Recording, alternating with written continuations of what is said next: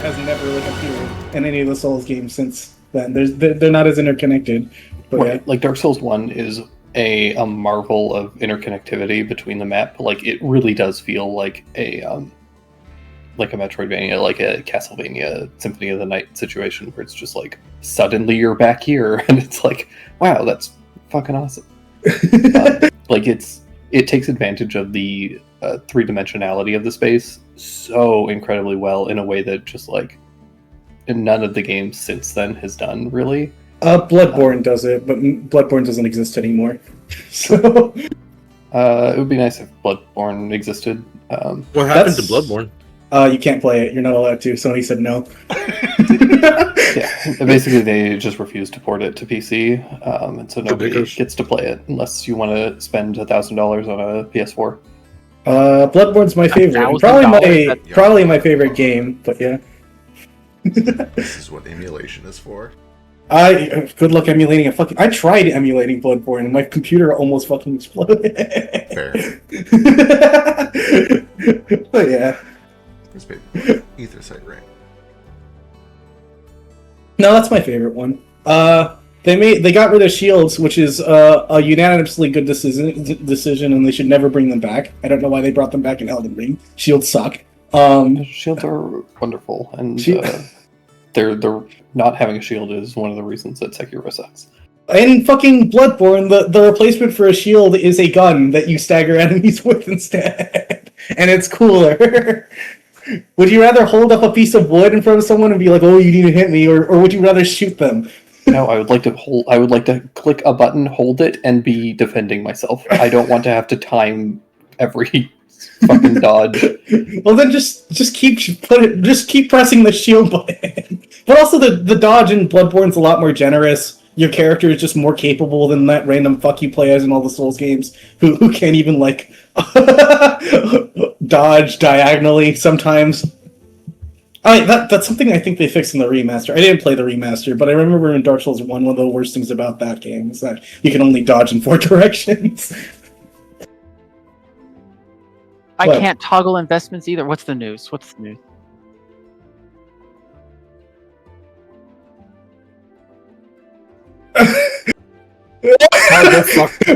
happened? Something is deeply wrong with your character. Remember when you said that you as the DM are not powerful enough to kill the librarian? What the did librarian knows. Okay, so here's what happened. I asked the librarian if I could start a cult in his name, because I already started doing it. And he said, don't. And I decided I was going to do it anyways. And he knows. You create an SCP. Anyway, we'll figure out why your sheet doesn't let me do things to it. Yeah. At some point. So the ether sight gives me like 60 feet of seeing until the ethereal. I can see anything in the ethereal realm, and they can see me as well too. Correct. You can't interact with each other. Well, unless you have spells for that. Hello, welcome to Wildfolk episode 85. We got one more question mark downtime session. Maybe we'll see. We got one today, and we'll see where it goes. People are kind of starting to wrap things up. We still need to do a little bit of shopping and stuff, and crafting relics, but that can all happen later. But there are a few of you that still have things that you would like to do with your downtime before we start figuring out what your next missions are going to be. And so I've gathered you all up into one more downtime session, and here we are. Let's figure out the current day. Let's figure out what's been going on. Where are we? We are on Styx Day, at least, because a couple of days have passed. Tex has been over there. Got Edel, brought him back. What's that current date? The 10th. I think, what has everybody else been up to? Branch went into town. You brought your family up. They're chilling at the guild. Ruko needs to do a lot. Ruko, I think, is the farthest back in time. There's a lot that Ruko wants to do now that he's back. Ethan has been here for a couple things. Ethan went hunting with Fetch and Sketch. Let's start.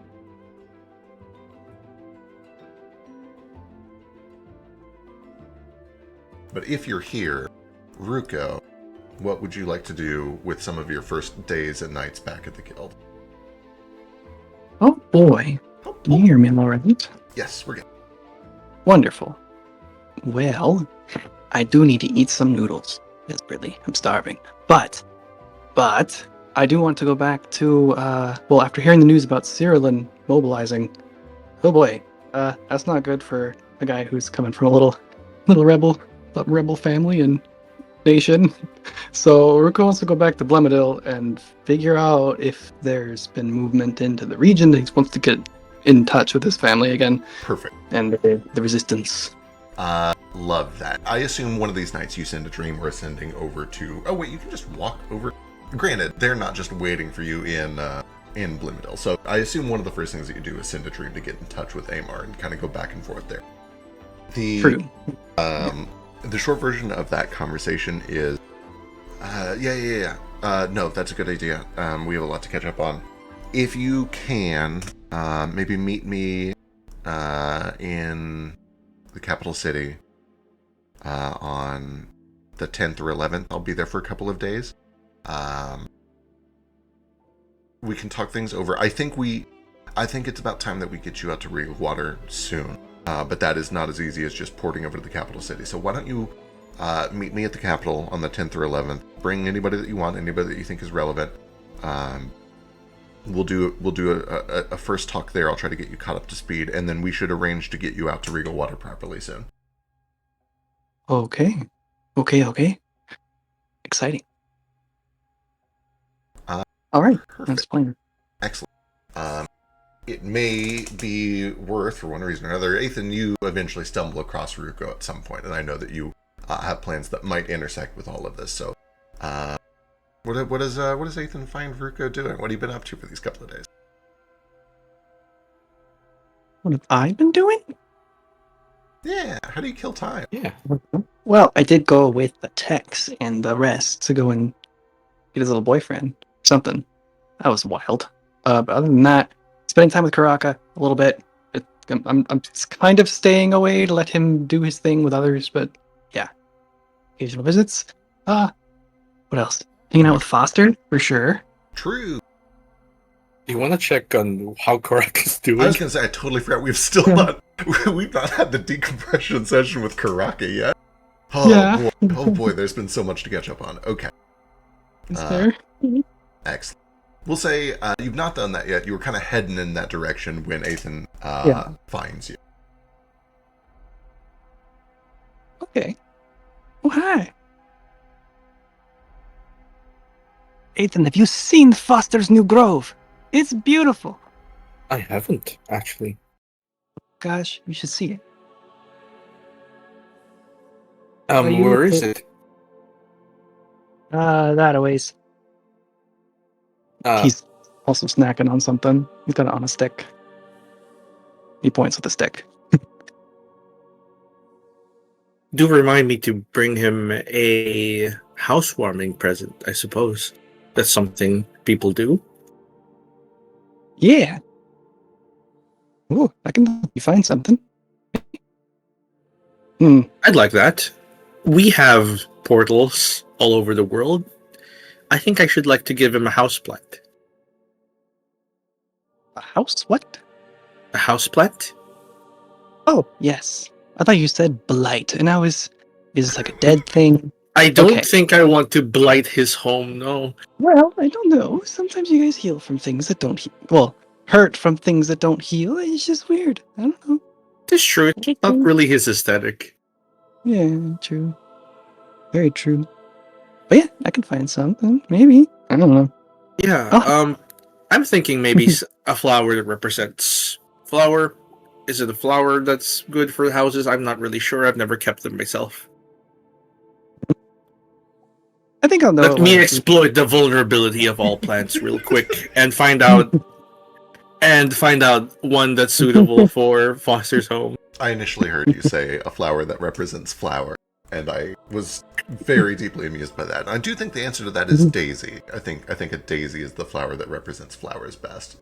Yeah, like that's the platonic ideal of a flower, right? Yeah, When you draw a flower, it's a daisy. It's either I'm just that or a gonna- rose. It's one of those two. Yeah, I was gonna say rose. The way that we answer this in the modern day and age is to Google the word flower and see what the emoji is on Google Images. Yeah. I mean, dandelion? I could see dandelion. I feel like there's a case to be made for sunflowers. Dandelions aren't flowers. Really are? They are. Yeah, they are. Are they? Yeah. Okay. Hang on. I what? typed flower. Of course they are. Why would they be flowers? I thought weeds couldn't be flowers. Nah, they're the real world doesn't have categories. It has tags. A dandelion is both a weed and a flower, and weed is Okay, kind of a sure. subjective term. We just means no one's Well, a man. That's what a lot of people use it for, but weed is technically a plant that chokes out other plants and propagates quickly. Oh, that might Invasive be true. species. Google is unhelpful. It just gave me tons of flowers. I Yeah, have it's- opinions about the word weeds. I have a character with last name Weeds. Be here for too long. Oh, tulips are also for sure on this short. You know, what? There's a lot Yeah. of flowers. Okay, Yeah, carnations. Yeah. it's crazy. Crazy how many flowers. So I there are. rolled 31. for plant lore basically to find like a flower that would suit Foster, something that represents like I don't know, a unity, a happy family, a safe home, Hmm. and I'm going to assume I- out of character. Jaeger would do this. I was going to say I'm frantically googling because I want to know this question the next time that you ask me it. But if somebody already knows the answer to this, please feel free to jump in here. 31 is enough to know the truth. Truth is out there. I'm gonna get him something too. I'm But- seeing money trees come up frequently, but that doesn't feel like Foster's No. vibe. Let's not do money tree. Isn't it just a little bonsai you put money on? I'm not seeing that there's like one unified flower that is generally considered good for like a housewarming thing. There's lots of answers. So What about a flower that represents beauty even after death? that's for sure the dandelion? lily. That's a lily, right? Yeah. A dahlia that's black, maybe. I like it. Are there Hi. actual black flowers? Yeah, for sure there What do we know about his girly friend? She likes artsy stuff, right? She's designing things, right? I She, don't know. she does a little bit of art. Okay. She's not amazing at it. She loves to read. That's her big thing. She loves reading like fantasy adventure novels. She's got a big adventurous spirit. She wants to go out and see the world. She's very wanderlusty. That sounds like we can get her quite a lot of books. Prospero's? She probably already read Prospero's books. I'm gonna get her some paints and some canvas to put on the walls because I saw the house. They were building it, and I don't think they got little decorations. They seem to have some trouble with that window and how to design it and blah blah blah. We do blah, blah. have never-ending paints that we can get her. That's cool. So the idea is, if it's gonna be kind of creative in the process and not fully decided, you can always just put paint on the walls and some canvas put up on there, and then just I don't know, draw things, be creative, swap it out, Yeah. more portraits. I don't know. They could paint on the walls, and if ever they fuck up, they can just paint over it. He thinks paint's a good idea. Might as well do that. Excellent. I'll Easy. get her if you see those old adventure serials, where it's just a bunch of short novelizations of adventures.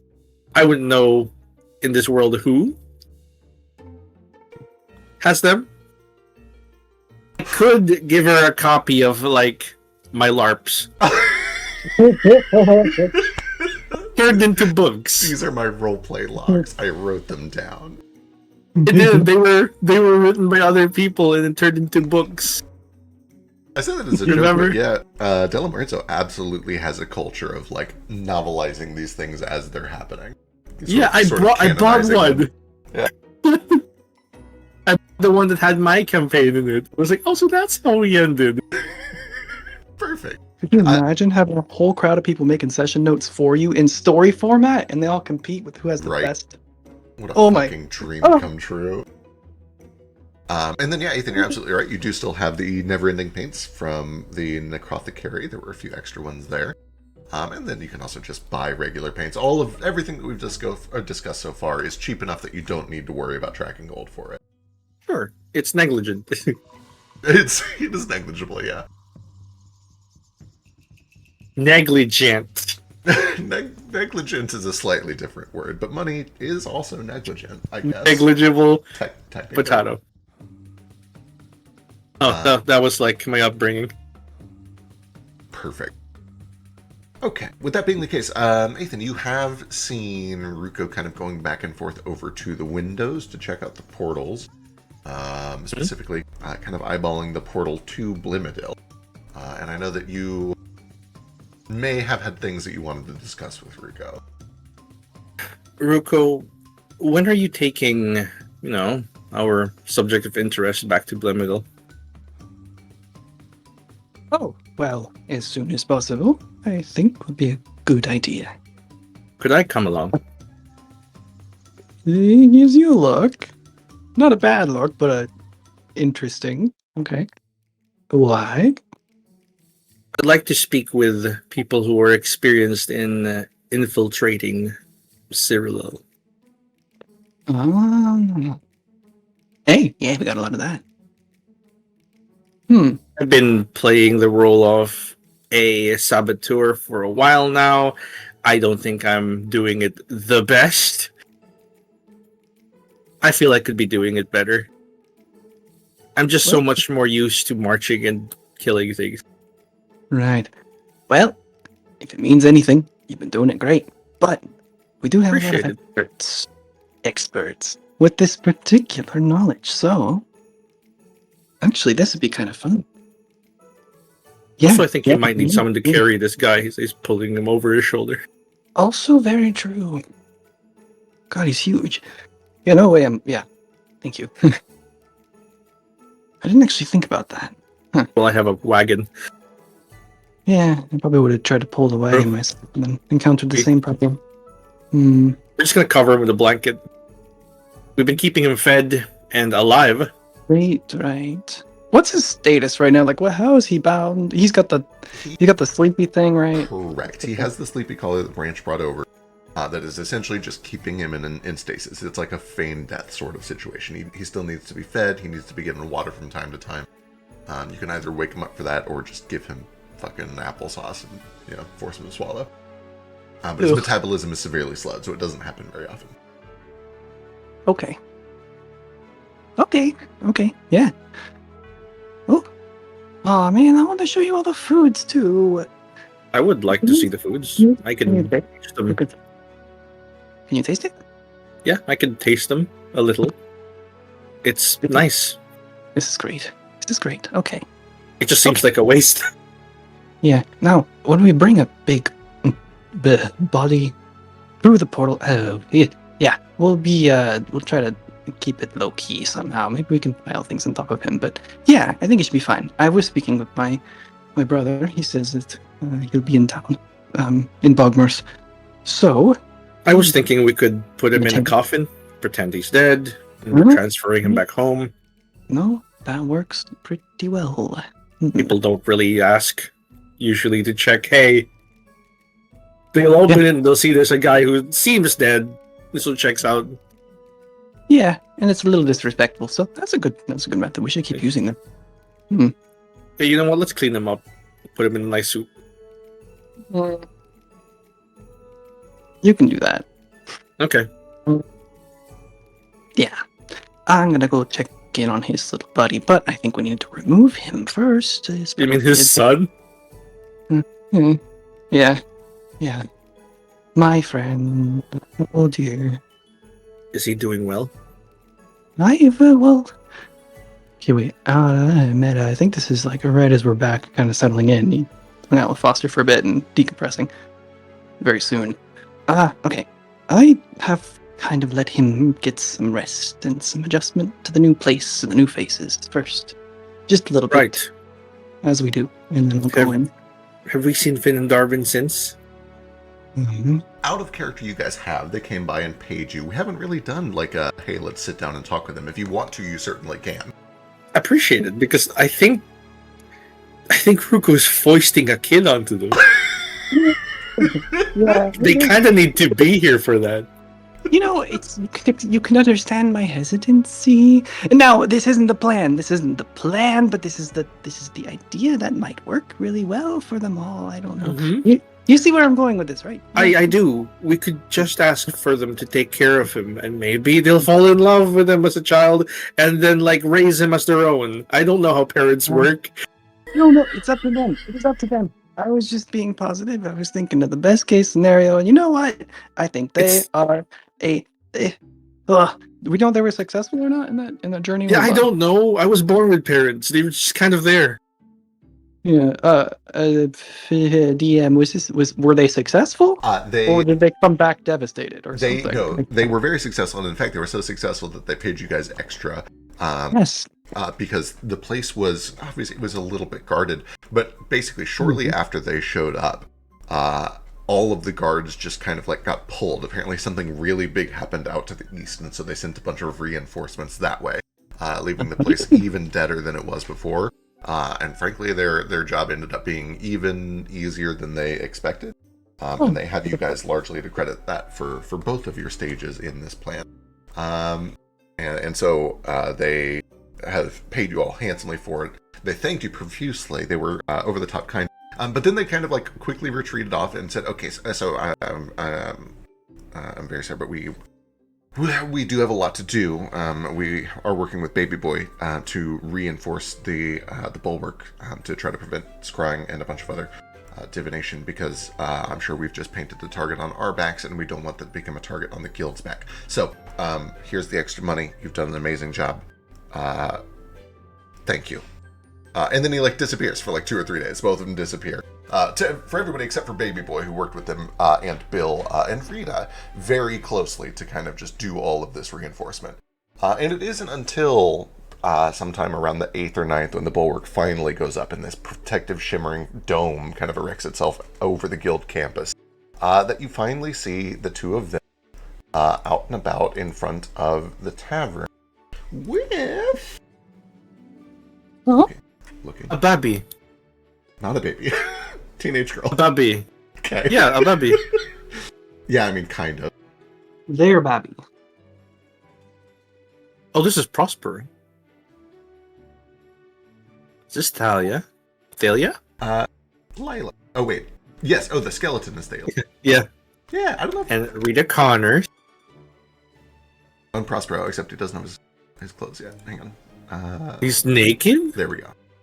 Oh, that's the Prosper we all know. He is also not currently... Sorry, there's so many tokens on here that aren't actually here right now. Prospero, Ruko knows very well, is back in Moresco with his family, and they're deciding what they want to do.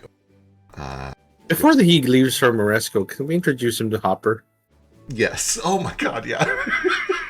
Okay. So that Hopper can jizz his little pants. Hopper. Why? Ruko loves Hopper so much. He literally has no limit. It's the So- best. Unwinding this. Gotta look after my boy Hopper. There's a point, Tex, as you are kind of settling in with Prospero, rolling back the clock here a few days, where Aeth and Ruko come in with Hopper. Token.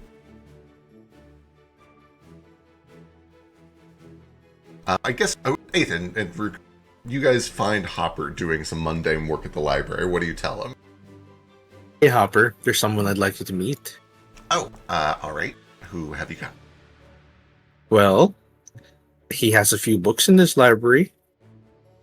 That's very cool. That is what a library is for. Yeah. Is this? Are we He wrote a setting few up of them. a book exchange? Oh, he's an author. That's great. That's amazing. I'd like to be an author someday. Who is it? Yeah. Perhaps you can have one of the books signed and he picks up one of Prospero's books. You're implying that the author that you're talking about is Prospero. This, I regret to this inform you that implication is he correct. is dead. So you've been, Yes, and you've so am been I. bamboozled. Oh, he's a skeleton. Hopper. Well, he's more fleshy He's a since zombie. I saw him. That's okay. I think that is quite all right. Some zombies maintain some of their mental faculty. And at He's the very blue. least, a posthumous signature is probably still worth something. He's blue.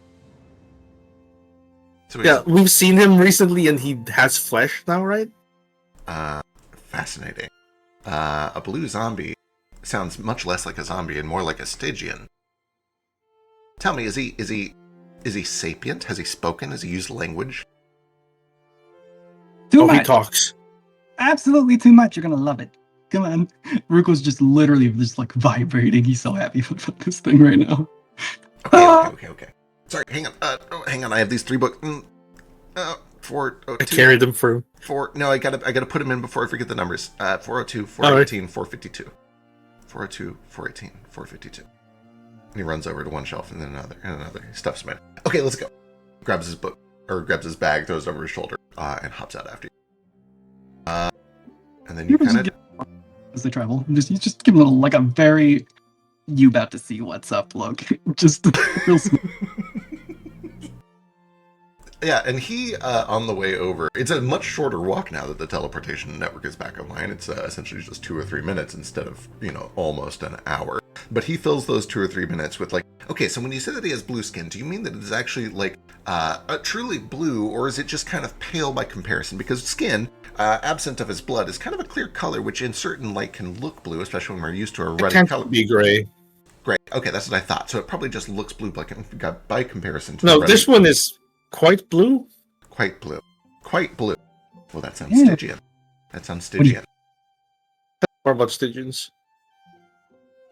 And eventually, you make your way into the tap. Where he turns the corner and he sees Tex and Prospero sitting at the table. And he stops and ducks back outside around the corner. I can't do it. What do you mean? I can't do Ma, it. That's Prospero von Resco. Yeah, that is Prosper von Resco. What if I say something stupid?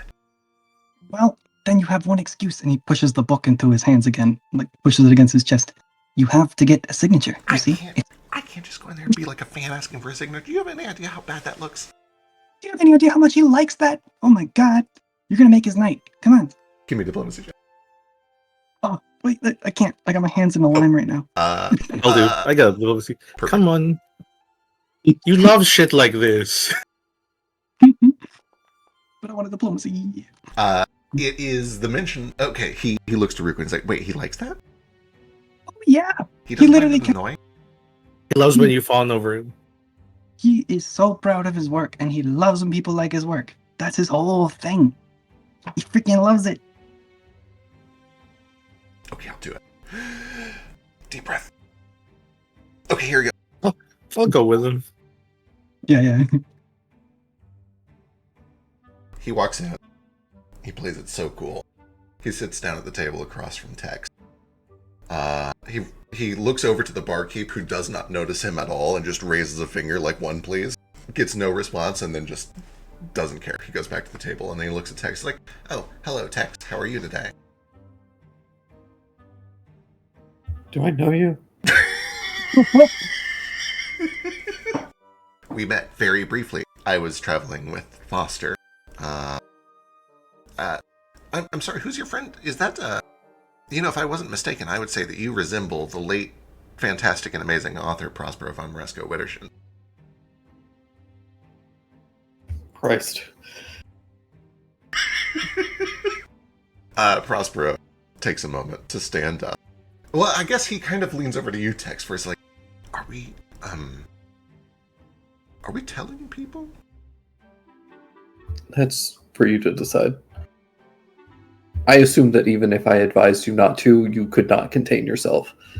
It has been incredibly difficult, but I have made it almost 3 days without telling a soul. I've been using a false name, actually. Which is something I've had to do a couple of times before. And Hopper, 17 years ago. 17 years ago, you used the name Crumblebix. And Prospero's like, Crumblebix Montgomery, you're absolutely right, lad. I see you've read my work. And the two of them just immediately began fawning over his work mostly. It's kind of unilateral fawning. And Hopper begins to basically tell him his own story of when he went undercover as Crumblebix. And he says, I actually have 2 copies of it. This chapter is incredibly enlightening. I learned very much about the nature of Fae from this. I think that you have done a phenomenal job of illustrating their capricious whimsy, but in a way that makes them endearing and human. To which Prospero responds, well, yes, most of these creatures are essentially just human, or at least human thinking in other bodies. People are just people, no matter what they look like. And Hopper just kind of said, okay, if it's not too much, can you sign this, please? To which Prospero pulls out an enormous quill with the feather almost as big as the one in his hat. And says, I thought you would never ask. I just bought this. I haven't had a chance to use it yet. And as he scribbles his name on these books, you can see that it like kind of shimmers with golden magic sparkles. There's like little bits of fire that come up off of the pin as he's writing it. And musical fanfare literally plays the entire time as he's like stroking it until he brings the last one out. Oh my god. Subtle, but I'll get one that's a little bit more. It'll have to do for now. Little subtle for my taste. And the two of them just go off and continue to prattle forever. Yeah, as this is getting started, Rukotas give Tex a look. Like, we just combined the two people in the world that I don't think anyone has discovered the upper limit of how much they can talk, and put them together. And so when he looks at Tex, Rukotas just got this look like he's holding the brick, and there's a washing machine full rev, and he's about to throw it in. He's just waiting for it to start going. He's like, I did something dangerous, didn't I? I shouldn't have done that. And they're gonna go at it forever. Whatever. He's happy. Have you been exercising? Yeah. Have you? All right, 20 laps. Oh. I got nothing to do already. I'm fine. I'm swole. I'm Chadwick something. Yeah. Ladies love me. Oh yeah. What are their names? Dahlia, Petunia, Daffodil, Lily. You big grin. Maybe you don't know flowers. I don't. I've been hanging out with Foster. I couldn't tell. Okay. Then, Ruthless. to catch us up to the future in your previous question, unwinding the stack, we kind of head to the present, where you guys are in the tavern once more. This time, just for the sake of convenience, Branch is also there, and Baby Boy is also there. The gang's all here. What the heck? When coming in through the door, you see Finn, Darbin, and Lila.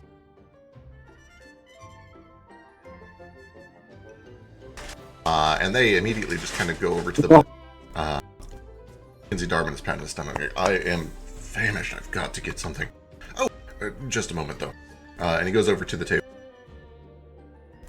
And to Baby Boy, he's like, Baby Boy, we just finished up another test of the East Ward. Everything seems to be secure. I don't know what you did over there, but between you and Rita, I think this place is probably even safer than it was back in its heyday.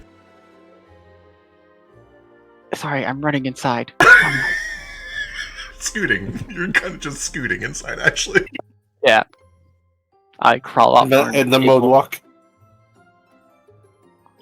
Well, you know, I just I've been practicing all the Mavichuras, and I was really excited to try this one out. So I've been like dying to do it everywhere. Well, I appreciate it tremendously. I think it's safe enough that we can kind of come out of hiding a little bit.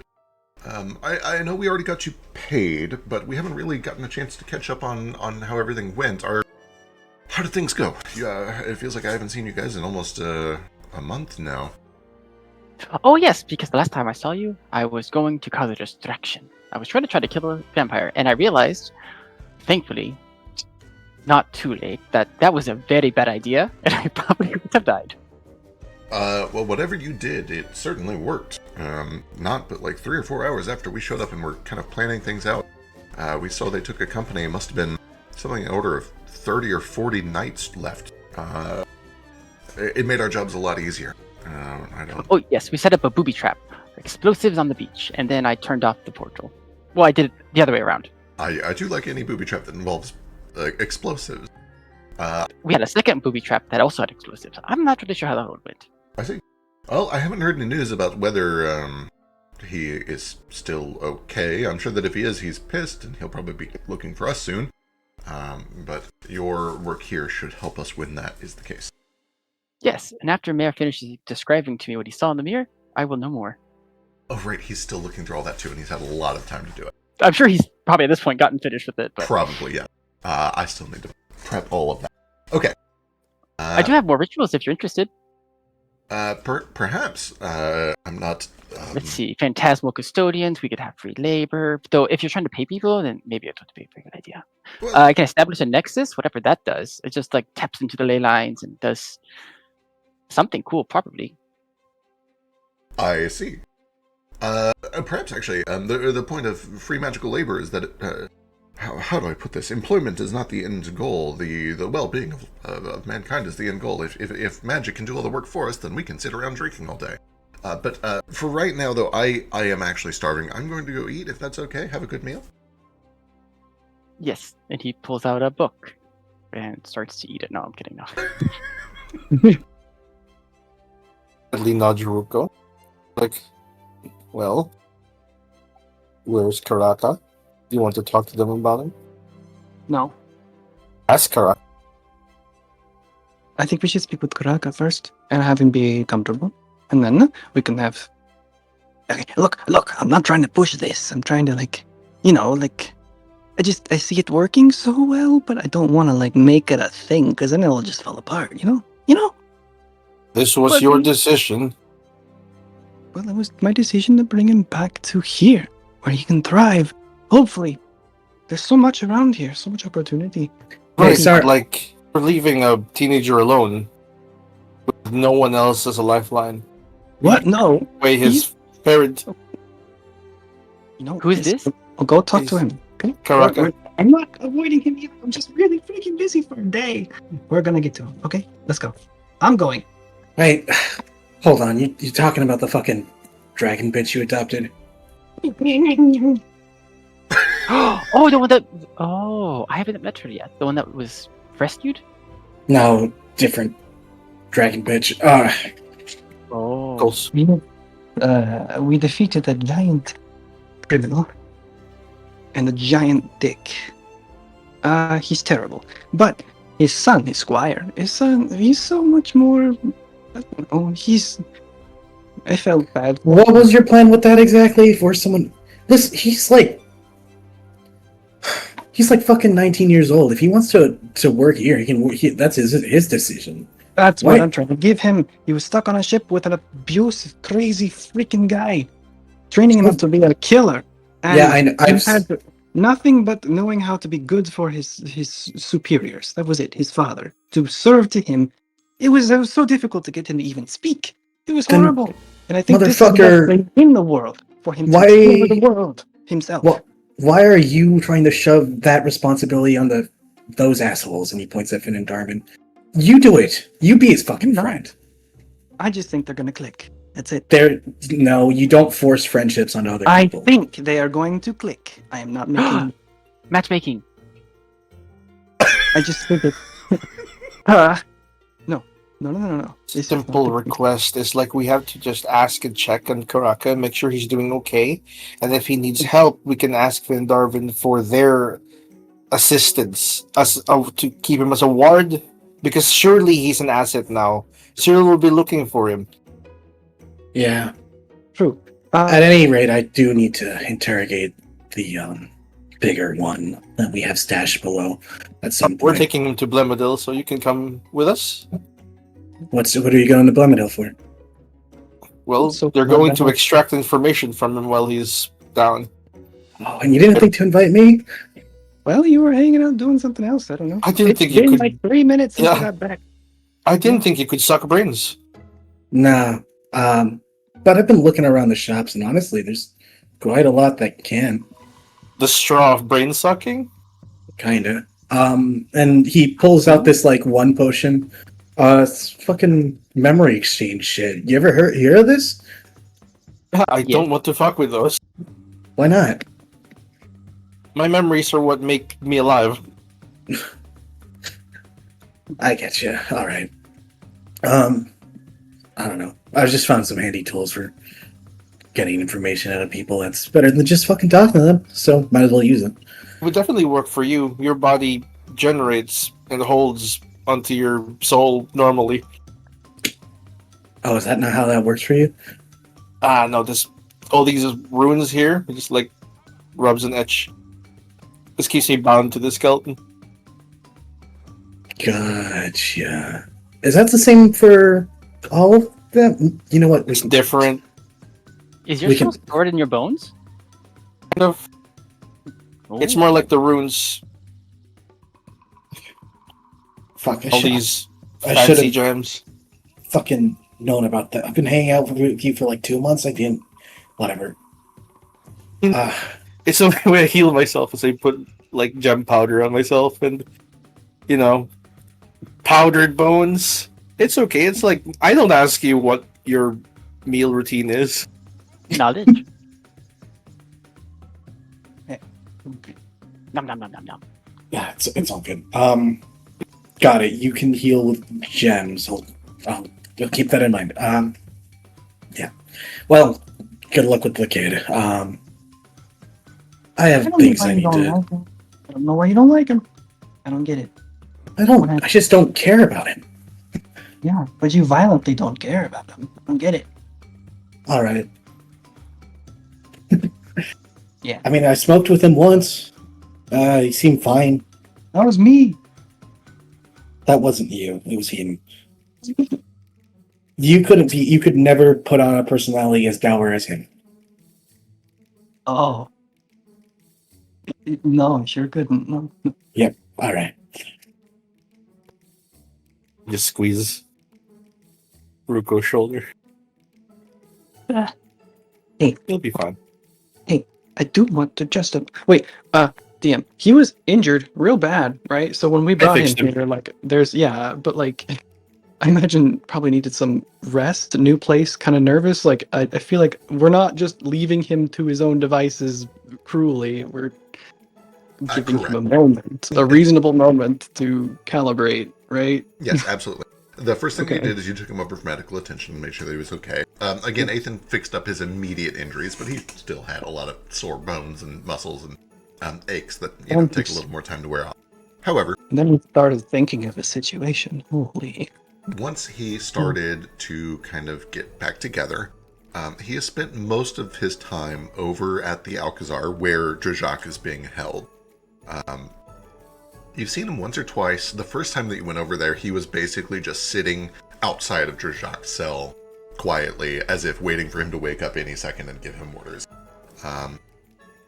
It's up to you how many more times you've been over there in the couple of days that you've been here. But that's probably where you can find him. Okay.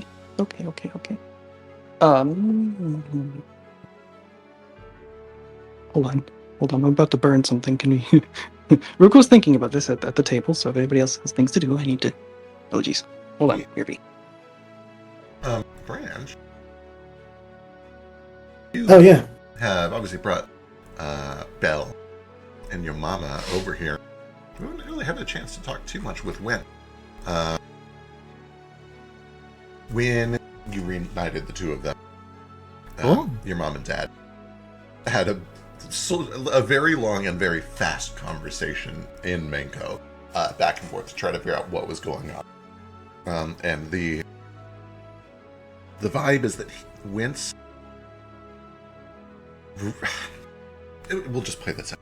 So, essentially, the way that I understand it, they came up to me with no warning, accused me of heresy, slapped irons on me, and put me on a ship. I tried to tell them that I didn't do anything, that I had nothing to do with it. They said that would all be sorted out when I got to the Chrysalis. I would stand trial, and they would be able to determine whether I had any part in the bombing. And I thought that would be okay, because I didn't have anything to do with the bombing. But we never made it to the Chrysalis. I don't know what that place was, but that wasn't Cyrillin. That wasn't Cyrillin at all. But the ship was, and the people initially that took me were, and then I got handed off to some other ship with these ghastly creatures on it. dark spirit. It reminded me of Nevin, maybe? I don't know if that means anything to any of you. In the God. Are they still talking to each other? yeah, but like you and Belle are both here. They're not saying it so quietly that you can't jump in if you want.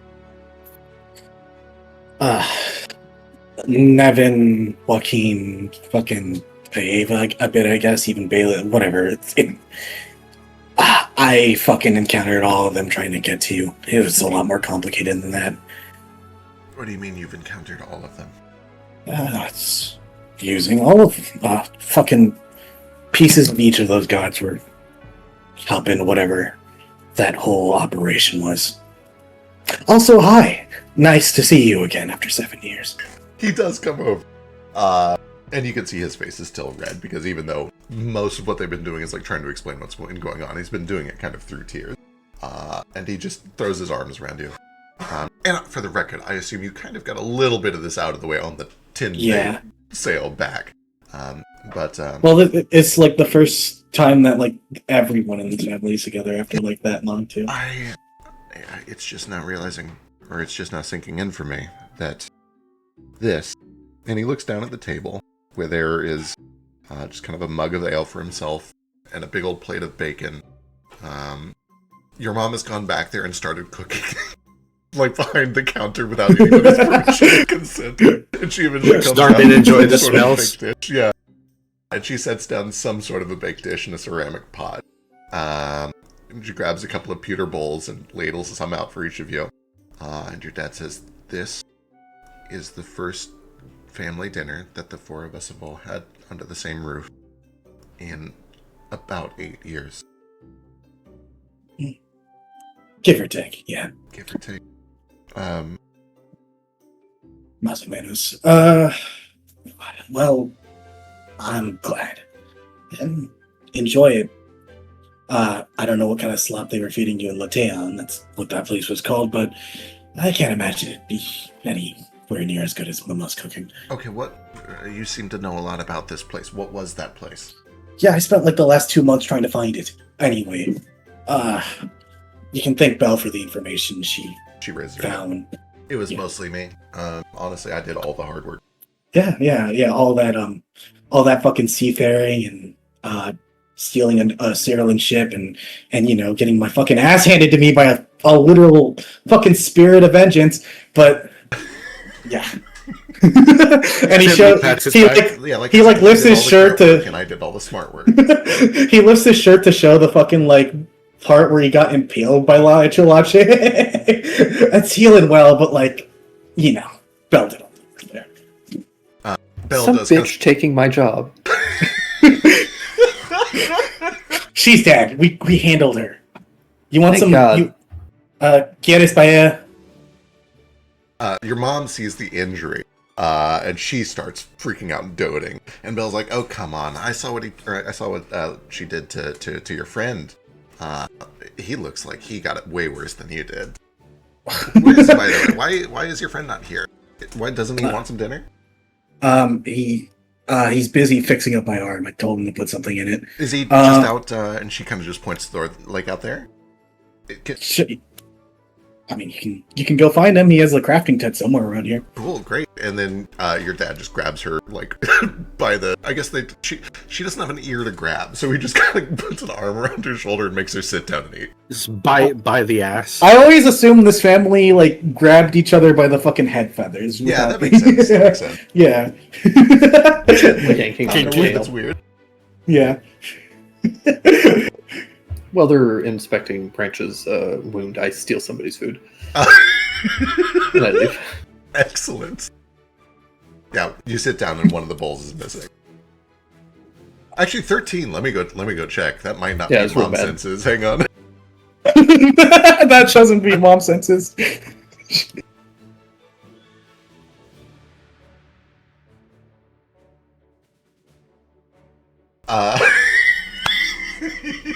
Yeah.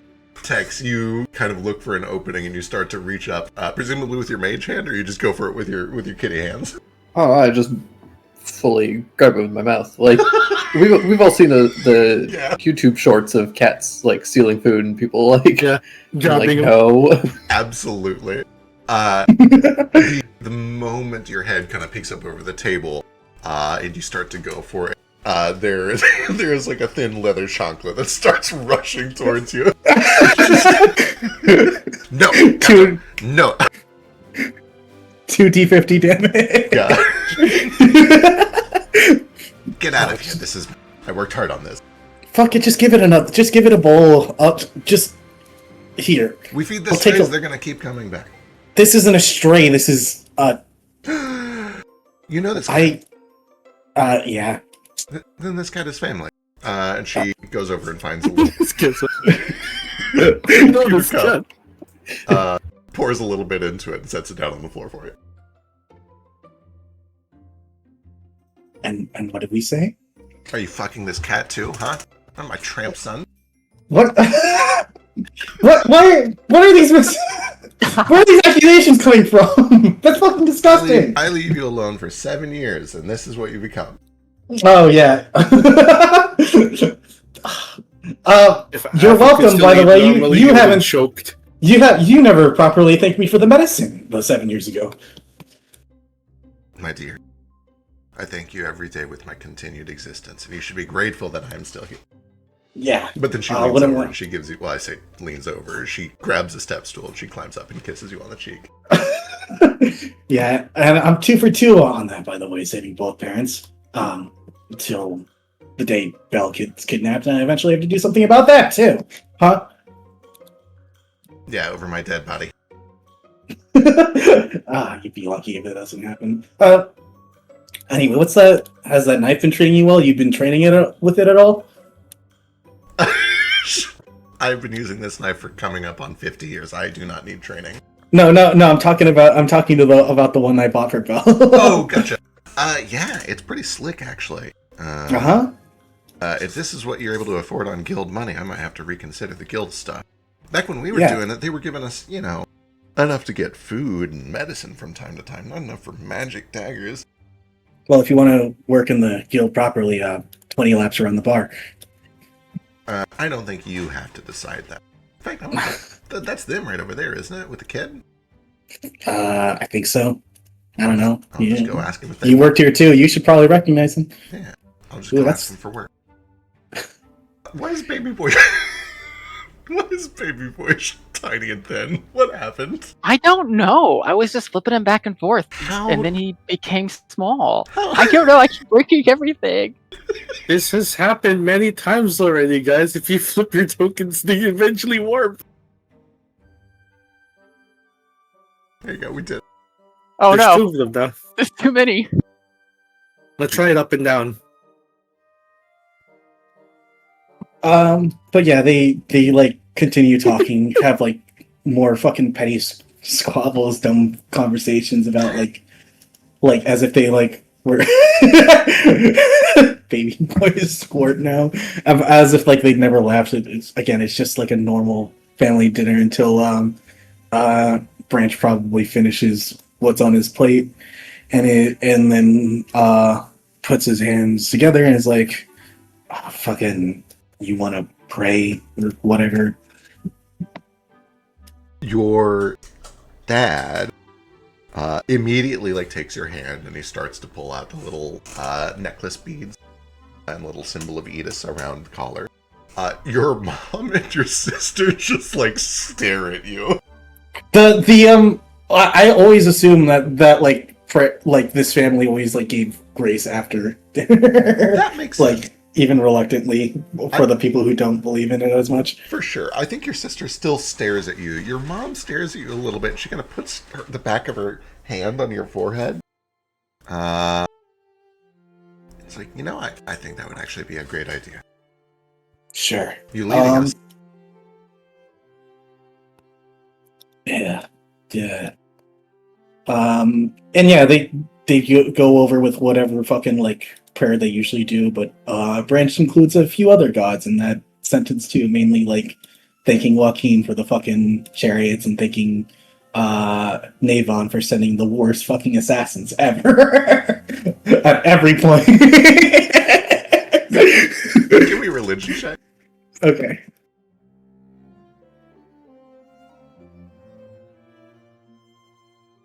Religion.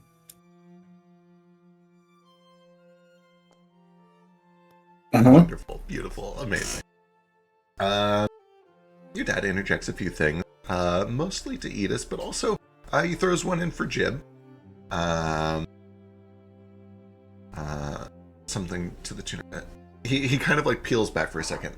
And he says, I admit, I don't know all of these customs, but I think it is something along the lines of yo ho.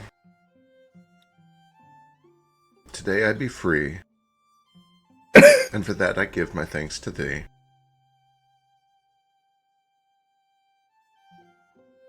I think that's all I remember. But yes, no, it's good. I'm in. I'm in. They'll take the thanks I give them, and they'll appreciate it. They're lucky that I'm even talking to them at all. Your mom smacks you. That is no way to speak to the gods. Oh, trust me, if I ever see them in person, I have a lot more words than that for them. I'm sure they have many words for you. We may not understand why they do things the way that they do things, but we still must respect it because they're more powerful than us and they can smite us down. I met a really stupid god. Which one? I don't remember his name and out of character. What's the orc god's name? Oh, surely it starts with GR. There's no way I would make an orc god that doesn't start with GR. Unga Bunga? No, that's rude and offensive to cavemen. The Neanderthal is fucking seething right now. Gorger. I met I was close. I met Godoric. He was not the brightest. The Gordur. I don't know that one. He's the orc god. He's like this big, and he's he kind of runs around with like this really short tunic, but he doesn't wear any underwear.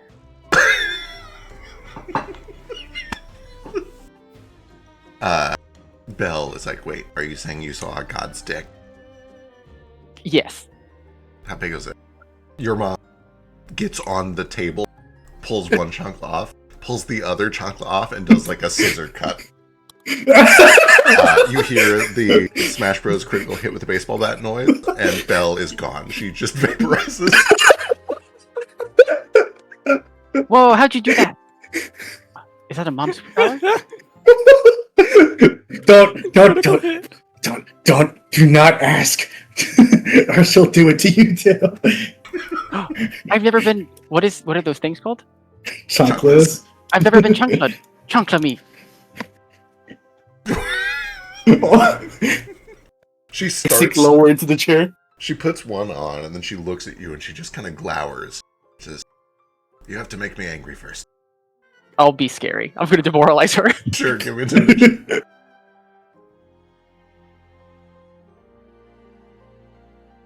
He slept with your daughter. Oh! Is Phil. Oh no! It's really bad. I'm going to use a hero point because I don't think I have to use it for anything else. All right.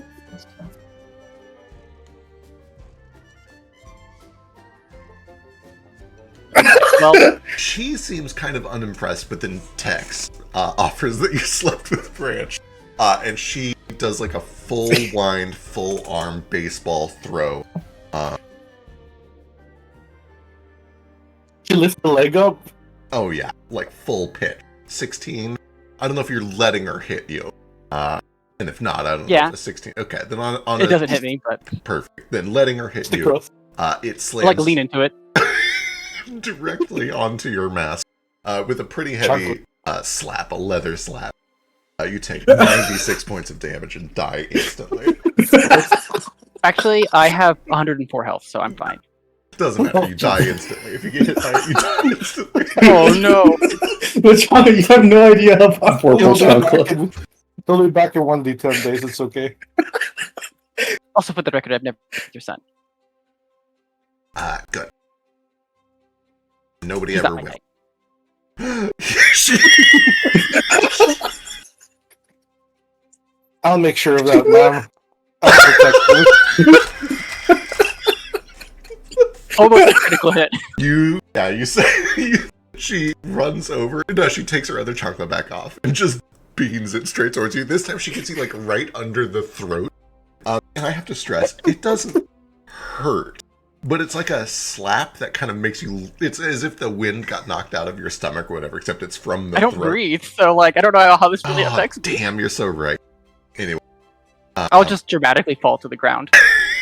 yeah, she kind of dusts her Family Guy hands Family off, Guy goes back does and sits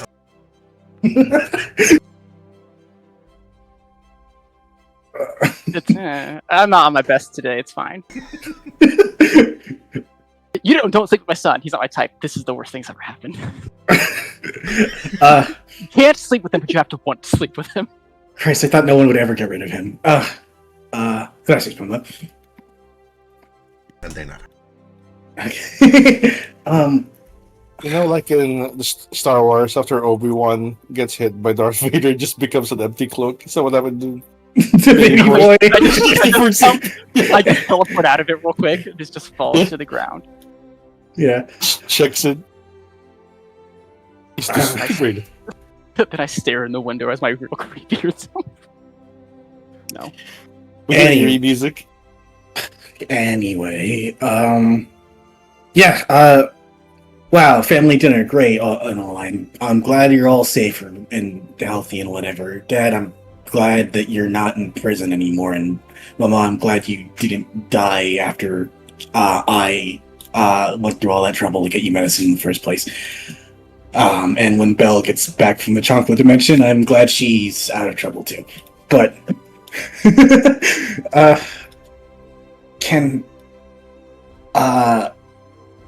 fuck it. I'll just say this outright. If you want a fuck ton of money to go wherever the hell you want away from Famador, I can provide. They all kind of look at each other. And I think it is your dad who eventually says, so, you wouldn't be coming with us. Wouldn't be the first time, right? What's your plan? What are you doing? Oh, probably stay here until things die down. Things die down. Yeah. Things just have a way of working themselves out for me. I mean, I didn't die at that altar 7 years ago.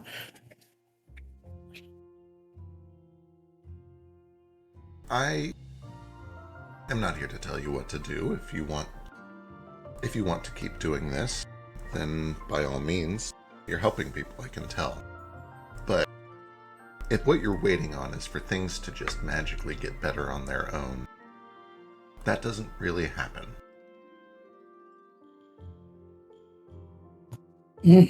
Maybe not. But what's the alternative? I come with you, with all these wanted posters with my face slathered all over them. I don't know if you heard what the water enchilada was talking about. Agua enchilada was talking about, but the main reason they had you there was to bring me in.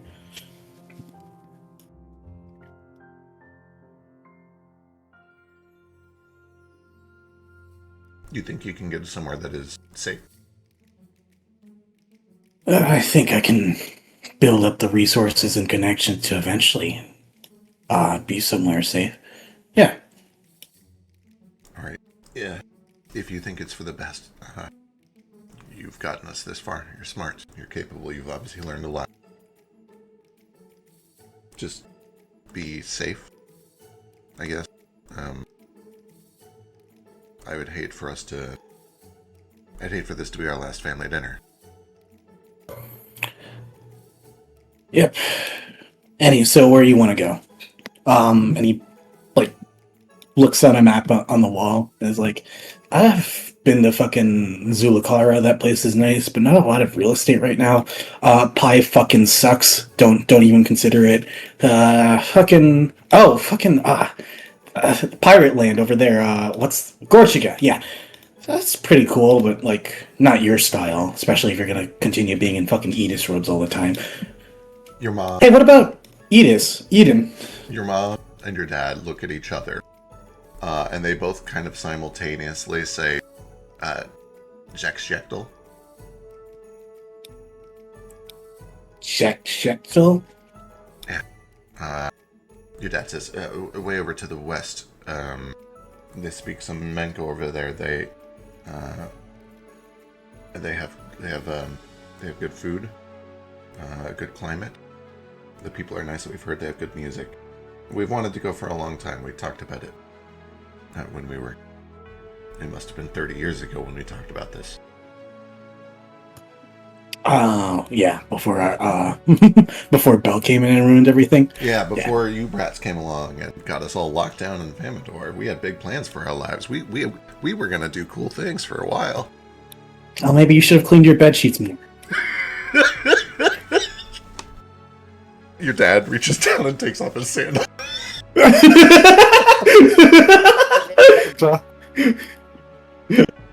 Anyway, I don't know if it is very safe, but if you could make a safe place anywhere we want, we would pick that. Otherwise, we will go where you tell us is safe.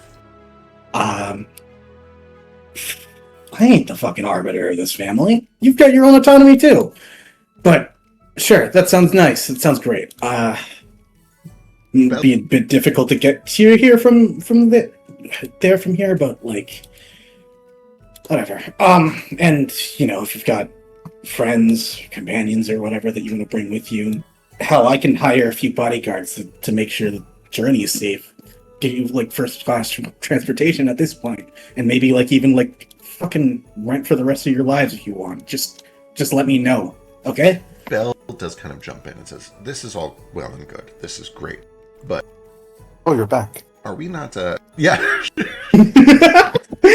She's been seeing stars for a little while, but eventually she picks herself up and kind of sits back down and says, I don't know if there's anywhere in the wildlands that is safe, which means we either move somewhere where there is no magic, or we stay somewhere where we can't be scryed on. If they already used us once to try to get to you for some reason, who's to say they won't do it again?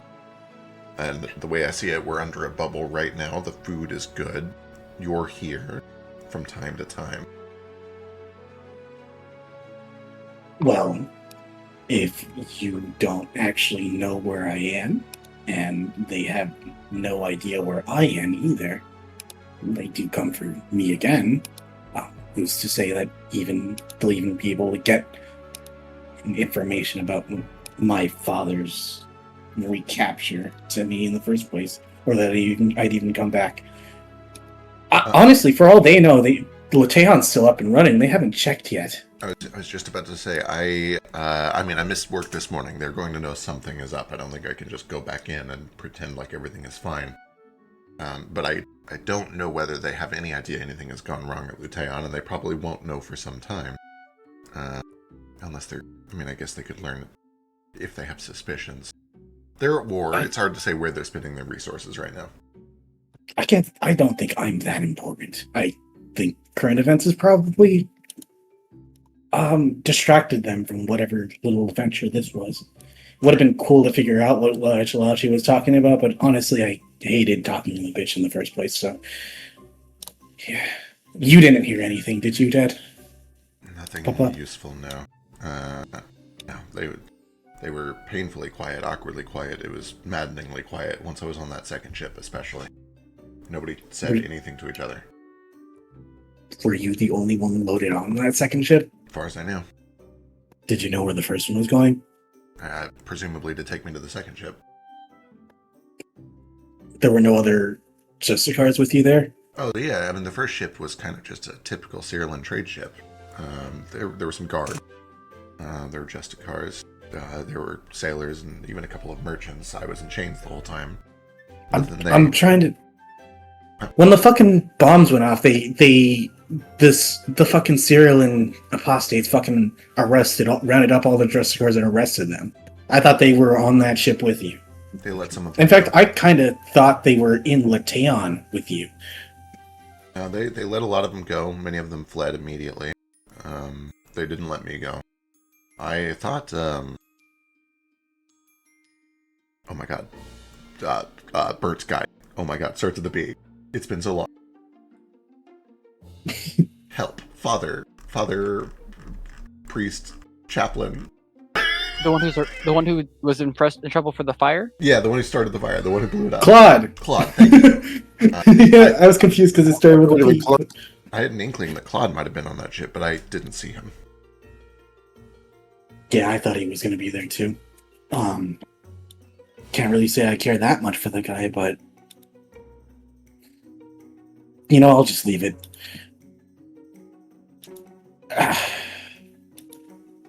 So you are useless in any subject that might help me right now, if I'm correct, right? Is that to your dad?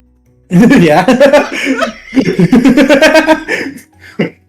He crosses his arms like, well, you don't have to put it like that, but I'm not an adventurer, if that's what you're saying. I don't have intel on what the Cyril are up to. Nah, it's fine.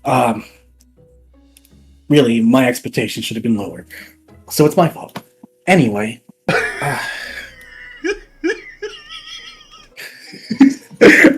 Young man, you are here because I slaved at my job for 20 years to put food in your fucking mouth.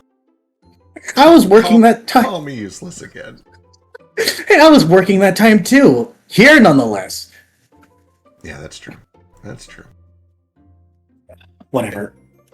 If there is one place where I think you would be useful, I'm curious about this one thing, at least. Kind of related to it now. If the concern is the Cyrilans finding you all again, then any idea how they tracked me down the first time? He waves the stump a little because Kaz is currently working on his fucking prosthetic arm. You ain't gotta go into detail about it. I just want to know what magic or processes were involved. Yeah, your mom and dad have no idea how they shake their heads, but Belle says, they have access to all sorts of divination. It's a nation of divine casters. It's a theocracy. The most commonly school of magic taught there is divination. Okay, then we get some anti-divine scrying things. Yeah, you can wear. She points up. Oh, you mean like necklaces? Yeah, they sell those.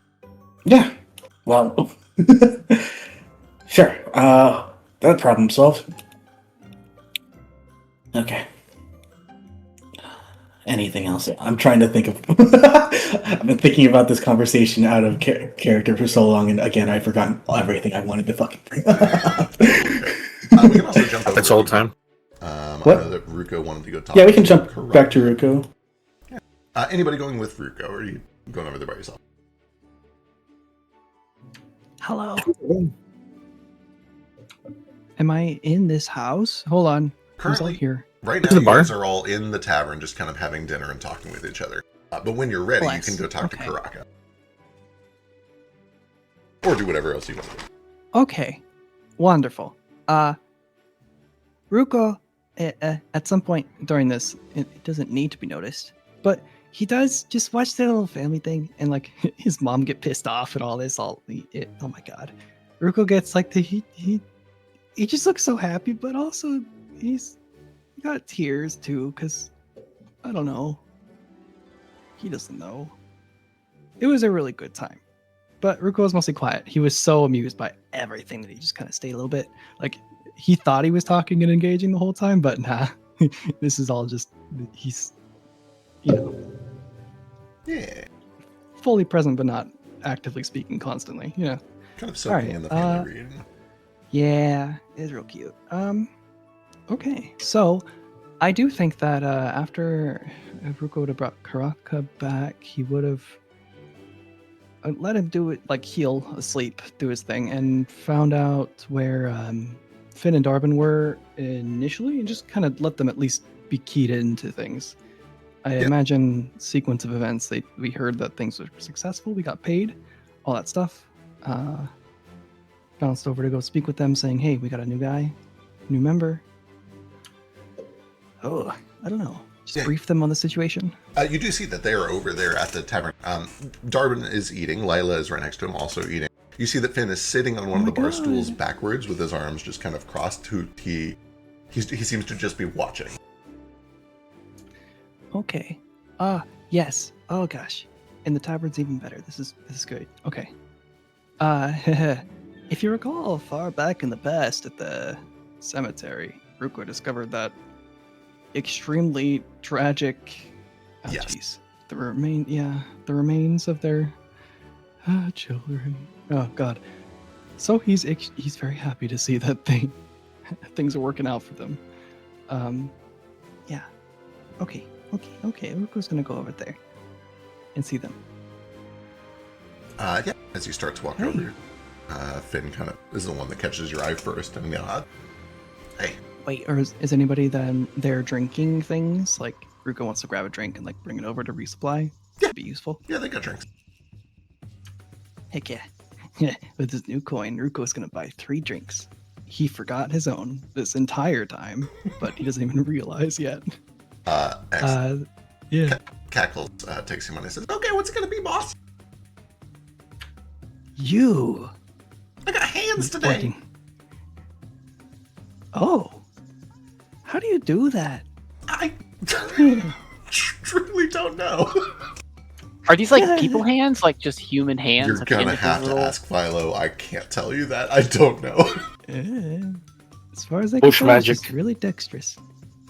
Anyway, Okay. he grabs. Yeah, some he drinks. grabs his drinks and then he tosses a peanut up in the air. Oh, What's up, Cackles? Here you go. I like him with the shell on. Why asking so many questions about my hand? I don't appreciate that. I'm cutting you off. So many fingers. I just hope they're not long fingers. It'd be creepy. Okay, yeah. Wizard hands. Darwin kind of pulls a seat up to his right. There, have a seat. Okay, Ruko comes in. He sits in. He's gonna bring the drinks for the 3 of them. I think I owed you guys a drink. Thank you. I appreciate that, Truman. You don't owe us anything, to be clear. Lila, I this wanted to owe you a drink. is... Then, very well, I'll take a drink. Darwin takes his. He slides one to Lila, and he slides one down to Finn.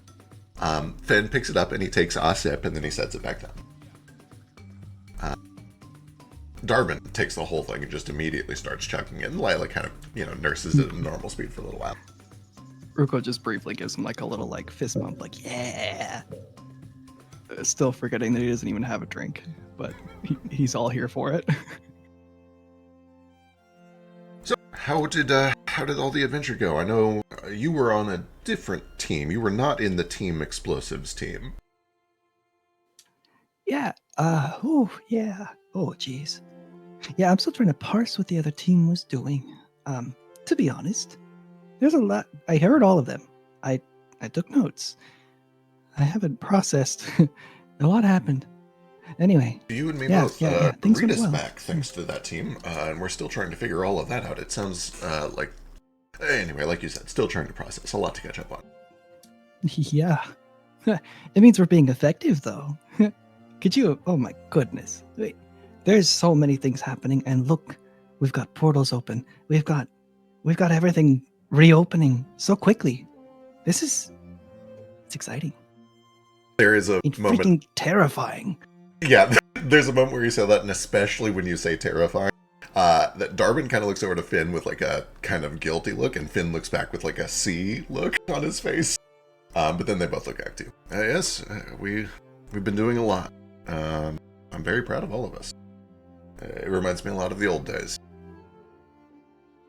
Anyway, what's your next plan? Well, first, wait, Lila. It's our first time meeting. Hi, You're saved. I'm good now. Dad says that you were one of the people that helped. I think so. Pretty sure. Did I help? He asks Darwin. Yes, Like, of quietly yes, to of the course side. you helped. Of course you helped. Did I help like a lot? Do I take? Tremendously. Yes, I helped. Then thank you. I'm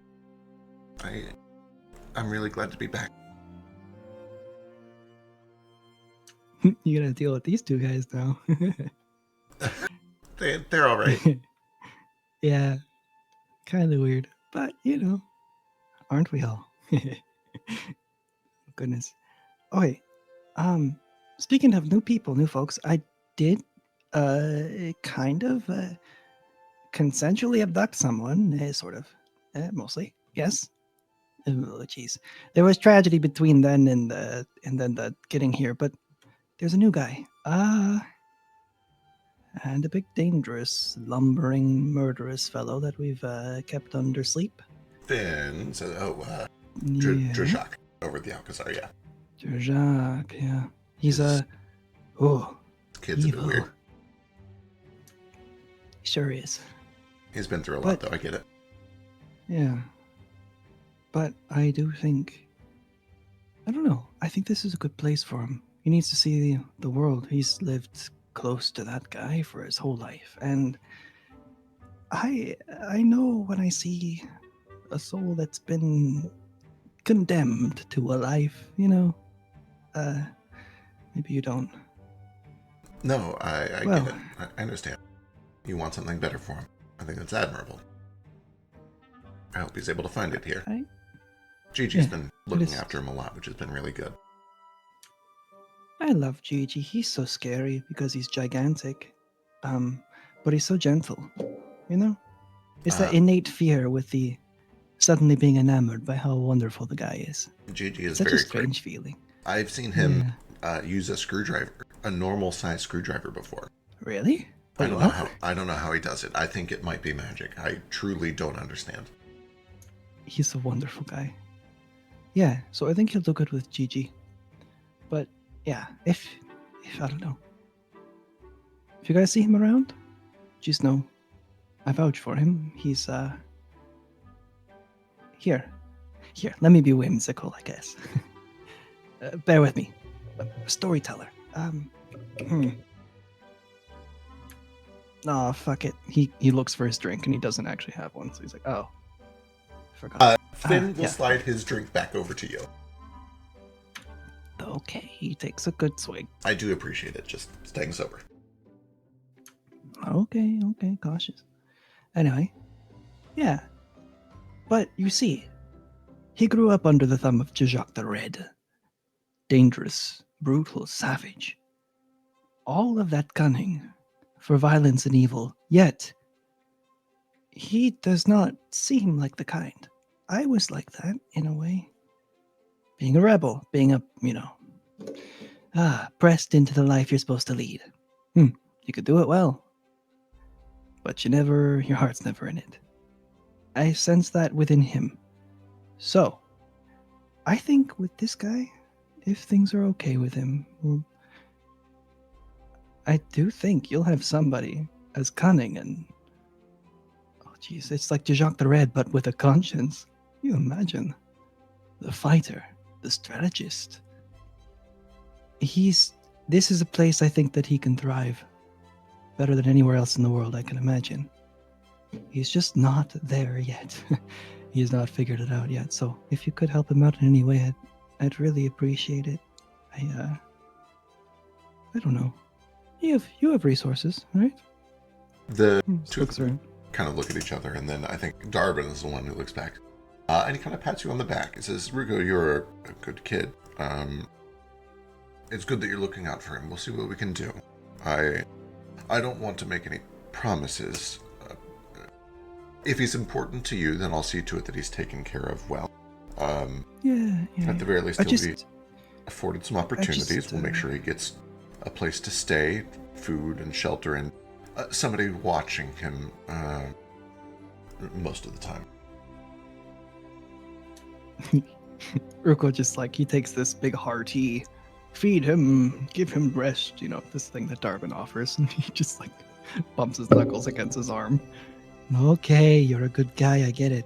Okay. I'm glad. But what I'm trying to get at is that he's got to be a little bit social. He really seemed to blossom for a brief moment before it got scary on the ship. With me, we were playing games, and he's had so little of it. So, I don't know. Who knows card games? He looks at Dahlia, or wait, what's her name? Their daughter. Uh, What's her name? Lila. Lila.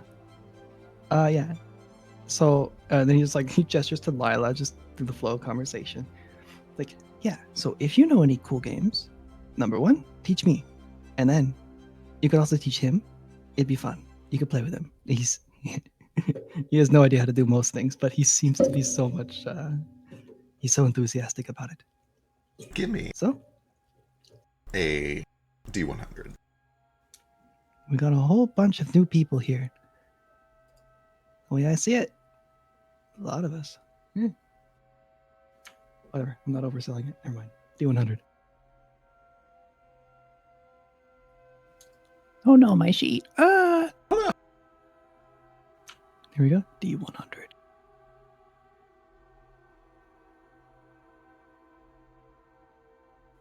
It's a 2. Oh, really? Oh, 47.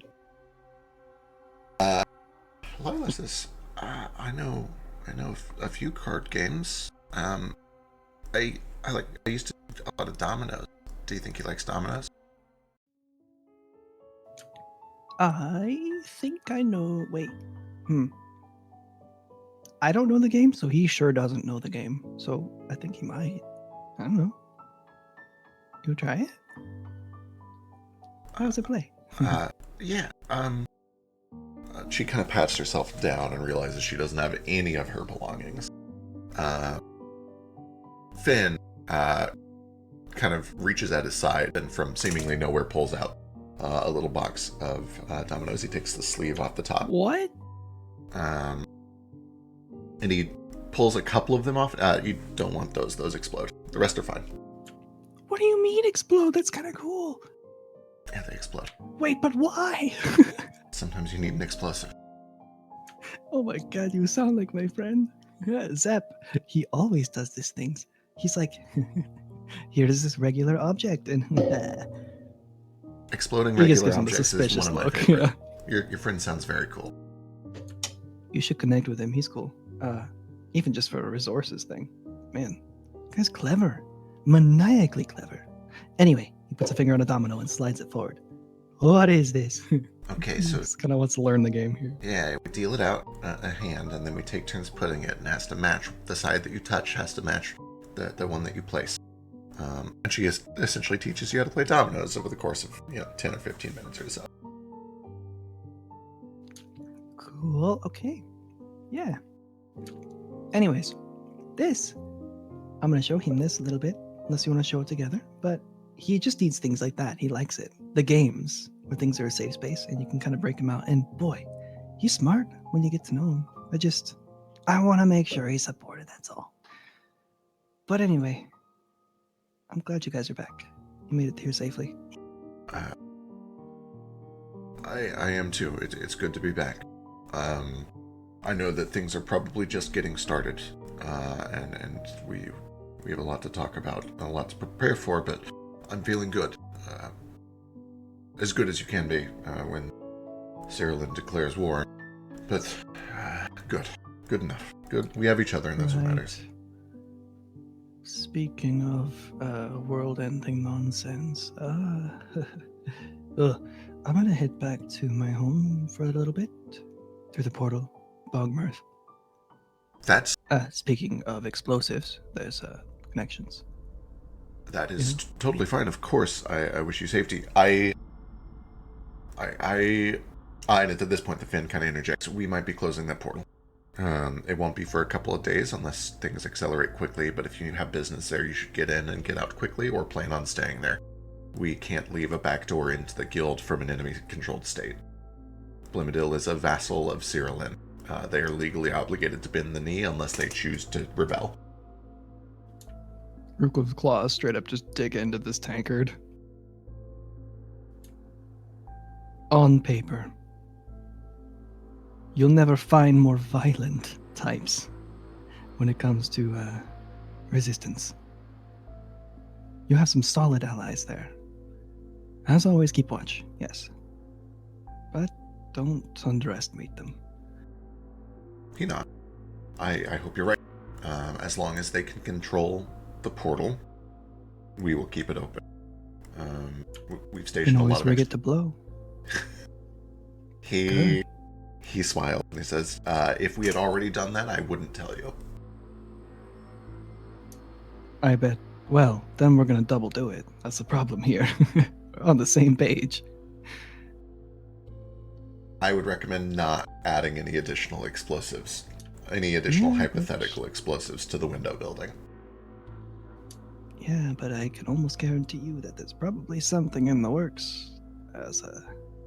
Anyway, point being, if it's safe for now, I want to go there. Please don't close it. Personal request, but do what you must. There are resources there. I can get in contact with the Resistance. And even potentially to Regal Water if you know any. Oh, if you have any deeper ties to something there, you guys surprise me sometimes. Let me know. I'll take it to them. He ponders for a moment. Give me a diplomacy check.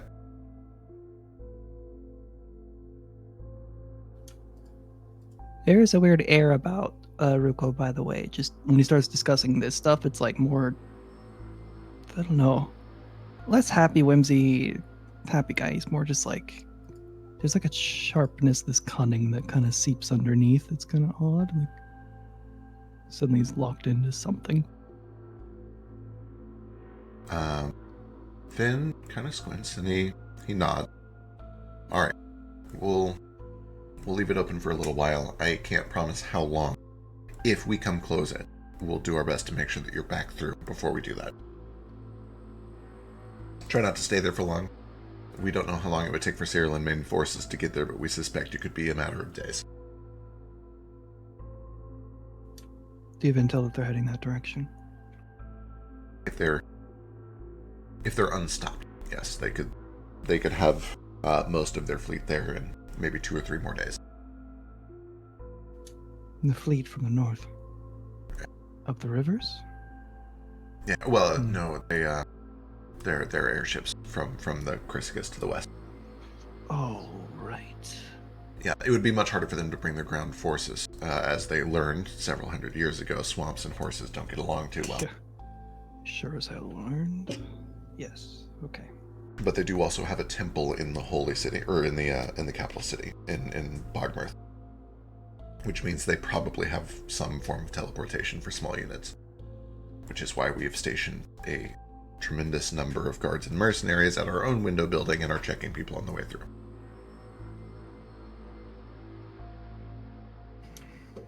We'll take it down soon, hopefully. If they're mobilizing, that might be the reason to take it. Never mind me. I'll discuss this with people that you don't need to associate with unless you like supplies, intel, and resources. So I'll connect the two. All right. Get what you need. If you can supply any information, I'll gladly take it. I can remember it. We'll have a longer discussion, I think, outside of public here. I'll Before we head out. let you know what I learn as I learn it. We're still figuring things out too. Rita being back has helped a lot, but she's not a diviner. She's helped as much as she can, but it's still basically just Bill at the Athenaeum.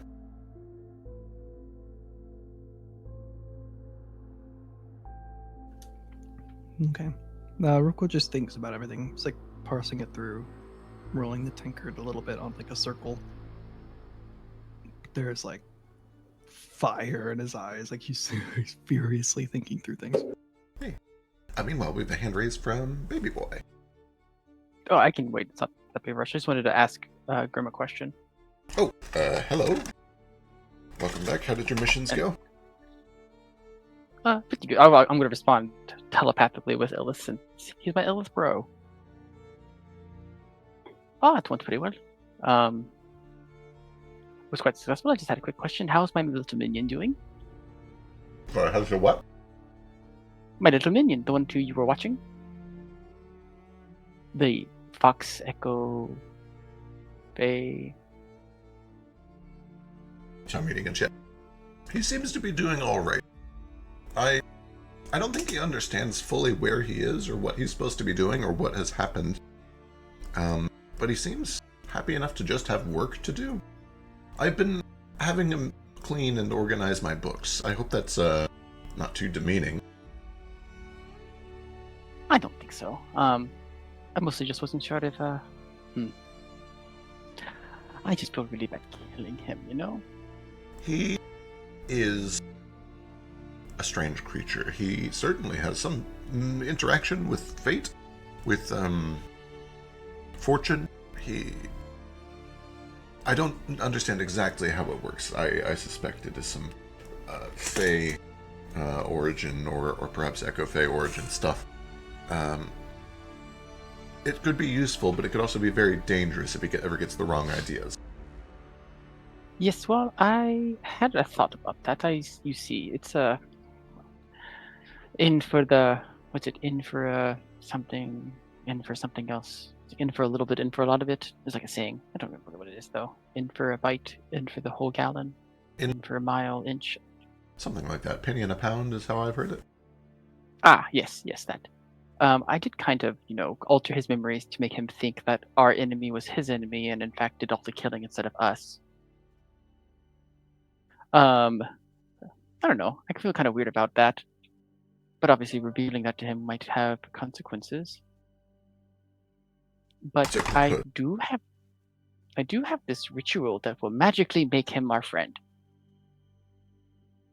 I mean, that would certainly pacify him. Are you certain it would work?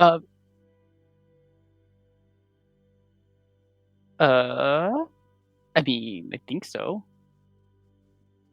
He just has to be willing, which he seems like he would. If he's not willing, I could just dominate his mind.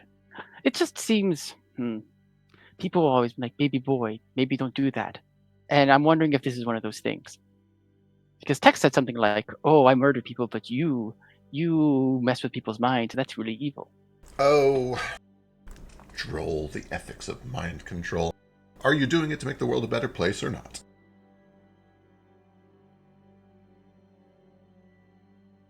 Well, I think so. Then what's wrong with it?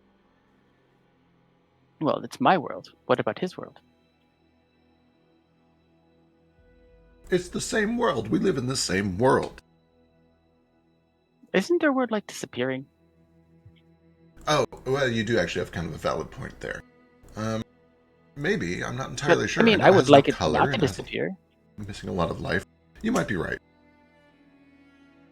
I mean, it does seem like it'd be a good idea to help it not disappear. Anyway, the way I see it is 5 minutes ago you were talking about killing him, and the other option involves not killing him. I wouldn't be complaining in his shoes. True. And in this way, I don't know, we could use his... Go ahead. Oh, I was going to say that if you want to discuss the ethics of magic, go talk to Rita. I'm here to get things done. Oh, she seems like a lot. She is a lot. She's brilliant, but she is a lot.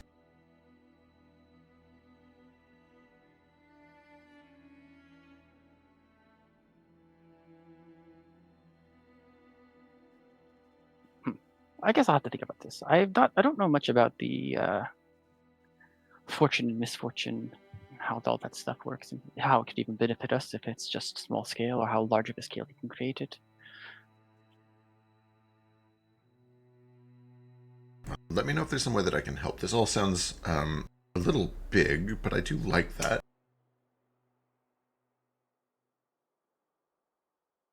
Okay, I just wanted to make sure he wasn't up to like nefarious things. I know that he has to eat brains, and I figured, he probably sort of give me some babies, and it's just like he's a cat or a bird. Yeah, he's a bit of a scamp, but I've been feeding him rats from time to time, and that seems to keep him occupied. All right, that seems good. I will ponder this, perhaps. He does kind of cock his head. Are you currently wearing your outfit? Yes. I'm not, the only time I was not wearing it was when I was hanging out with Sketch. He kind of cocks his head. You smell different. I changed my shampoo. No, well, perhaps that may be true, but I wouldn't be able to smell that. What I mean is that I can sense necromancy on you. Really? How close did you have to be to sense that? I didn't get a whiff of it until you came up to the desk. Fascinating. Yes, I am undead now. That's a big change. Did everything go all right on your mission? Oh yes, I chose this. You chose this. Then I suppose it makes us kin. What did you do? What method? Oh wait, you talked with him a little bit about this, didn't you? Or did you end up doing it completely on your own? I know we were on the fence. I think because we used the Moonstone, I only really needed Argumentative help. I don't think I talked to him at all about this. How did you do it? Oh, well, we did use some Moonstone that helped speed up the process. You used we used Moonstone.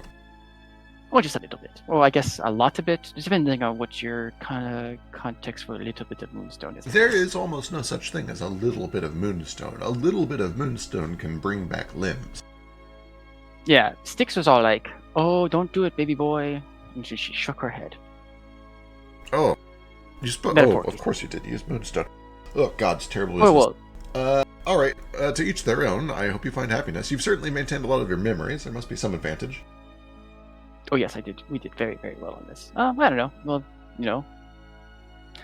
I get to live for eternity with my master, which is very nice.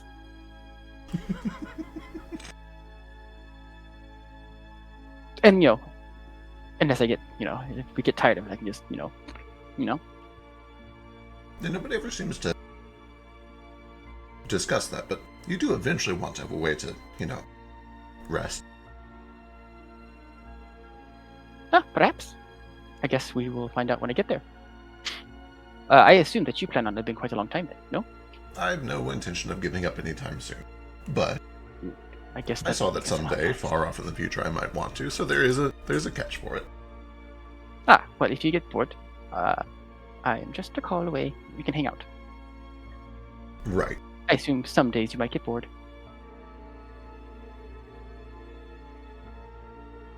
Don't really get bored.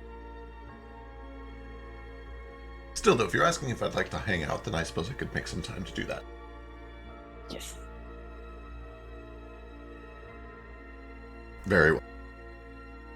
You want to see how spooky I am? I am extra spooky now. Sure, let's see it.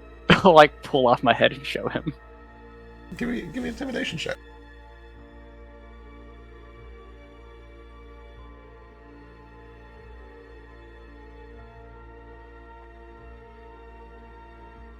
That is quite spooky. You're not wrong. That's fascinating. This is very unusual work. Oh yes, it went absolutely perfect. Certainly not the traditional laughing skeleton angle. Celestial almost. I like it.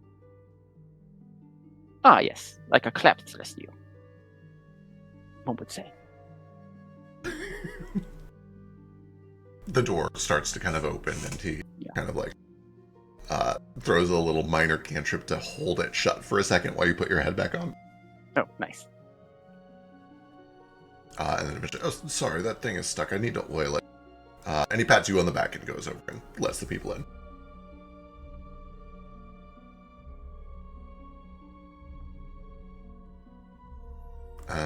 All right. We can either cut to Karaka, or I know, Branch, you had mentioned wanting to talk to Tex. I actually remembered what I wanted to the other things I wanted to say to my family. Oh, sure. Let's do that. But, okay. And then you can have the text. Whatever. Well, yeah. As they're, continuing to talk, it's a lot of the fucking, shooting the shit and mildly, family insulting each other still. But occasionally, someone will say something or something will happen. Branch will zone out and get a distant look in his eyes and start looking down at the table before picking back up again. He has something he really wants to say, but can't bring himself to bring it up. And I'll just roll this real quick.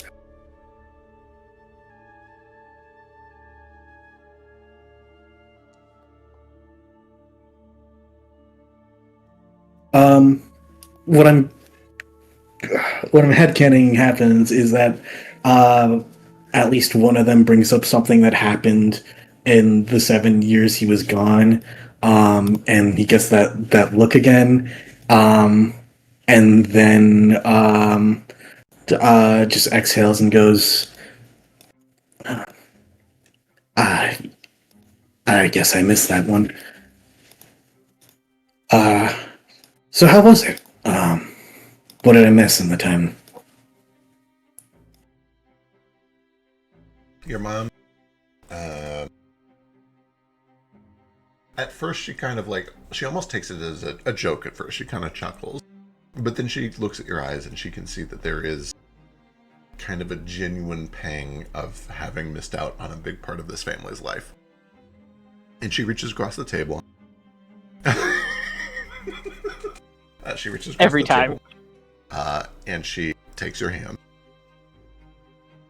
We did our best to live on as well as we could without you. There was some solace in knowing that you were alive, but having you alive over there, it felt like you were in prison the whole time. There were times when I would see you on the corner of the street doing your guard duty or whatever, and I would think about saying hi, but then it was difficult. I know. They told me that one of the punishments for either disobeying or talking to anyone I knew before that was having my head straight back on that fucking plinth. And believe me, I can't even walk near that thing without feeling like I'm gonna retch. But yeah. It's not just that either. You have to understand that our neighbors thought that you were in the wrong. My friends thought that you were a murderer. My employer thought that you were in the wrong. My doctor thought that you were wrong. And I made peace with the world being wrong. But what I didn't figure out how to do is to live with it. Every day I wanted to just tell them all that they were mistaken. That clearly Edis had spared you because he knew better. But there's no talking sense into these people when they find somebody to hang for their crimes. They're as good as dead, whether they walk on the wall for 7 years or not. So we did our best to live on without you, pretending that we were just as upset as they were.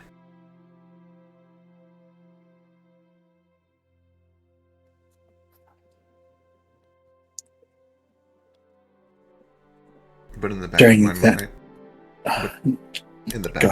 in the back of my mind, I know that the reason that you did that was for me, and so I could not have ever actually believed it. What other fucking reason would there be?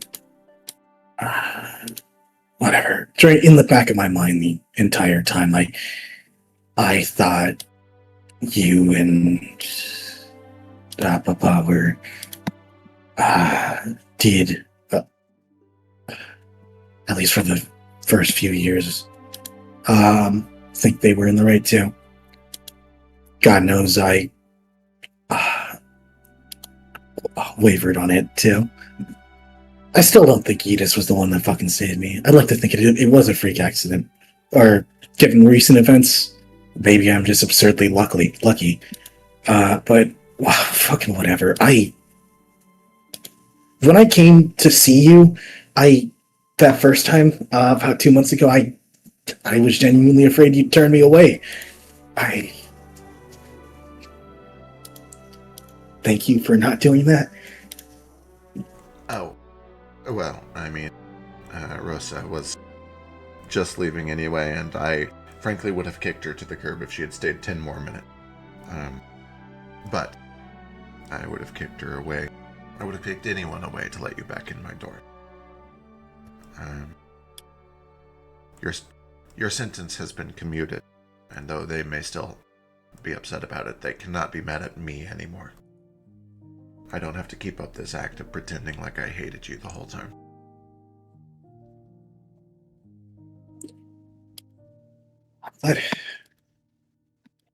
Okay. You still work with them? You look still at Wince? Not Funny enough, about 24 hours ago, no. I don't think I ever saw you, even though we were technically working around, within the same clergy. I guess they did send me out more than most of them, though. They sent you out more than most, and they sent me out more than most as soon as you showed up. I think, whether as an act of cruelty or of mercy, they wanted to make sure that we were not nearby. Makes sense. Claude talked with me when it all happened, and then a few more times over the years, to get my thoughts on it and to give me his. And the more that I talked, the more distant he grew from the freshness of the wound, and the more he began to dwell on the legacy that his wife left behind, the more I think he realized that it was Eda sparing you. And I don't know if that's true, and I don't think that you need to believe it. But I think that at the end, Claude began to realize that when the law is wrong, it is the law's duty to change the law. Motherfucker could have waited a few more days. Would have been out of Familidor by then, and I don't think I would have been implicated as hard. Or maybe they would have found me anyway. Who knows? Maybe.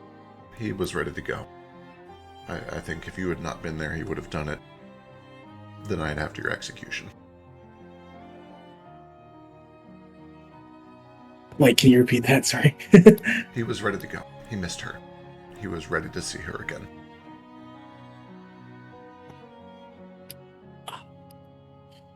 I know he held on for a bit longer after, that fucking whole incident.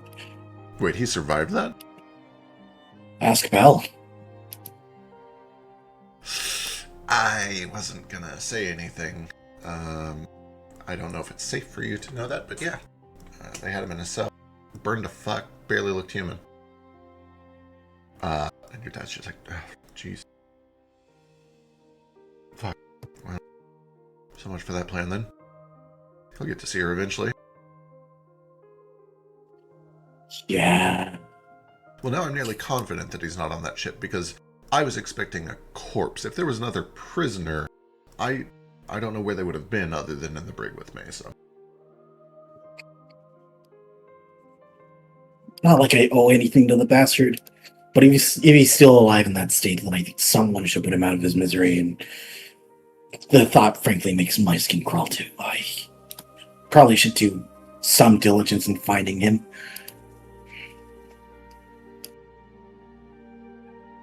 Whatever fucking charge remains of him or left. But that's a discussion for another time. Either way, where to begin? Look, if you're worried about the whole not seeing me thing, I get it. I'd be happier knowing that most of you are still alive and that I won't have to be fucking sticking my neck out rescuing anyone else at this point. Says most of us, huh? Who's expendable? No, I didn't mean it like that. And if anyone's expendable, it's probably me at this point. I could fake my death. They'd probably get their backs off you, honestly. But Bell's get them off your back. Bell's you can if you want, but if they care, they'll confirm it. I think I don't want you to take this the wrong way, but I think you're kind of small fish to them now. Yeah, I know. Unless they find out you're connected to all this moonstone shit, and then you're big fish again. So How do you know that? Oh, have you not told her? It'd be hilarious if I haven't told her, and then I said, "How do you know that?" And she's like, I just found out. I could have sworn that on the mission with Jane in the city to check out the graffiti it got mentioned, but I'd have to double check the VOD. Oh, I forgot. I could be wrong. I'm notoriously bad at remembering things. Anyway, I might have plans. I don't know. Fuck it. I don't know what's going on. I'd like to. I want to ensure this family and just my general safety. And I've got some friends I need to repay anyway.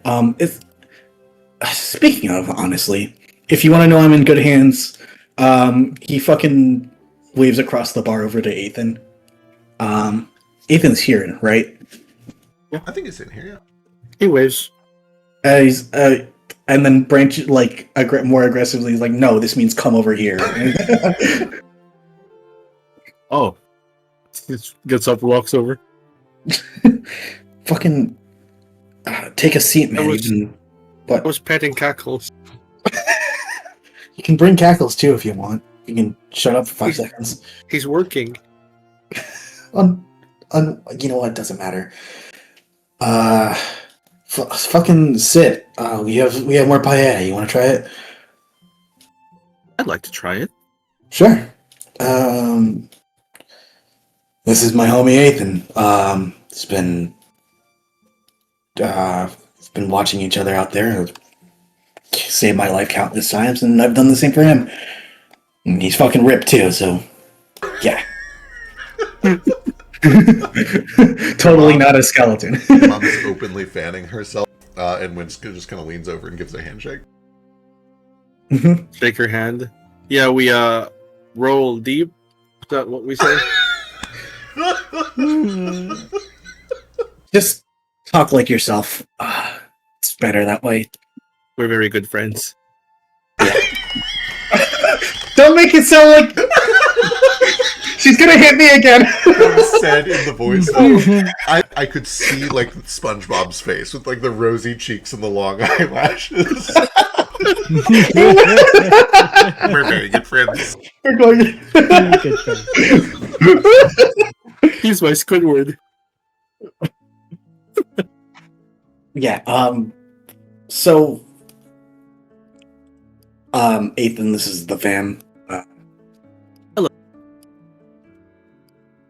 So Nice to see you all together. I see where Branch gets his fire. It's very good to be back. I understand that we have you to thank for helping Brant with a lot of this. he was there in Latan, right, Dad? Yeah, I didn't catch a lot of the fighting, but he seemed to be holding himself up pretty well. Mm-hmm.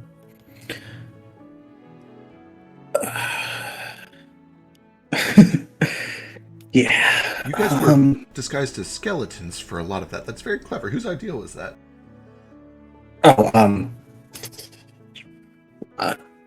Kind of mine, kind of his, back and forth. I'm kind of an ideas guy myself sometimes. I'm usually disguised, so I got used to it. That makes This sense. is some good paella. Luz kind of bows in her seat. Yeah, so good hands and all that. I invited you over thinking there'd be more to talk about, but now it's just kind of awkward. Just, I guess, enjoy the paella. I'm sorry, I've never really had childhood friends, so I never really got to see people's families. This is new to me. I cherish this experience. Where'd you grow up? Wince asked. Shit, what's the name of the place? Unma. Yeah, in Unma. Oh, Specifically the, what was the town? Help. Delamorte. Delamorte. Yeah. Oh, you're a very long way from home, then. I can't imagine trying to raise kids out in the desert like that. It sounds dangerous. Very. There aren't many kids in Delamorte. That makes sense. Well, either way, it seems to have toughened you up, and I'm glad you... I imagine that this plan would have gone poorly if not for hardened warriors. years. Quick wits. A lot I of mean- it came from Branch's improvisation. Yeah, sure, we'll call it that. One of the guys we had with us was just a fucking gardener. He's a powerhouse. Yeah, he knows how to use ants really well. Yeah, And man. actually, like, they start just talking about the shit they've done, like working backwards from Lateon to like fucking to Pi and how it branched out a fucking tax scandal there, and then like to Gorchaga and getting swallowed by that fucking turtle thing, and like just casually bringing all this up to his parents, so like who might still be a little worried that like leaving him by himself, but yeah. Hell yeah. The story does an equal job of kind of demonstrating, like, oh shit, you really did all that. That's impressive. That's incredible. But then also, like, holy fuck, this is so dangerous. How dare you? How could you have done this? There are multiple points throughout the story where you like describe something risky that you guys do, and you could see she's reaching for the chancla, and she kind of like, restrains herself. Catherine does like a good job, I think, of like keeping it like peaceful. Essentially, like, oh, he reassures her, like, "Oh, I was here," and healed him at the point. Made sure he didn't jump into that. Made sure he didn't touch that void wall. Give me a diplomacy check, Ethan. Diplomacy. Do you count her as a fae or an animal? Neither. Okay. Yeah, over the course of the story and over the course of dinner, What about a kami? you can you can tell. She got. No, certainly not. You can tell that, especially after all of the stories of like, oh, I was the one who kept him out of trouble, or I did the healing, or I picked him back up after this. She's rapidly warming up to you. I'm also giving stories of like, we wouldn't have made it without him doing this. We wouldn't have done it without his plan. We wouldn't have done it if he didn't pull the trigger here. Right. She even believes some of those stories.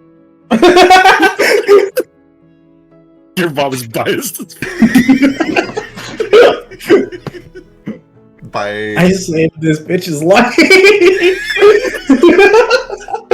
You also certainly get the vibe over the course of all of this that although there is kind of the act there, a lot of it is how do I put this?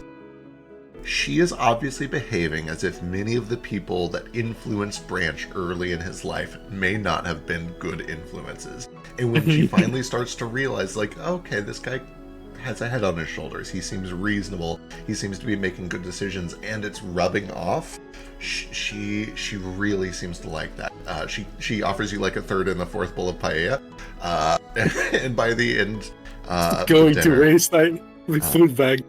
True. I don't think she's figured that out yet. We'll see how she responds to that. But when things start to wrap up and she starts to say, this has been so nice, but it is getting late and I do have to walk back over to our the cabin thing that we're staying at. The mirror? Yes. It has been so nice to talk to all of you, and thank you especially for taking care of him and helping him through all of this. I can tell that you mean a lot to him. Of course. He's like a brother to me. Yeah, he's. How are your accommodations? They have been quite nice, actually. The kitchen works great. The water is always cold or hot as you need it. The fire turns on with essentially just the clap of a hand. Magic is crazy. It is pretty crazy. It seems expensive, but I suppose that's what this place is, right? Yeah, anyway, when you're done flirting with my mom, they're old and she goes, Was that flirting? No! What? Oh god, you need to know how to fucking take sarcastic insults more. Better. Right. Yeah. Takes out a notebook, take insults sarcastically. Better. I'll teach you all about it soon. And yeah, he'll just put his like real hand on Nathan's shoulder. Is like, thanks for reassuring them. Fuck it, if if they're still in the area, we can have more family dinners if you like that. I like that. I like your family. Your mother's a little frightening. You get used to it. Yeah, my mother came at me with swords. I thought that was Norafi's mom. Oh no, both our moms were related. Oh yeah, He's my cousin, technically. Distant. Your ability to keep track of lore like this is insane. Mhm. I guess it is. I guess you literally live It's it. my mom. I should know. Yeah. Whatever. Do you think which one of our moms do you think could win in a fight? Jeez, I think they get along very well. Oh. If we gave your mom swords instead of chanclas, I think she'd be very difficult to. No, the take chocolates down. They're like saps. They're supernatural. There's something wrong with them. I don't know. Yeah, I've never seen leather move like that. Yeah. And yeah. Does Belle stick around, by the way? Your sister was just banished. It seems like her plan is to go back with the family. Branch is actually gonna like call her over and be like, you seem pretty adamant on staying.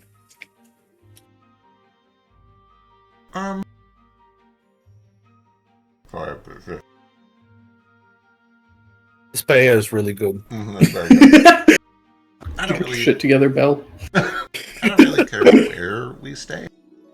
It just needs to be safe. This seems safe-ish for now, at least. They're talking about moving way out to fucking whatever it was called. They're not going to have anti-divination measures in Zexjectal. I'll give them like 3 or 4 days there. I think this was something they wanted to do for a while. I don't know. Maybe I can. I'm just gonna hire some bodyguards for them, and like even like a goddamn. I have an idea. It's great and also bad.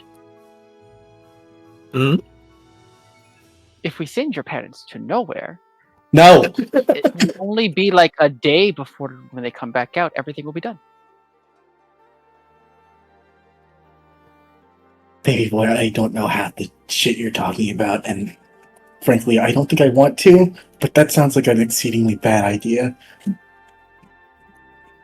Good, because if you knew what he did, you would, I don't know, paradoxize. What do you mean? That's not. Nothing goes paradoxal there. It's just that time moves different. It's just like the Feywilds, but different because it's not random. Well, not the place, just the things you knew. Oh yes, I mean. All right, it's lots of fun. I don't doubt it. But for now, I think I'm gonna stay somewhere that exists.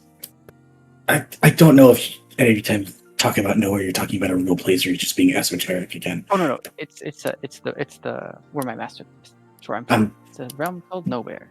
Yeah, the big weird lanky white guy. Anyway,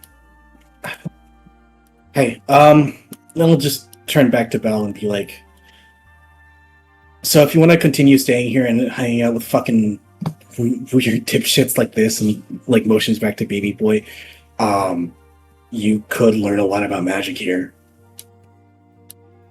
Great. Another reason to stay. That's good enough for me for now. Belle, am I to believe you're leaving your post?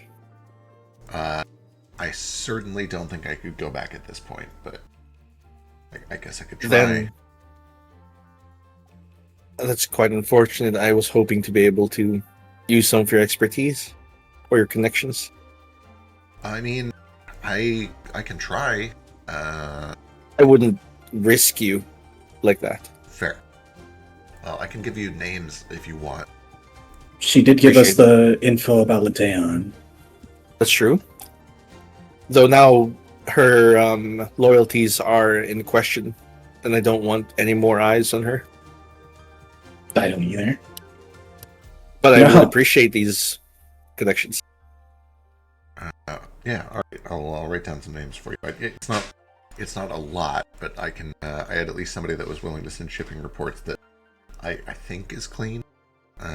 Mentioned earlier that they're at war and you're not exactly sure how their resources are spent. That's something I want to know.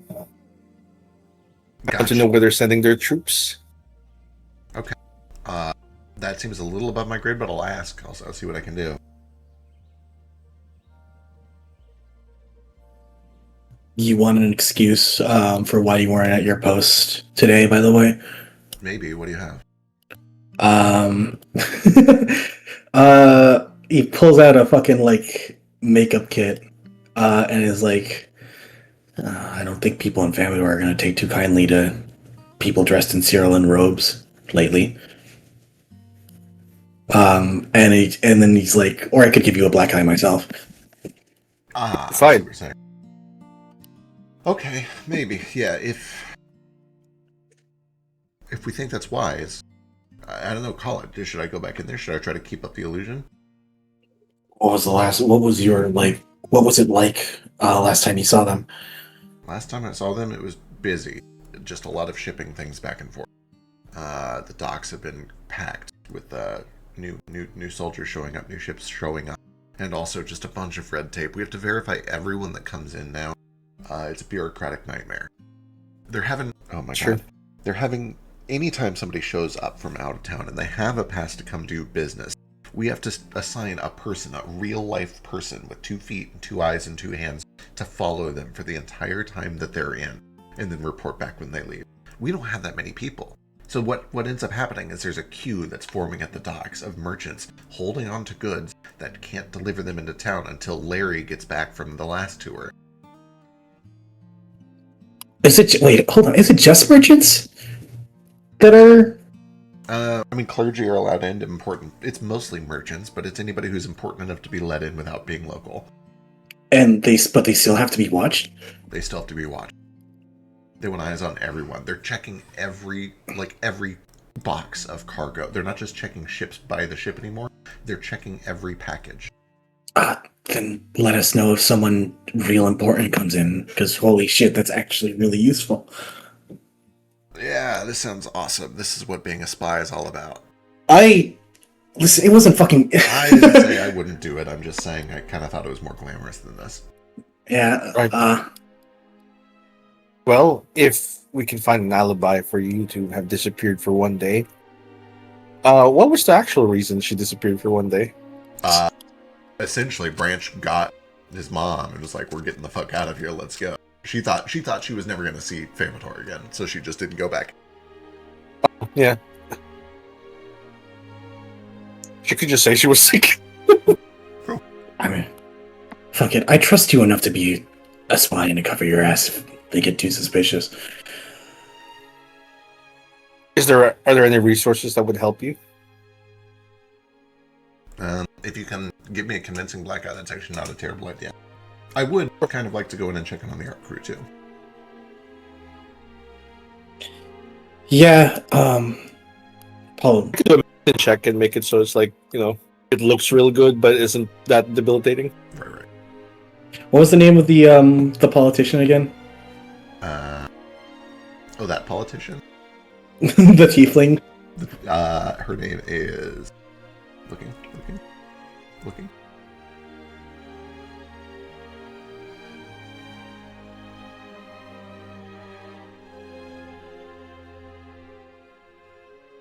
Dentalia.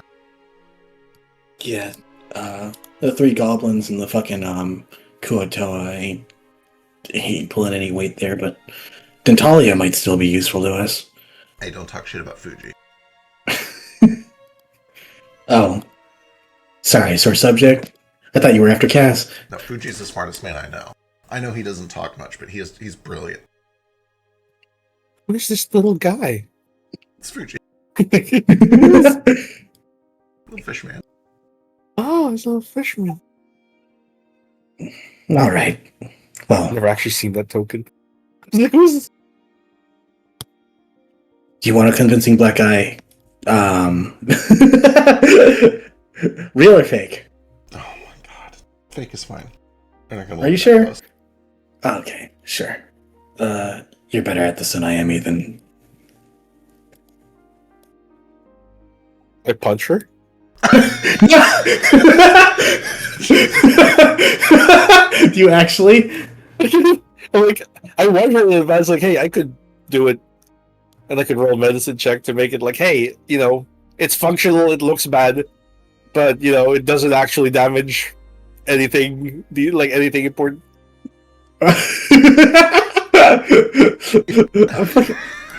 Brent pulled a makeup kit.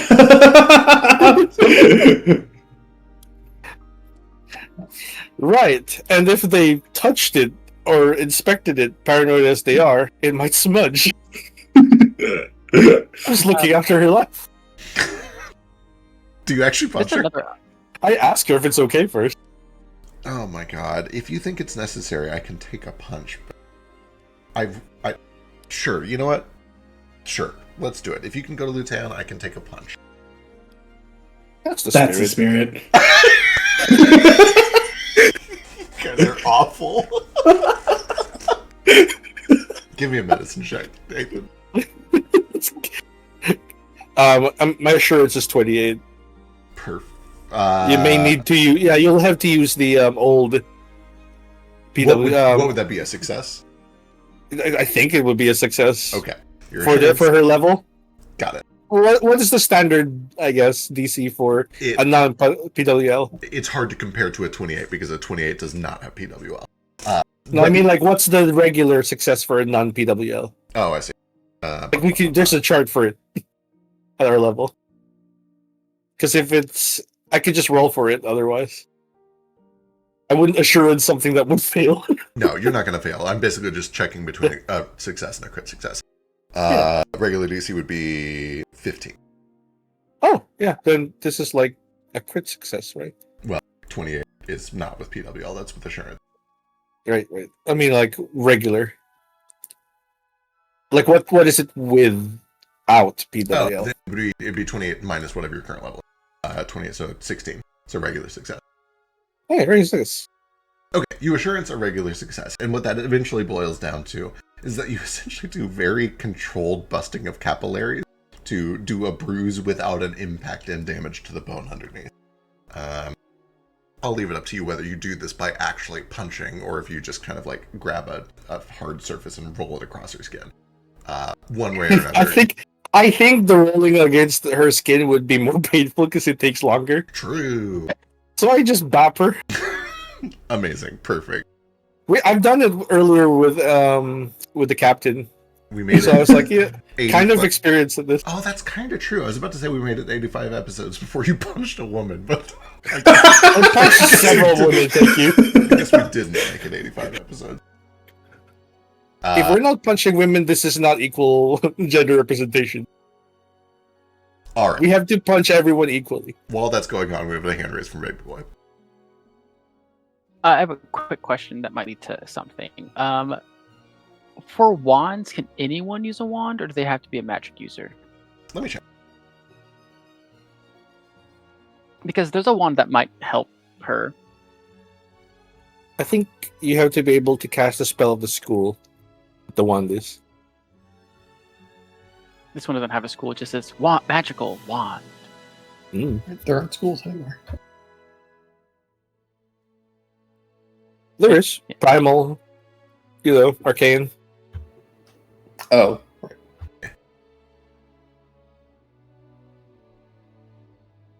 I don't think they're closed schools. I don't know what they're called.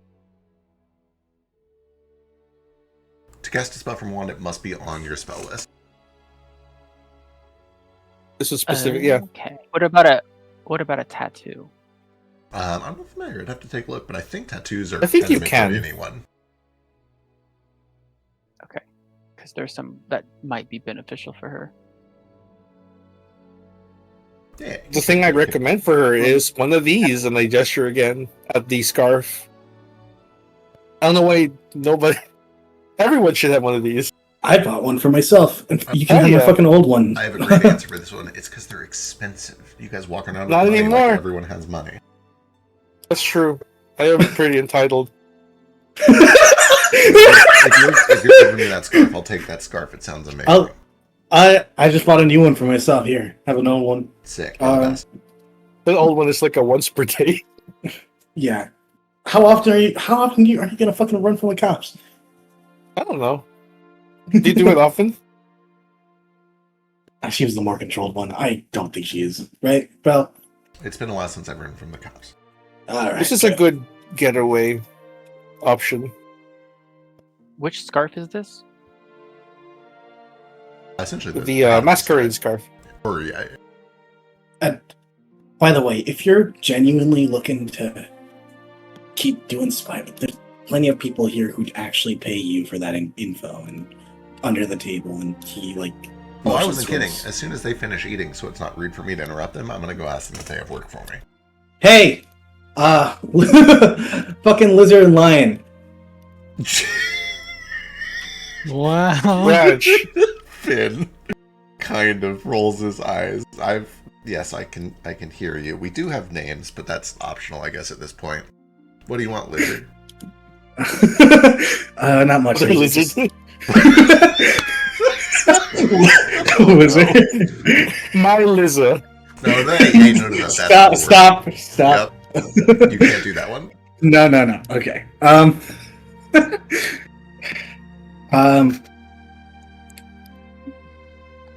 Wait, you want me to be shouting the entire time? This is confidential shit. Come over I'm here. coming over there.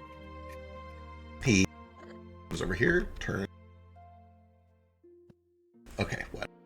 You need a spy? I'm so sorry for this. It's just you need a spy. There's more. We can use the spy. There's more to it than that. And he gestures towards his sister. Who I'm assuming she's not in Cyril and robes now. It's No. She works as I'm assuming you're like an auditor or something for the Cyril currently. Yeah, I'm essentially, as far as they're concerned, a receptionist. I do desk work. But I have access to some stuff in Famador. That's basically it. And Finn nods. Yeah, I think we can use that. What are you doing after dinner? We can talk. Nothing. I think I'm talking to you. Perfect. Excellent. Let us finish up food and then we'll talk it over. He looks to Branch, gives a thumbs up. That works. That works. See? You don't have to be polite to get what you want. I have sway here. Starts to walk.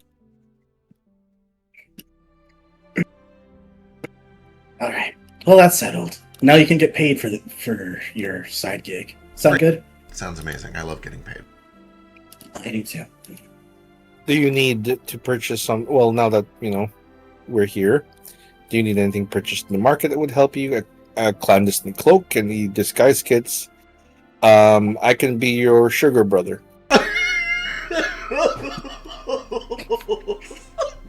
Okay, first of all, I'm going to need you to never use those words in that order ever again. If you ever say that to me or her, I'm going to kill you. For those listening at home, this is the second time that Tex has taken mental damage from something that Frisk has said. He's now sitting on a sliver of his life. I don't even remember what the last one is. Alright. So, speaking of which, Branch, it is worth mentioning, I know this was on your list, all this talk about divination and being scrying targets and potentially being vulnerable. You do see that Tex is back, and he seems to be alone. He was obviously eating with your family just a little bit ago, but Edel and Prospero are both no longer with him. okay. Good. I can leave you to your employment stuff later. For now, you can take care of that, right? Miss Bureaucracy? Yeah, I'm quite good at paperwork. You know what actually is good to see you, by the way? I know I don't do a good job at showing that. No, I get it. That's the quiet part. We don't have to say it out loud. I'm glad to see you in one piece. Well, yeah. Excuse me for a minute. Never say sugar brother to her again, or else I will kill you. Ethan. I thought that was just a friend who bought you things. No, it's not. And he'll just excuse himself and be like, I have to talk to a mostly dead cat now. What happened to Tex? He's bleeding from the nose. HP is kind of an abstraction, and in this case, he's just so sick of listening to you guys talking. I He's literally assume. almost dead. Sup? So you went to Seattle and after all, huh? Yeah, eventually I decided to go. Cool. Did you like the paella, by the way? It was alright. Insight check.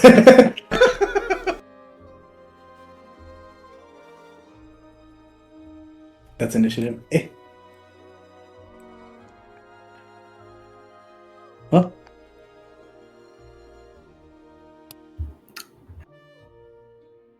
I have never had paella, so I have no idea what it tastes like, and I don't have any idea if Tex would like it or not. But it's food, so he probably likes it. Probably likes it, yeah. Gotcha. That's food. You probably liked it way more than you're letting on. Anyway, Look, I didn't have to eat before. Pretty much anything that ends the constant feeling of gnawing hunger is pretty satisfying.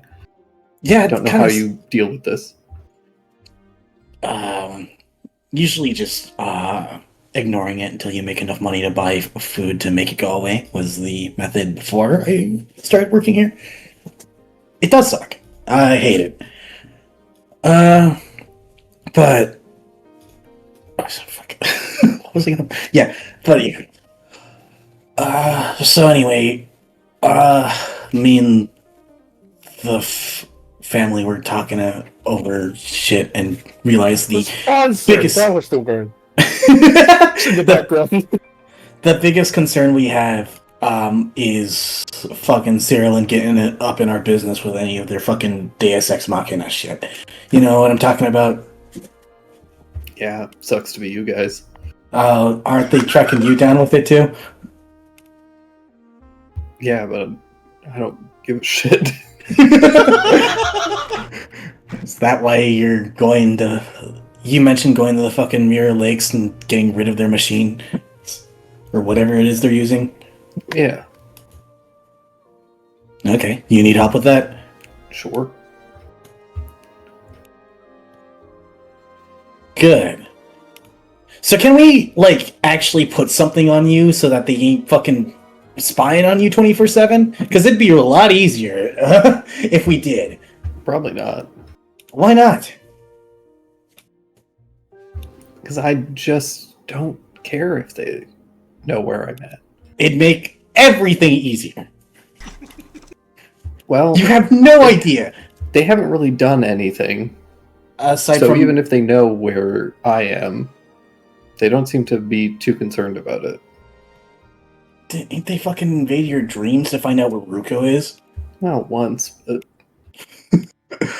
you know, I'm not stupid enough to fall for that. Was anyone in the party actually stupid enough for it? Of course, the twins were there. If you want to put a bell on anybody, put a bell on them. Oh. Sure, fine. But you don't want one? You sure? Not really. Frankly, I feel like them contacting me through dreams gives me more information than it does them. What? So you want to try sleeping outside tonight to test that theory? Sure. Honestly, I'd be happy to watch over your whatever your fucking sleep-like state is to see if that happens, so you don't get eaten by monsters out there. Unless you feel comfortable doing that on your own. What do you think is going to happen? I don't know what they're using. They could fucking psychically blast you from outer space or whatever.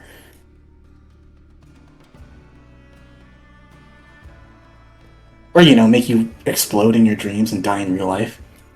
Is that how this shit works? I don't know. Want to test it? More than anything, honestly. Alright. Go have a nap.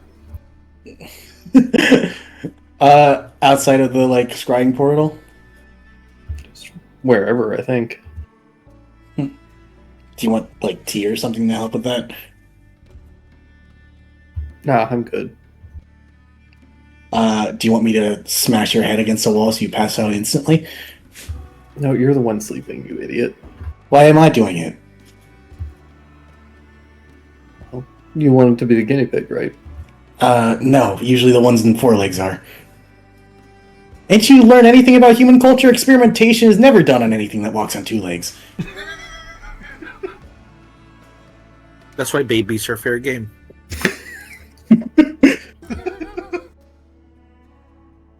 They did that once. It was awful.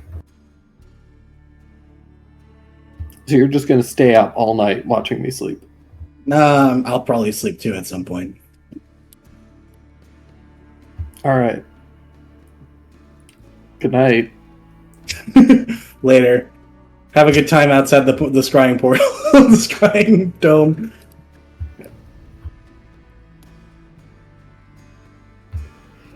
I'll go take a nap.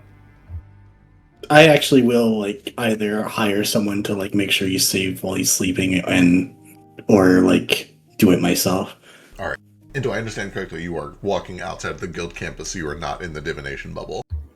Sure. Okay. Yeah. You kind of go chill out for a little bit, and you take yourself a cat nap, presumably up on the branch of a tree outside of the bubble. Yeah. Before I fall asleep, I do I take a minute, lay down. I pull out Mordecai's hand. Okay. Which kind of like Tex is getting a lot more control over his shadows and some of his kind of telekinetic abilities, and just kind of like rotates in the shadow for a little bit, and thinks about the hand for a bit, focuses on it, and I'm going to use it to cast Nightmare on Branch.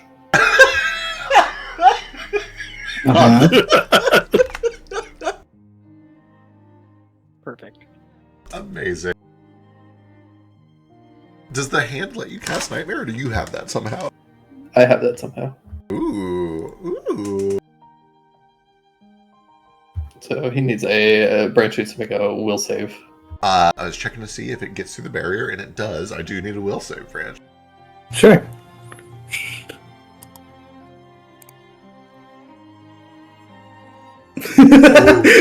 Damn. Well, what happened? Literally nothing happens to you. Sleep like a baby. I wake up the next morning, go and say, do you have any nightmares? Why are you asking? This fucking thing's broken. Also, on that note, real quick, we can't gloss over it. Tex, I need a D100. The dream. Oh god, that's so high. Better be fun. Woo! On a 98, I want it to be fun.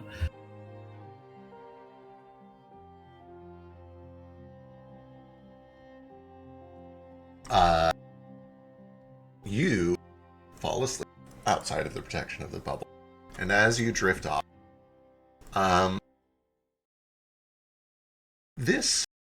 I don't know for sure that this is the first nice dream that Tex has had.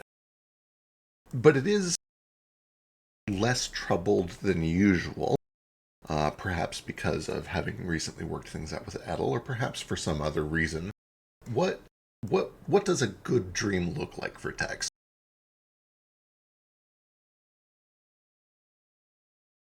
I think a good dream for Tex is just kind of quiet.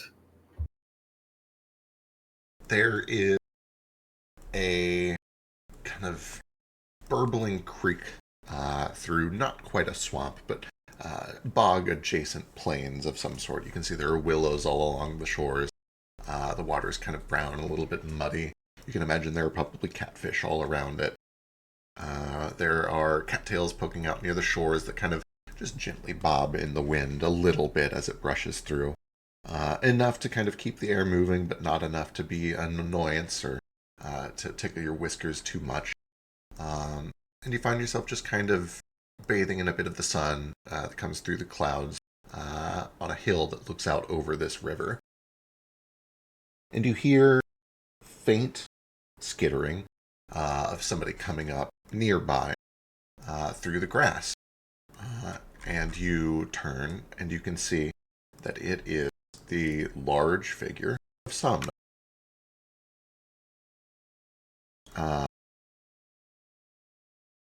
And as this kind of otherworldly, terrifying creature stands out against the otherwise idyllic scene that you found yourself in, the first thing that he does is kind of, with no appendage or hand or anything like that, kind of peel back this starry cloak near the front, revealing an infinite inky black void underneath, from which suddenly is ejected the mangled body of what was once an elf in Cyril garb. You can see that there is a bashed-in golden crown around his head, where the metal has like driven itself into the skull.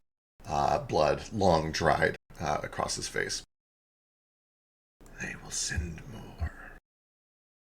I can hear them already gathering at the edges of my lake.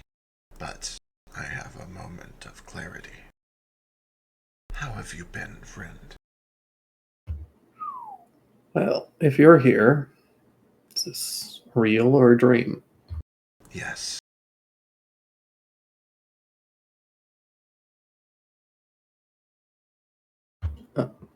I've been good. Feeling closer and closer to myself. That's unusual. I'm intrigued.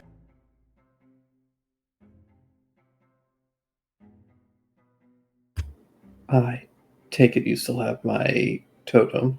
Yes. They have not pried it from me yet. Good. Keep it safe. Won't be much longer. I appreciate it. They will bring more than last time, and more than the last time before that. It's only a matter of time.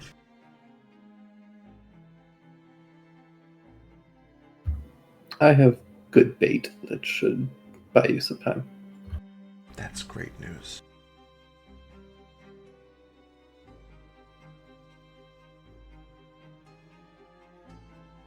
Why are you not... Forgive me, I'm going to tip my hand here. Your dream tonight is pleasant, and that is unlikely. Are you well?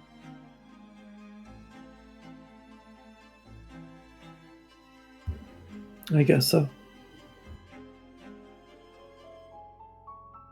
Unusual. I think that's Very. good. Take care of yourself. I must tend to my preparations before they arrive once more. But I wanted to make sure that you were indeed on the way. You have a stake in this as well as I do.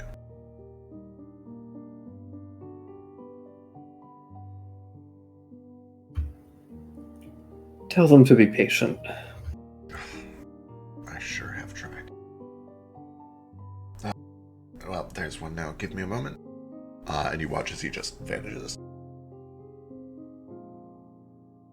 And he doesn't ever show back up. You kind of go back to your dream. The rest of it kind of goes as eventfully or uneventfully as you think it might. But eventually you do wake up in the morning with no further contact, no nightmare. And then when you get inside, you do learn that Branch apparently also had no nightmares.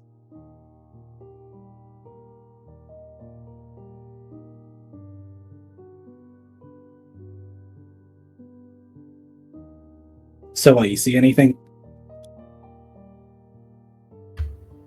Nothing major. Somnum came and talked to me, but that was about it. That's the spirit bitch that they're fucking using for whatever divination they're doing, right? Yeah. All right. He came to talk to you? Mm-hmm. Are you sure it wasn't them? No. All right. Glad to know you have no idea what's going on here either. It's the thing. It doesn't really matter if it's him or them. They just don't have to talk. So you didn't talk? Pretty much. Oh, good. I mean, we talked, but it was all that bullshit pleasantry stuff, like how's the weather and shit. How was the weather, by the way? Pleasant. Great. Okay, now that those are exchanged, I don't need to talk to you for the rest of the day. Later, Tex. Perfect.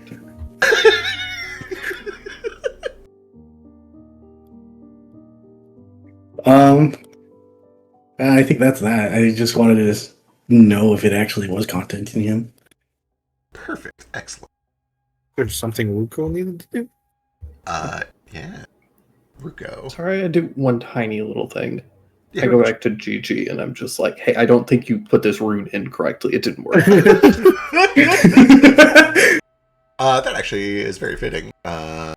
When you get over to GG at the Alcazar, you can see that they are essentially still kind of cleaning this place up a bit, although with magic it is mostly done. The big thing is they're still working on the big project here, which is the forge/foundry on this front turret here. Oh no, why is it all dark? Camera. Oh no, we're in the void. The void. And you can see that Ooh, that inside, out. inside this turret, where they're kind of piecing magic back together, helping to just kind of like move some bricks around and get things straightened up, is Karaka, who is just kind of, you get the impression almost immediately that he's just doing work because he doesn't know anything better to do. He's taking his time with it, but he seems to just be hauling stuff around because he's kind of bored. And presumably Ruko is not too far behind you, so Ruko, you also eventually come up and see the scene, just as Tex is there. And Gigi is bent down real low, kind of looking over this thing. I am quite certain that this is installed correctly. Are you sure you activated it the right way? I followed the instruction manual. Is it possible that they just resisted it? He seems too stupid for that. Well, maybe give it another shot. If you go several nights without it working, then there may be a real problem. Or I don't think that the Alcazar should be interfering with it. It is not divination. All right. Very well, on your way then. Thanks for your help. Of course. Go and I start shaking around, and one of the fingers fires by accident, strikes a tree. Everybody kind of duck. Gigi does call out, if you're going to shoot, go over to the range there, around the corner. Yeah, I'll go around and Tex will practice shooting with his hand. Yeah, you see all of these like very classically trained landfall archers and our riflemen are over there taking shots at some marked dummies. And then you show up a cat with a gun hand. Presumably put them all to shame. Probably not. He's not a great shot. Fair.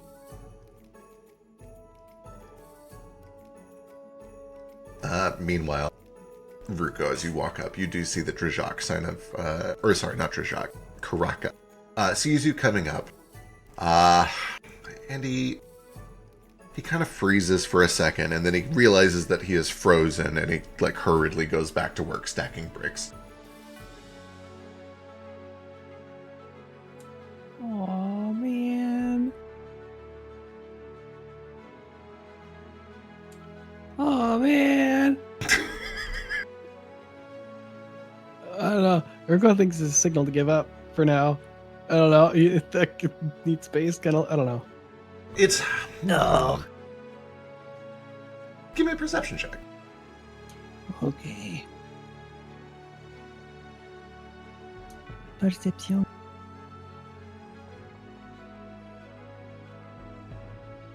The impression that you get is that he is also confused. He doesn't know what to make of any of this. He doesn't really fully understand what even happened. More than anything else, he's just confused. You know that the only thing that must be clear to him in his mind is that Drajak was willing to make him fight somebody that was important to him, and then when he couldn't do it, was willing to knock him out and presumably kill him in the middle of the Colosseum for it. Those are the only concrete thoughts that are in his mind and memories over the past few days. Oh no! Okay, I'll go in there. Okay, I don't know how to play this out. I spin around in circles. When he sees you step in, he sets down a brick, and he just kind of quietly says, "Hi." Hey, you feeling better? Physically? Yeah, I feel fine. It was a little sore for a couple of days, but I'm good. Did you want to, well, you probably have a lot of questions. Yeah, I do. I don't really understand what Okay, so you weren't really in the ring then. That was your friend pretending to be you. Yeah. Has he always been pretending to be you, or was it just that one time? It was just the once. Okay, so the games were you? That was real? That was real. And I know a few new ones I just learned. We could play with them sometime if you wanna. When you're not, busy carrying bricks. Yeah, that'd be really nice, actually. I don't have to do this. They told me it. Basically said let's play games. If that's okay? Yeah. What? We've got daylight. Have you explored yet? Not really. It's a big place. Do you wanna? I Sure. know a whole bunch of new places they just got set up. We've got some skeletons in a cottage. They're building it. And then there's a tavern. There's a couple little rascals at the market too. And this one guy, he usually gives me a free free stick with it's like a meat stick thing. It's real good. You should try it. I might be able to sneak maybe too. Okay. Yeah, we can explore. You gotta, new places. All right. Yeah. Sure. Show me the meat stick skeleton cottage. Okay, maybe not all in one thing, but come on, you'll see. Come on. It's easier to chat too when we're moving. Okay. He All starts to walk off. Gigi kind of sees him leaving, and he does kind of wave. Goodbye, Karak. Come back if you feel like it. And he just kind of waves back. He doesn't really say anything.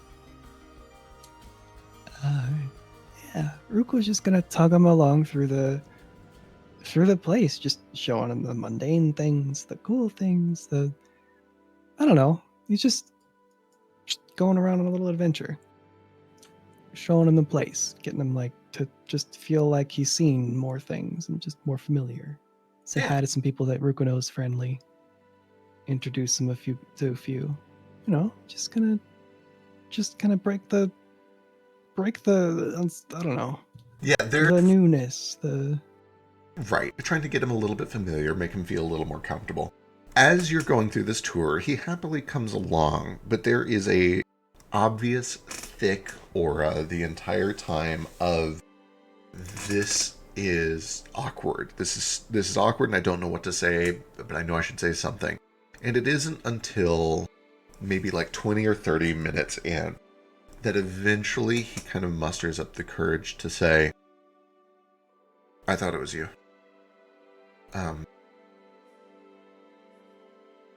He is this weird? I'm sorry. We can just eat meat sticks and continue to walk around if you want. Oh, no, it's fine. Okay. It was a lot. Just, yeah. Hey, there's a good big tree over there. Let's go sit. Been walking for a bit. Yeah. Okay. Sound good? Sure. Yeah. Alright, Any- you find a nice little spot. He sits down under the shade of the tree, and he eats like half of the kebab in one bite, and then he says, he had been talking about making me do the arena for a long time. He said it's a good way to practice. I knew for a long time that I would probably end up doing what he did. That's what I've been training for. But I didn't know that you... I think he did. I think he knew that you were going to be my opponent. And I think he did it on purpose. And I didn't realize that it wasn't really you, and I fought anyway, and I don't know what to do about that. Ruko just puts a hand on his shoulder, like firm for a moment. He's like, look, that is fear, adrenaline. I don't blame you. What could you do? It's not something you've done wrong. I don't get it. If fear and adrenaline can make us hurt the only people that have ever been friendly to us, what kind of power could we possibly have over anything?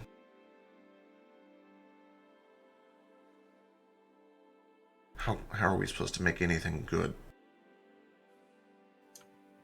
You know, something I've always learned, what I've learned is, you feel the most fear, the most adrenaline, the most fight when you're alone. You out there? You were alone. Not anymore, okay?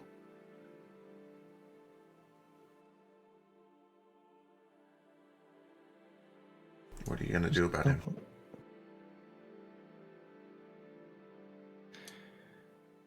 Well,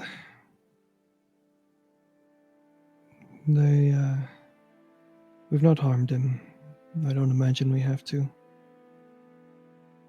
But, I'm gonna take him back to my home.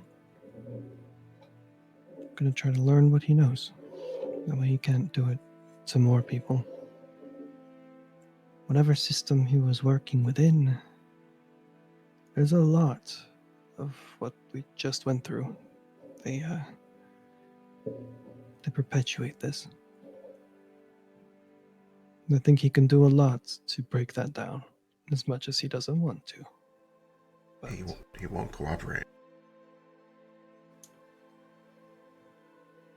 well, doesn't necessarily have to.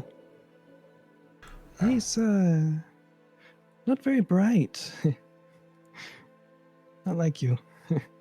Thank goodness you didn't get that. Oh well. He'll be something useful will come of this. Okay, so you're taking him back to wherever your lair is, and you're gonna make him tell secrets because he's not very smart. I assume that that's a magic thing. Yeah. And my folks, they're not my they don't do what he would have done, you know. Bend the wrist, break bones, that kind of thing. That's not going to be brutal like that. It's maybe they'll get him to sense empathy for once. Or if it's possible. I think maybe he might come out of it as a slightly better person. Who knows? But he'll be useful in helping make fewer harms. Oh, it's complicated. Yeah, that's a word. That's a word I guess I could use for it.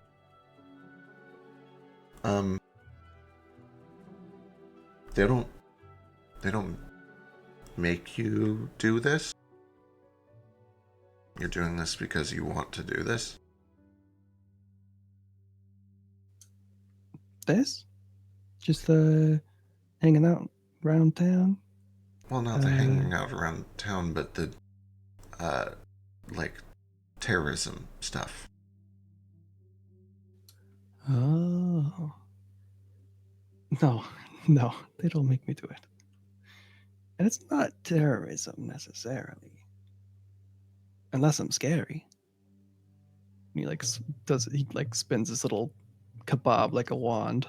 An evil sorcerer.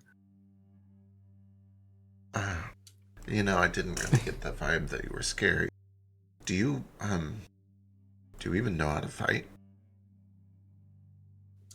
What do you mean? I'm terrifying. Really? You can see it, no? Yeah, No. Look at me. I'm so scary. Like, truly strike the fear in the hearts of my enemies. Danger. For days. I don't think you've ever thrown a punch in your life. Oh, I got moves. Mostly dodging, but I'm really good at it. I could drip, dodge, spin, flip. He eats the second half of his kebab. He sticks the skewer in the ground. He slips his backpack off. And he stands up. Ruka just looks up at him. All right. What you wanna go, huh? Yeah. Yeah, show me. Okay, wait. And he like looks over his shoulder down over to like a nice probably where Foster's at. Somewhere around that area. There's like a good clearing area near the creek. We can go down there. That way we don't gather a whole audience. Sure. Just yeah. I mean, unless you want like the crowd, I don't know. You seem like you wanted to. No. All right, No. Get your pack. Yeah. Hey, you're going down though. Plus, if I win, I'm totally pushing you in the stream. Get these I'm not worried about that. Hey, but if we get Foster's attention, he's cool. We can have that like a small crowd, and plus he's got the most adorable little creature. Eildwood. She's a little slinky thing with teeth. She steals. Like a monster? No, I don't know what she is. She's wonderful. She's real cute. You should see her. But yeah, if they come out, no worries. They're friends. All right. Okay. All right. Yeah. Ruko will go get set up by the creek. And he has no idea what to expect. He's like, what is this going to be, like a blunt force kind of fighter? Like what? Okay. Rules, don't kill me. We're not going for blood. Just putting that out there. I'm not gonna kill you. Frankly, I just want to see if you even know how to throw a punch. All right. Ruko thinks, can he actually throw a punch though? Like usually he's very nimbly bimbly, like use their weight against them, push their momentum when it's off kind of deal, not like punch. He notices you balking and it's like, what's the problem? Do I have to punch you like physically, like like a direct attack? Is it? Okay, you know what? We'll just try this. Okay. You can use a weapon. Is that what you're asking? You know what? I think it's just easiest to do this. Let's just spar. Let's go. Yeah. Go for it. He essentially yields the first turn to you. Which is tough for Ruko because he's usually waiting to see what he does first. So he's like, okay. Ruko will go and he'll do like a little, like a 1-2 step up like a boulder and get some air because he thinks that's going to make him flinch or something. We'll see what happens. Like he's going up into the air for an attack. I don't know if I need to roll yet, but let's just do something. Yeah, you essentially charge up with one action, use your second action to swing. Yeah. Give me some sort of attack. Yeah. Can I just do like an acrobatics thing? Like just a big running up leap like I'm going to strike? Sure, I'll let you use acrobatics to like approach with the jump. Yeah. So I'm not really sure how to fight necessarily. You get up and he seems to square off against you pretty. He seems ready. And then give me some sort of a strike. Okay. What's that going to be? If you don't have unarmed strikes built in, you can just give me a weapon strike. Oh, I do. Just trying to click it. Unarmed strike. Action. How do I fight? There you go. Yeah, you kind of, he seems to track your movement just fine, but then you come in with a pretty surprisingly square, like elbow straight to the solar plexus. And it catches him off guard. Give me some damage.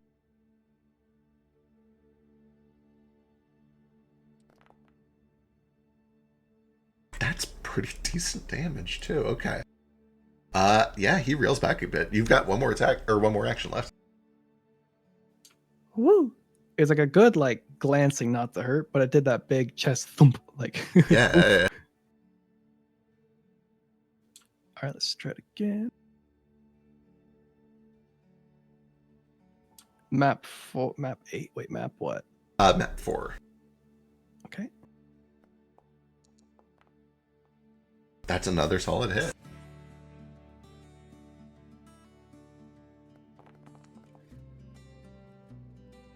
For another 6. All right, excellent. He is going to use his first action to essentially try to sweep your leg and knock you prone. So this, I think, is against your fort DC. 19's pretty good. Checking. Fort DC. Sorry, reflex DC. Reflex. Which is 18. So he has beat you. Woo! So Barely. He knocks you prone, and then he's going to follow up by essentially starting a punch to essentially bring an elbow down right on your neck with Matt. And +2 because you're prone. 24, effectively 26 against your AC is just short of a critical. However, he brings the elbow down and then he pulls it. He does not actually follow through with the damage. Okay. And he kind of clutches at his ribs a little bit. That was actually pretty good.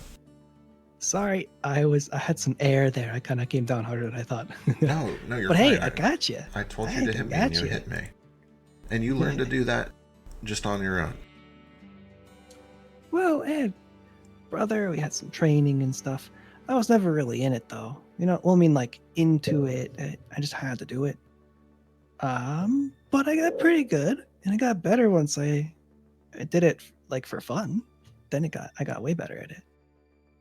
So, why? Why learn to fight? There's this flicker of world weight in his eyes for a second. It's a big long story, but the big guys are out there. Little guys gotta be able to defend themselves, so gotta learn. You learn to fight. I could tell you more, I'm sure, but it's a dour story. No, I am curious. You learn to fight so that when big guys come hunting you down, you can fight back. Precisely. But then when a big guy hunted you down, he fought back. For you. Who's he? The guy who fought you? Yeah. He turned into a dragon.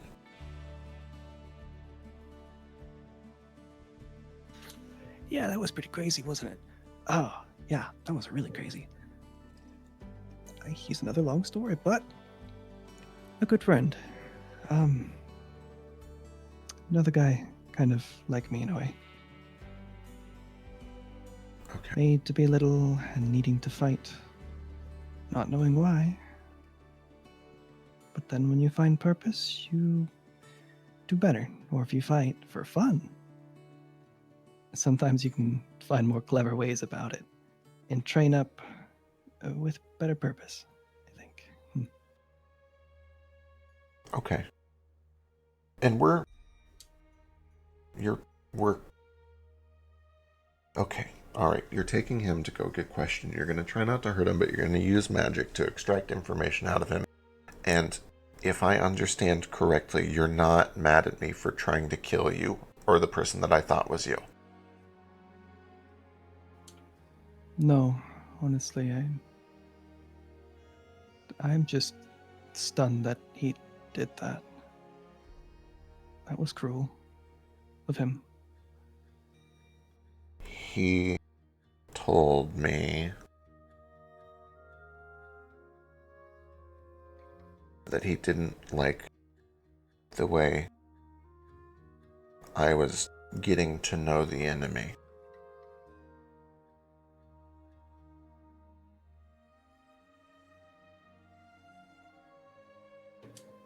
Well,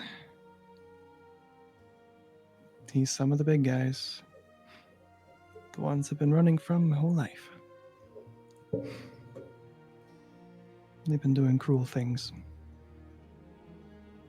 Unspeakable things. Why do they have a contract for you?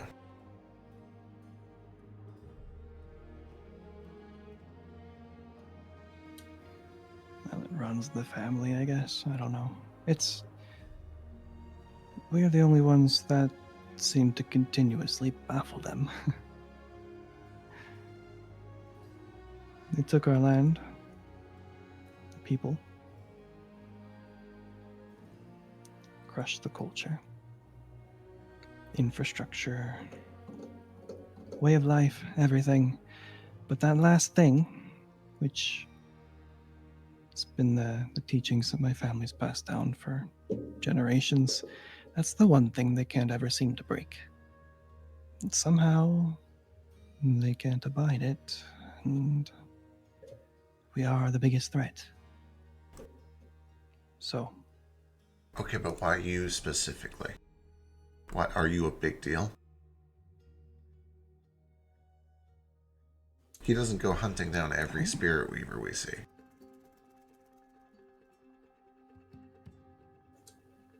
Maybe I'm just collateral, I guess. There's other bigger people who could be hurt by me being hurt. Ah.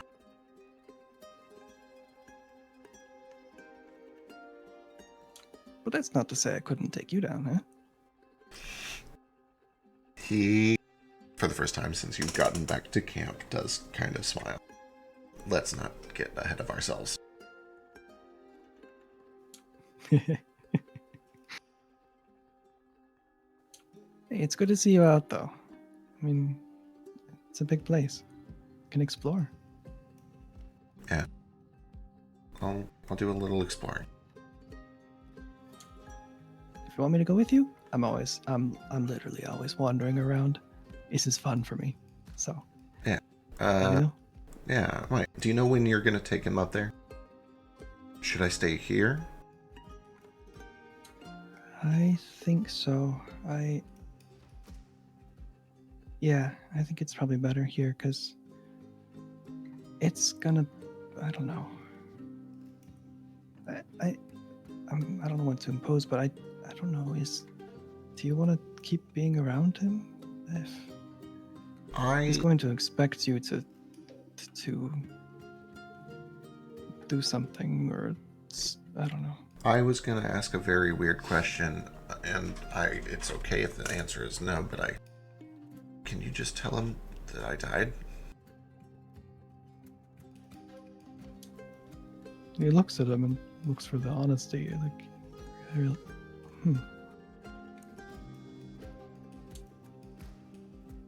You know? You'd like that? If... We're collateral, yeah. Right? Ruko just huffs like a relieved, sort of surprised laugh, like,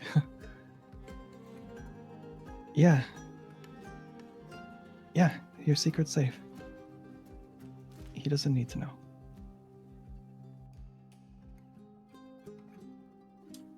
So, It's like you got a whole new life now, going incognito. One thing at a time. Let's see if he actually buys it first. If not, I might have to figure something out. But, yeah. Sure. New life. Hey, there you go. All right. Urko hops up onto his feet. All right. We're going to fight again? Or do you want to explore over there? There's a cool pond, and there's also there's these weird looking ducks over there. He grabs a tell if Foster- stick I mean- and he swings it. Urko does like a whatever you call it, the hula. Oh, he Whatever. fucking whiffs. He's like completely flat-footed. The stick goes flying. And you can see that he's essentially just like slipping on the edge of the bank here. He lost his footing and is like trying to prevent himself from like falling down into the creek. What Urko's first reflex is to go and grab his like shirt where it's just that perfect balance. A moment of relief, like, huh. And then he gets that sly grin. It drops him. Perfect. Yeah, he goes we're not slashing high into up. Yieldwood is kind of just like watching from a tree branch over there as the whole thing goes down. Aha! Ruko gets the KO. And he's like the victory stance and prance. All right. And then he'll go and he'll charge in and he'll dive in. Perfect. He'll just having a good time. You do see there's a couple of little water spirits that are kind of just like flitting about in the creek there that have been brought into existence by your presence and by Foster's presence and have kind of just decided to not discorporeate yet. So they're just chilling. Hey, buddy. As all of that is going on, I think we've hit many of the major things you guys wanted to do at the downtime, except for Ethan. I think had one, which I think also involved Baby Boy. But yeah. So jumping back to the tavern, Baby Boy. Let me hear from Baby Boy first because I think it might be in line with what Ethan wants to do. I was during the wait for them. I was going to go over to talk with Argument of X. Okay, perfect. Ethan, are you interested in that too? Yeah, this was actually a flashback after hearing that. Oh, they're going to invade Argument of X. He would have teleported over there through a portal or whatever. Yeah, it is worth mentioning you don't have a direct portal there, but Baby Boy can get you there if you'd like to go with Baby Boy. Yeah, I would have asked like Baby Boy, hey, do you have a way there? Of course. Then you talked with him about some things? Yeah, I'm concerned about his safety. Same. This is the one with the dragon can't be moved. When you guys get over there this time, oh my god, there's still a fucking text on this map. How did this happen? Well, if it's built in, you never changed it. Must be. So here's the thing, though. It's showing up as a token. It's not on the map. Hang on, is this a tile? Is it on a different layer? I'm checking it. There's like different tile layers. IFF. Severalex. A Truly, text. I have no the smallest idea text. how this is here or how to get rid of it. I just know it's not on the map because it shows up as a token. But why? Is it like that? Oh, I can't even cover it up. It's on top? Yeah, it's on top somehow. All right. It's because text is top. I get it now. Hey.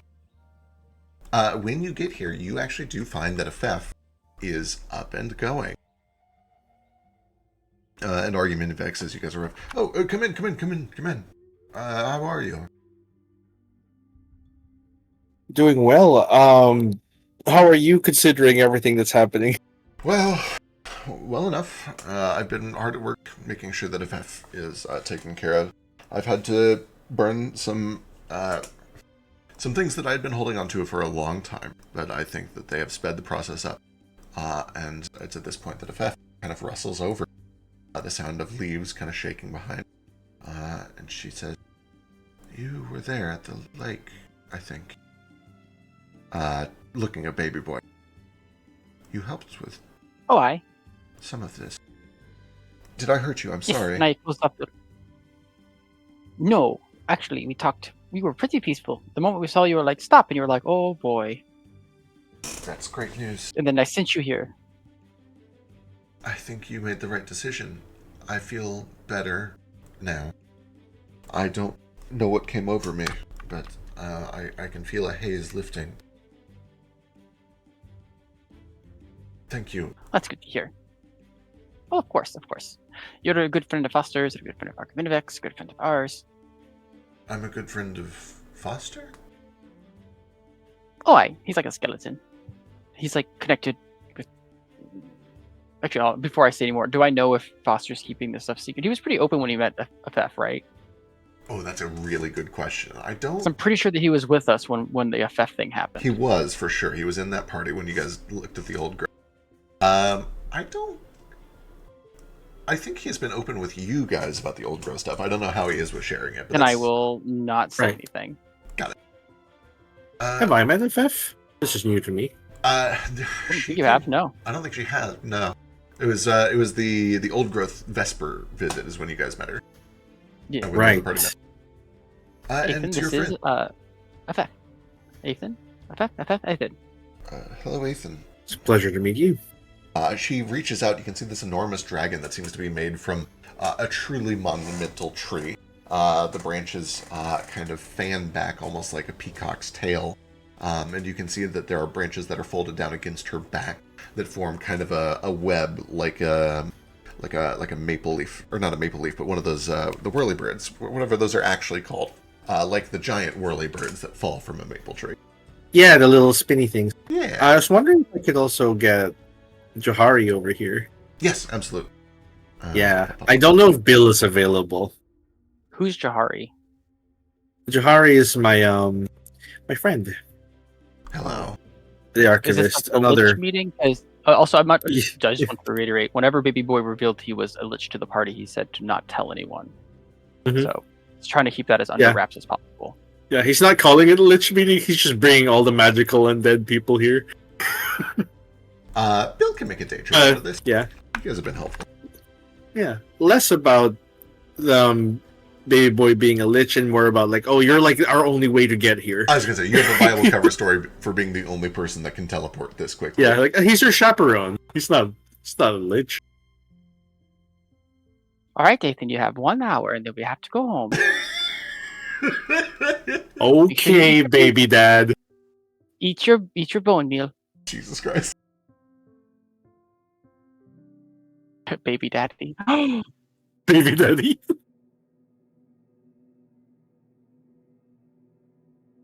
What brings you all the way out? Well, did Baby Boy want to say something? Why Yeah, is actually, Johari so injured? Oh, She was also taking psychic damage from you and you and. Oh no, it's Grant. Oh, who's the? It's an invisible. I found it. Why is it under the table? I don't know. Delete that. Why is it like Kill that? him. The imposter is gone. We've done it. How the fuck did that even happen? We'll never know. At least part of what I want to talk to Argument of X back. I don't know this snake lady, no offense. So I don't really want to I just want to talk to him about the whole like lich thing. He hasn't seen me since I became a lich. Yeah. unless I was Well, in we there. can wait for you to like do that in another room. I'm just here to like figure out his well-being and plans about how to keep this place, from falling. Then for a little while, when you get a little time in here to yourself, in fact, even if can kind of go for a fly out through this massive hole that's been so conveniently added to this room that gives direct access to the front. And that just leaves Argument of X and Baby Boy. And Argument of X finally having a moment to, you look pale. Did everything go well? Oh yes, I guess I'm still in my costume. No. I will actually go ahead and, like, with the door closed, I'll go ahead and take off the costume and just show him what I look like now. Yeah, he kind of looks over. That is remarkable. I've never seen anything like it. I don't think it could have possibly gone any better. It went really well. And it used the moonstone. Yes, I think so. I mean, I thought you put it in me bones, so. I admit that's the part of the plan that I was most worried about. Styx famously not a tremendous fan of necromancy, but I suppose she does owe us a favor, or you a favor at least. Yes, well, I'm not sure about that. But, well, I have lots of things I want to talk to you about. But first off, I just wanted to, show you how this went, and I guess we can compare notes. And I must admit, the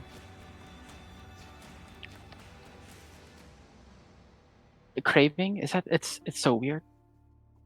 Right, yes. Typically, you will need to nourish yourself with something or another. What did you key it to? What is going to sustain you?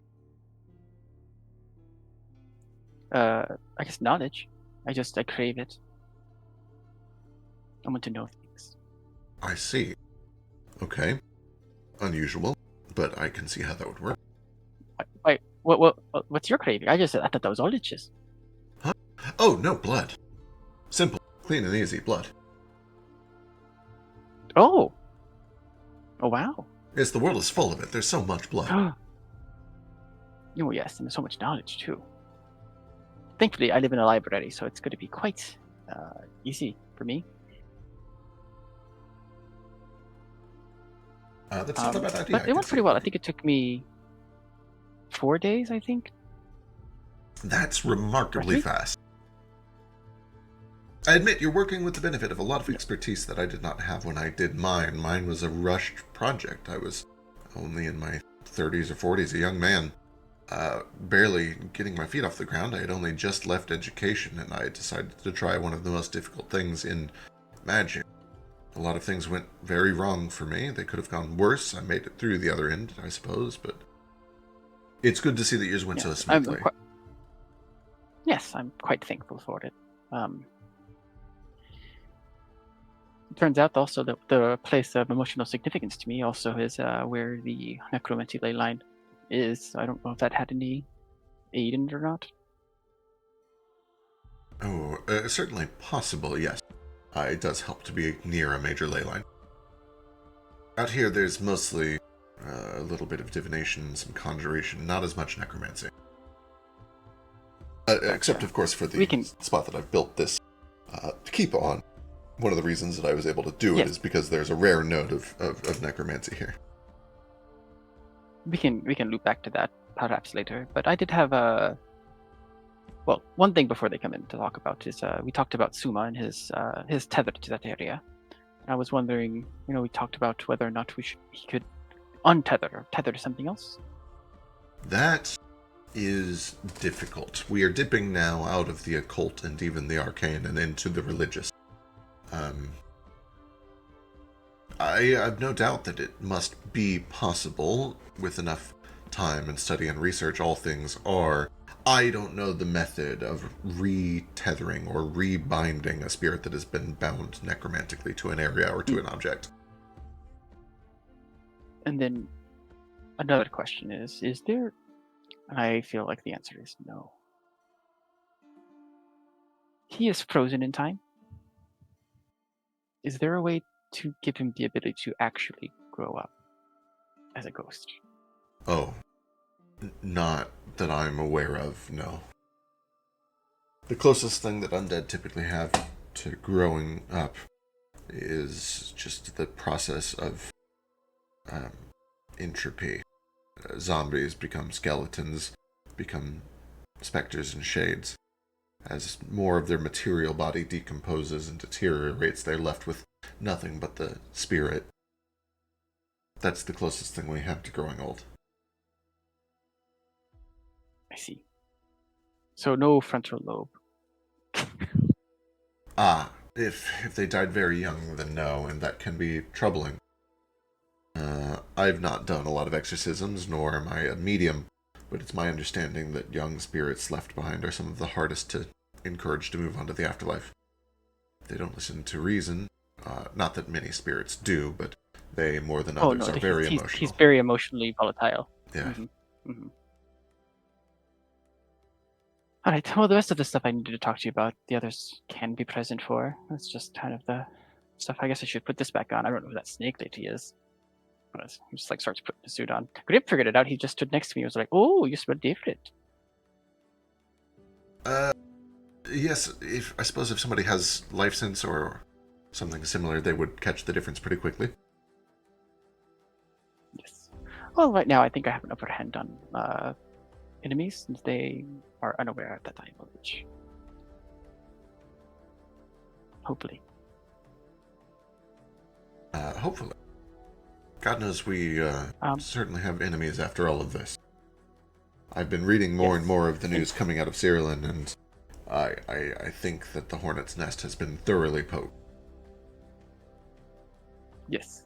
And I have a few things that perhaps we could use to fortify your area, but let's go ahead and get the others back in for the rest of this conversation. Certainly.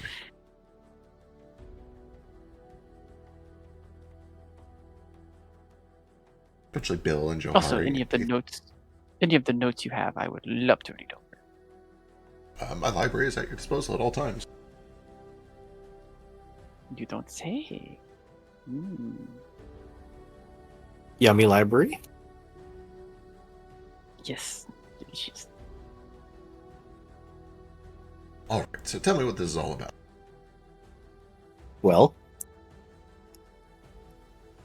we've heard the news, for one, that Cyrillin is sending an armada over here to, in all honesty, disrespectfully get up all on your shit. Yes, This is what the kids are saying. That's my understanding of it as well. They're calling it a special military operation. And I take it you can't leave this place. Not for more than perhaps a day. Can it not be moved at all? Baby Boy was just talking to me about retethering a ghost that had been bound to a location near his home. I'm afraid when I did this to myself, I used some very hasty methods in my youth and inexperience. Perhaps a good comparison is that I've glued my soul to this place. And I'm sure that there exists a solvent that could undo that glue. If that were to happen, it's likely that I would immediately move to the afterlife as my soul was freed. But assuming that that's... What if we moved the place? If you have a way to not only move the physical location, when I say this place, what I'm talking about really is the ley line, the necromantic ley That's what I line was that gonna lies ask. underneath this castle. Yeah. I have some ley line magic. I haven't really got to mess with it too terribly much. Most My of other it is suggestion- establishing and empowering ley lines, but perhaps we could alter it to change perhaps a stream of it to have you travel down. Yes, the ley lines in theory all intersect and connect in one way.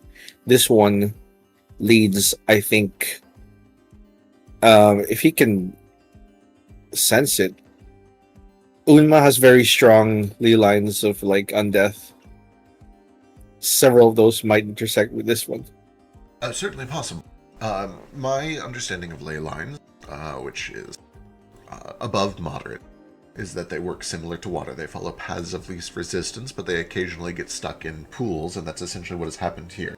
The many tributary streams of minor necromantic energy in this place have pooled here to create a small node, enough to keep myself alive and the rest of the castle afloat. But it is a pool. It continues out in a slow trickle, a stream back to Mount Avalon, where it is sent back out and dispersed through the ether. Much more necromantic, quote, rainfall happens over in the desert. Would be difficult.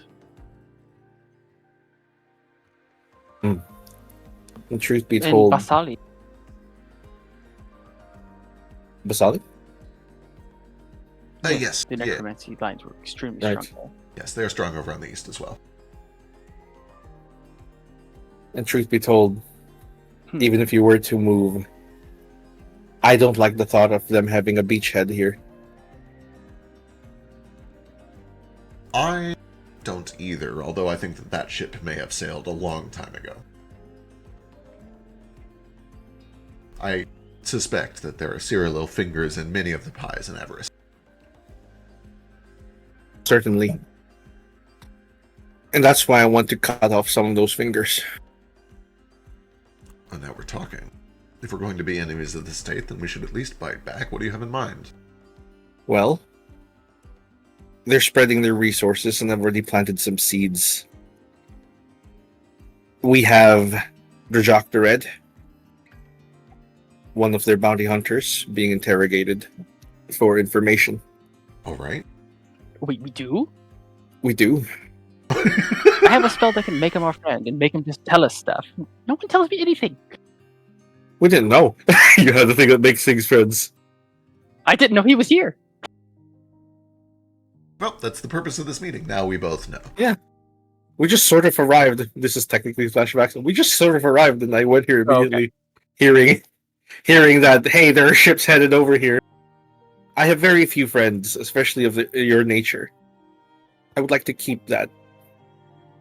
I want to preserve that friendship. Well, it is very kind, perhaps even noble, for you to consider me as all of this is going on. I wouldn't say no to help, but I don't know what exactly could be done to help. Well, you're all proper necromancers. Unlike me. I was wondering if you could perhaps lend me a few mindless swords. Oh yes, if you just need a couple of skeletons, I can do that. Is it possible you could make... I don't know if it's possible. You could transfer the ownership to me, so they're my minions. Oh, I don't know if I can do that off the top of my head. And out of character, I'm not sure if any like spells exist for that or rituals exist for that. Yeah, there's one off the top of my head, but it doesn't super work that way. I was wondering if we could like bend that. Yeah, show me what you got. What you got? Alternatively, It's, you could just... Yeah.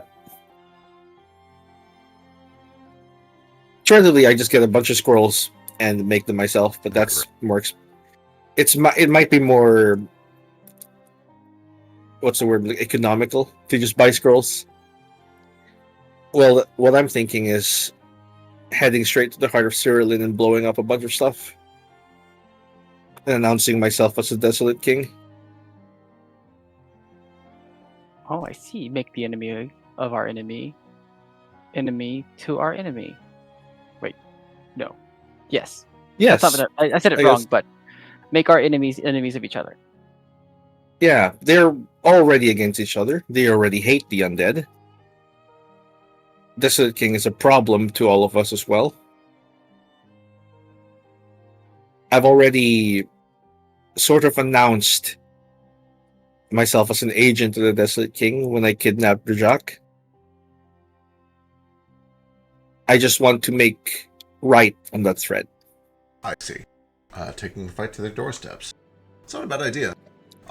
It might encourage them to do the same, which otherwise, I mean, they're on opposite sides of the wildlands. It's difficult for them to get an army down there, but it might at least focus their special forces, their special ops would go there. Right. Their logistics would be spent on sending them there, attacking the Dreadfort. I also wish to inform that, that we took the Moonstone. We, as in the Desolate King, took the Moonstones because they're weak.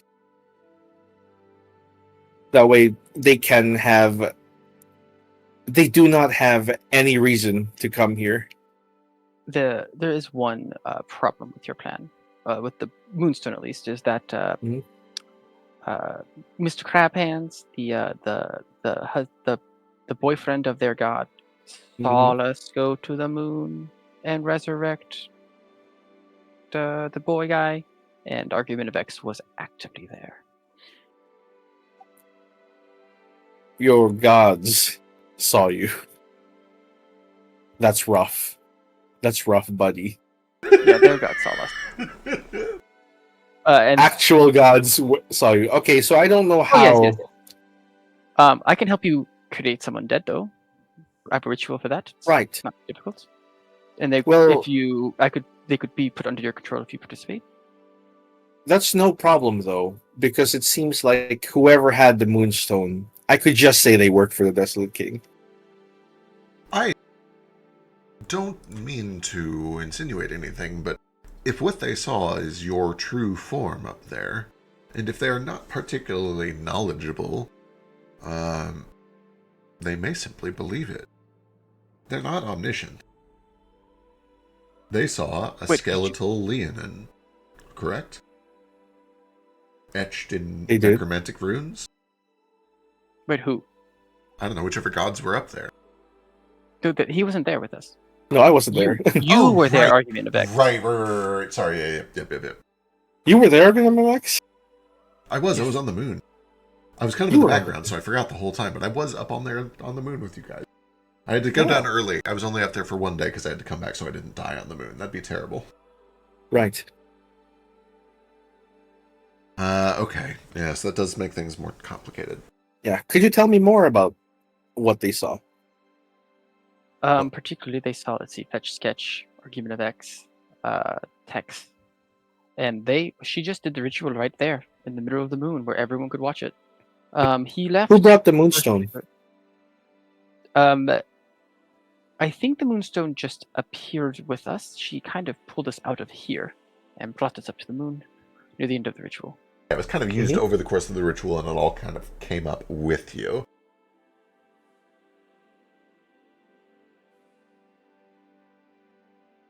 Tex had a conversation. I was too far away to know what it was said. Right. This could still be salvaged.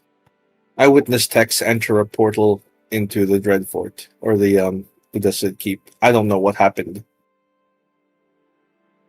But it would not be a lie to say they might have made a deal. Based on what I've seen. Even if it's not true. I guess the only issue I see is if Argument of X is, if you blame the group on working with Desolate King, that is saying that Argument of X himself works with Desolate King, which would then just make him a bigger target. It might, but this is a smaller area. Less important.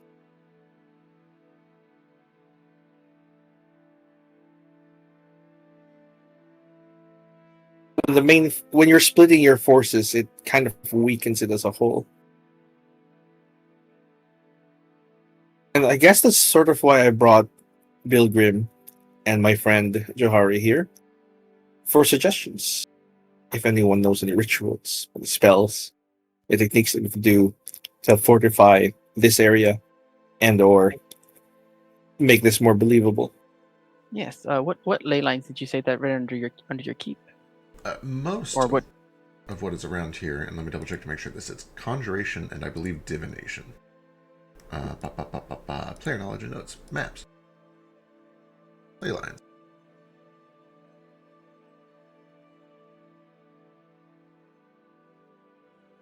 Yes.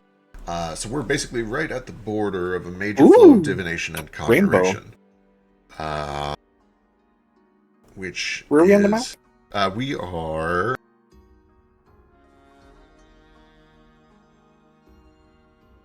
at the purple X.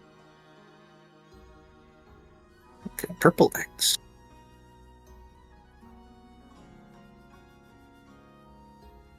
Okay. We're kind of in the middle of conjuration, divination, abjuration, enchantment? No, not enchantment. Yeah, conjuration, divination? Yeah, conjuration and divination. You're not too far from abjuration, but it is certainly not like right here. And now, with that said, those are the major flows. There are small tributaries of all of them everywhere. And in this case, enough of those little tributaries of necromantic energy have formed a small pool that he has built his castle on. Well, I do have the ability to, I guess, focus the power of these ley lines. I'm not sure what all that could do, mostly because Feck and I haven't decided what that would really do. But they if one of the things have a tool for establishing nexus. Yeah, if one of the things you can do is establish a channel from here to the bigger sources of necromantic energy, then he could possibly flow from there to here. So Bill kind of chimes in here. God, do I feel like I could? I have a question. Could I mix in some of my weird spatial distortion into this ritual to kind of I don't know. I have teleportation circle. Could I combine teleportation circle and a ley line ritual to try to move him down the ley line So give me an occultism check or Arcana. I think Arcana is technically better, but you're way better at occultism. Yeah, I am. Year. Do I think I can do better than that? I have another hero point. Second hero point. It's already midnight. 27 is enough to get a very good answer on this. I don't think you need to. You would be aware of this because it is kind of just a fundamental property of how magic works in this world. All of the magic in this planet essentially gets spurted out from Mount Avalon and dispersed outwardly in all directions, including out to the Barren Lands, where it gets sucked back in and then recycled, except for some of which shoots up into space, essentially. What that means so is that it goes away from it, not towards the mountain. Correct. What that means is, it would be the same even if it was going in. It's very hard to fight against the current and then come out on the other side. It would be very hard for you to make a contiguous channel to do this. Could you pull up the mapping? And I already closed it with the ley lines. What Bill chimes in here, though, as you guys are having this conversation, is, do we even need to have a contiguous channel? Could you not just make a new node somewhere else? And that's where Argumentative says, but I'd have to find some way to unglue and reglue myself to the new node. Does Johari have something to know about the ungluing? Great question. Probably not, but let me see. And then I also have a question about this gluing thing.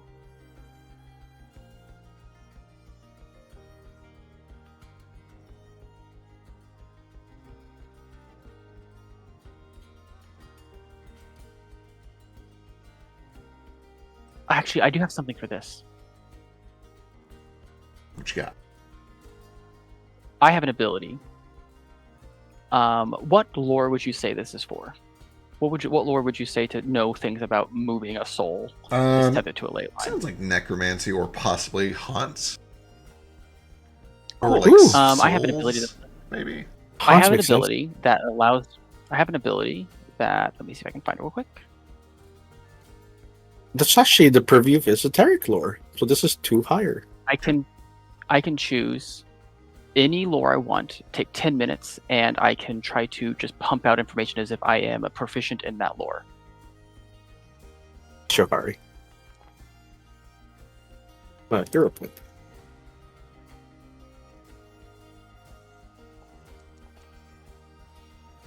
Ooh. That's 35? Jesus Christ.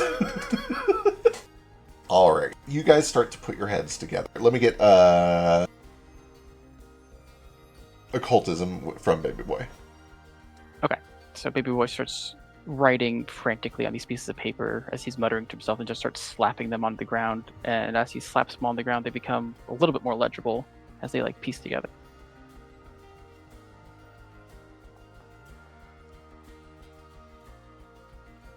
Amazing. The three of you kind of put your heads together, and all of you are able to come up with some things that might be useful. Ethan, I think, is the one who really nails together something that shows some promise. Argumentative explains that he has essentially glued himself to the ley line, to the pool itself, to the mana, which is it's a very arcane approach to doing things. It's a very intellectual approach. You staple yourself directed to the battery so that you always have power because you're right next to the battery.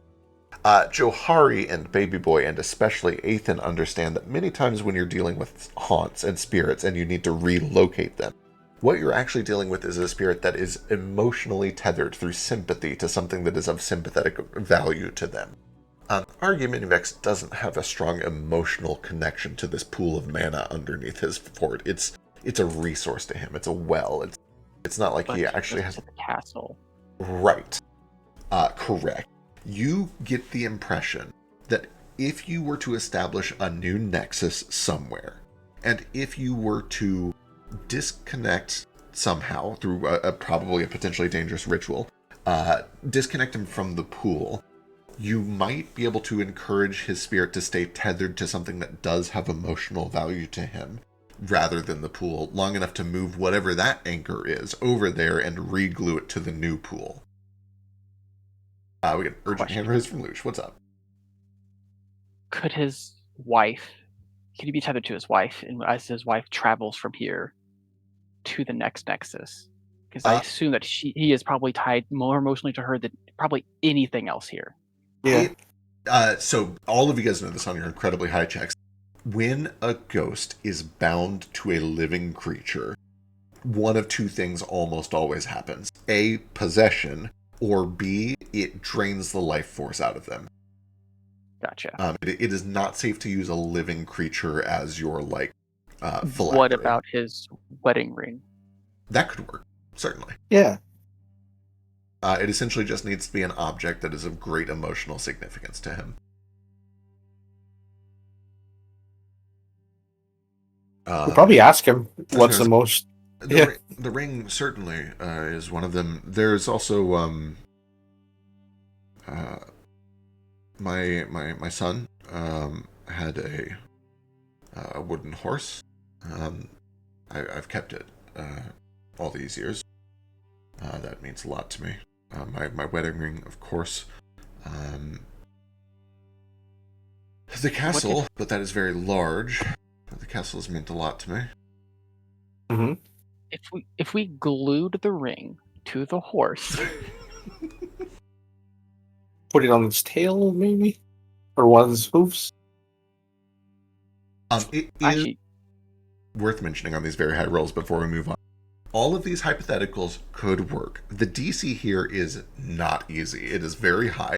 But you would also understand that the what happens on a failure here is his soul peacefully moves on to the afterlife as it's been trying to do for hundreds of years anyway, right? Like, that's the fail state. Yeah. So, it's up to you how you feel about that. Would any of these help? He just pulls out, like, a little box with, like, 3 of these wooden seed things from the obelisks. I don't know if these the Seed of the Moonlight Prayer. I don't know if he knows what those are, but as if on cue, you hear the sound of rustling leaves as a Fef kind of flies back in, folds her big maple leaf wings back behind her back. Says, "Where did you get those?" They were embedded in the obelisks we were destroying. These are pieces of the Seed of the Moonlight Prayer.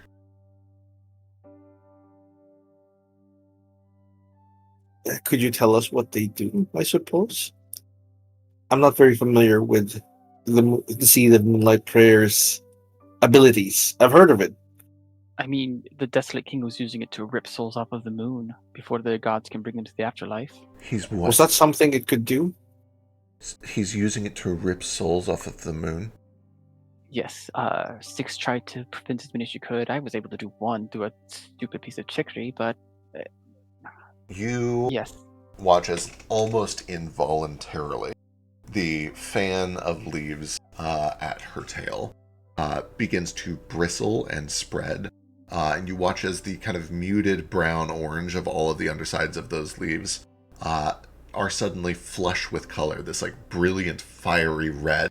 And at the center of each leaf, there's like a yellow dot that almost gives the impression of an eye staring back from the leaf. And you can just like, her face is stone cold firm. It's just a wooden mask, essentially. There's no morphing of her expression, but you can read from the leaves that she's furious. She's absolutely enraged. But she eventually kind of shakes her head and says, the seed. There, hundreds of years ago, many people died in an unjust way because of a greedy landlord. The seed was a joint artifact created by two gods, a god of nature and a god of death, to bring those people back and give them new bodies. It bound their souls to plants. It made them new bodies woven from wood and flower and leaf. They lived for many years in those bodies before moving on. Styx was hoping that we could bring it back to her, since it is being so misused. Yes, it cannot be used like that. That's an abomination. That's sacrilege of the highest order. That being the case, could it help us with this? It's an artifact of great power. It's made to bind a soul to a new form. Perhaps it could help.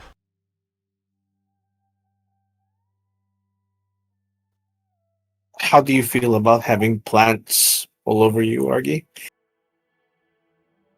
Better than being destroyed. I think I might look good in plant. It looks good on a FF. It's Could be a Braden Foster. I tell you.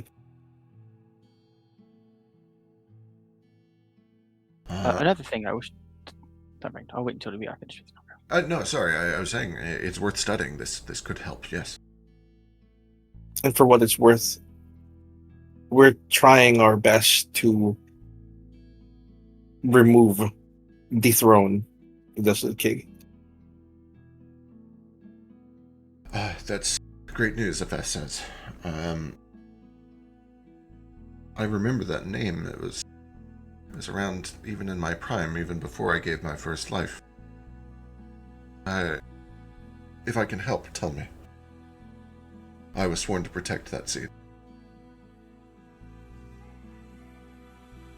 We'll think of something, and I'm sure we could use your abilities. I would be happy to help. I watched over the castle where it was kept for hundreds of years. This is a theft, right? Yes. Or do you have any connection to the grove that you were protecting? Yes. Can you, even from here, tell what's happening there? Oh, I'm sorry, not that kind of connection. I can't clairvoy to it. If you got closer, could you at least, I don't know, like a vibe check? Or do you have to go there? If I would go and inspect it, yes. I'm afraid that I don't have any means of farsight. Yes. It might be dangerous to go there. While we were there, and I'm sure argument because you probably remember this, we saw your son. I hope he didn't cause you any trouble. Yeah, he just like stole branches from a tree and it flew off. Which, who knows what that's about. What was his name again? Witherwing? Witherwing. I think I have a way to get him to you if I come in contact with him. If I'm able to get him to you, do you think you can help break whatever hold the Desolate King has over him? It's possible. We even have these, and he just holds out one of these necklaces or charms. Johari created these. They help you resist. It's not perfect, but they increase the chance to resist his hold. Is it, if you get far enough from him, could you break it? Very likely. His hold is weaker the further away from from him or his obelisks. Yes. Well, Argumerac, you are a renowned necromancer. Do you think you could break your son of a different necromancer's hold? I would love the opportunity to try. I don't know, well, it will be a shot. I have the ability to force my will upon others. I could probably send him here. It is worth mentioning that this creature is near mindless, even before the Desolate King's control. This was early in my studies. I was not very experienced. Near mindless. Would you prefer him to just move on then? He looks down. You can tell that he's not ready to say it yet, but he might believe it. Well, at the very least, that decision does not have to be made now. We can at least try getting him here. Yes, one thing at a time. Near mindless, importantly, because Right. of how some magics work. Is he near mindless, or is he truly mechanically mindless? He is mindless. Well, that's rough. Oh, this one does not dominate. Does not say they have to have a mind. Fair. It is. Does it have the mental trait? Oh yeah, then you need a mind. Hold on. Wait a sec. Oh, that only works for fear.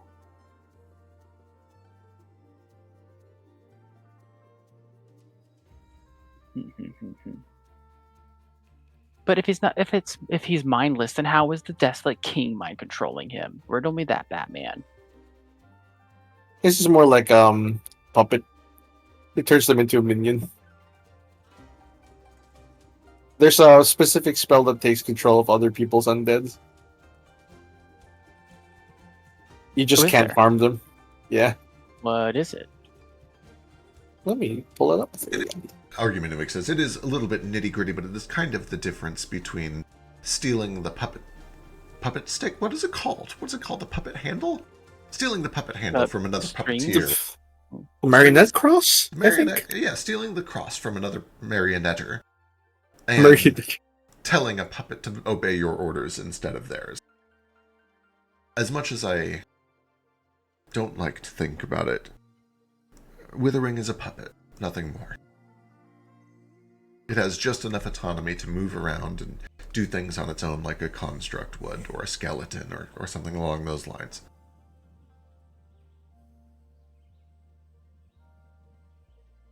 Here it is. It's called Bind Undead. It's a spell. It'll allow you to control a mindless undead for 1 day. Oh, it's an occult spell. I could learn it. Mm-hmm. You can also just get it as a scroll. 3rd level. Though it has to be... Let's see. 1 mindless undead creature with a level no greater than the Bind Undead spell rank. And I have a question as a backup. I guess if it has mental, never mind.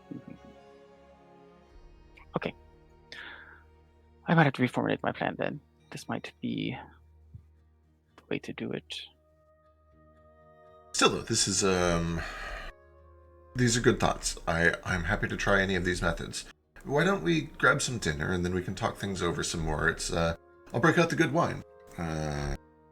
My treat. Excellent for those of us who could still taste. I can taste. True. He treats you all to a fabulous banquet, far beyond anything that any of you guys could ever need for yourselves. Luxury and waste the entire time. And eventually settles in to talk through more of these plans with you. I assume we'll Does Baby Boy get pamphlets to eat? I don't understand how this works. True, he probably gives you a book. I do have one other thing I want to throw in here before we close for the night. Yeah, what you got? And it's kind of similar to the offer I made for Edel and Tex, is these communication devices, so that he and I can stay in contact in case shit happens, and then we can bamf over here.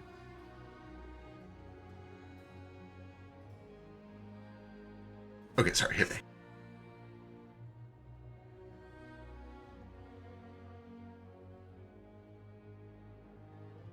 Oh no, is my internet dead? Am I alive? No, you're here now. You're here. Okay, sick. Hello. Excellent. Sorry, what did I miss?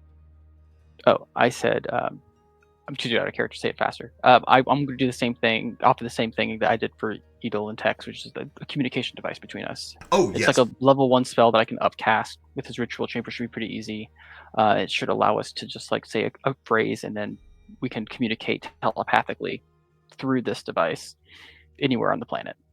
Perfect. He's definitely down for that. I need to work with you to figure out the exact mechanics of that, but I know it involves the like summon elemental thingy ritual, which seems elemental sentinel sound to me. But yeah, we'll work out the specifics. He is absolutely down for that. Yeah, it's pretty cheap too. So I think it's 60 gold to make each of them, like to make per.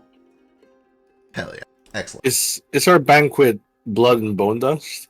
For the record, he has tons of normal food, and he does partake some of it. I'll just like grab some notes on the way out of past the library.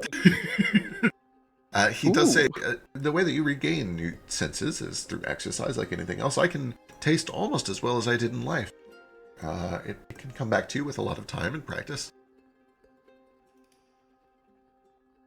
I'm not sure if Bill Grimm ate even before he wasn't dead.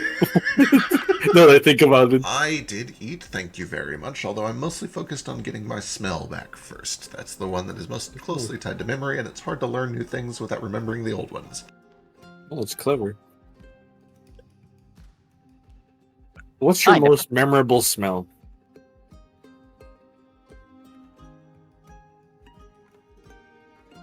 I love the smell of pine trees. I've only been far enough south once or twice to be able to smell them, but it was a very nice time. Would you That's a believe good me if smell. I told you I went skiing once? What is skiing? You strap small sleds to your feet, essentially, and then you it's like sledding, but you stand. What is a sled? A sled is a piece of wood that you use to travel across snow or sand. What is snow? Oh, like gliders. Sand Say, what gliders. is snow? That might... No, you probably know what snow is. I know weather. I know weather phenomenon.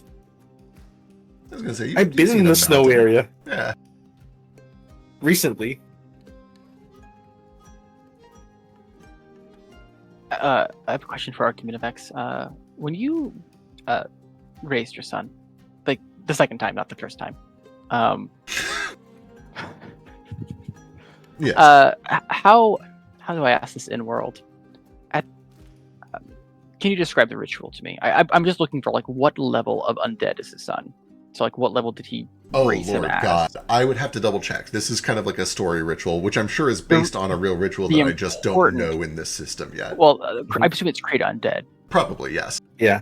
But mostly it's just like in order for bind undead to work, it has to be one mindless undead with a level no greater than bind undead spell rank. Got it. Let's go see. Well, here I can tell you what. I can just post the spell the ritual if you want. Yeah, I can also just I go guess grab it's- Witherwing CR real quick too. Oh, there we go. Yeah.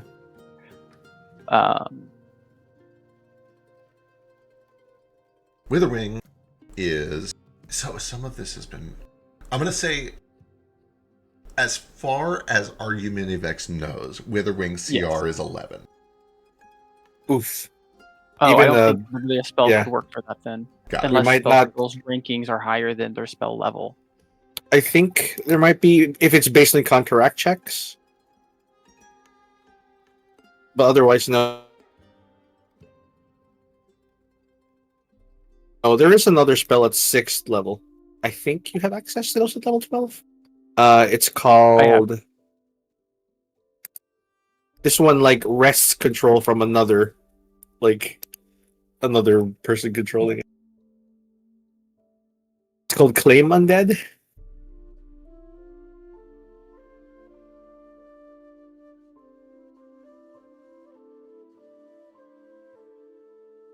Yeah, the controller makes looks a like will it's save in that case. Looks like it's an oracle focus spell. Oh, true. Oh, that's And unfortunate. nothing else. Yeah, unfortunate. What was the name of your spell, baby boy? Which one? The other spell that you're going to use to break it. It was Bind Undead. Bind Undead.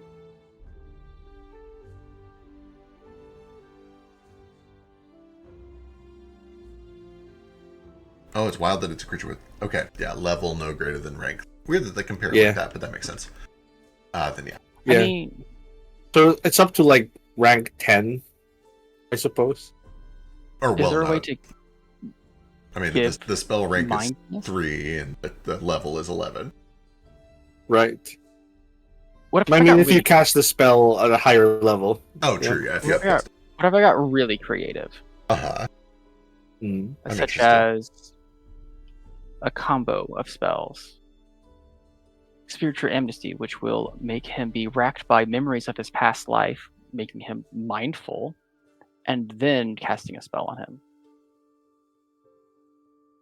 It doesn't say it makes him mindful, but But it says overwhelm them.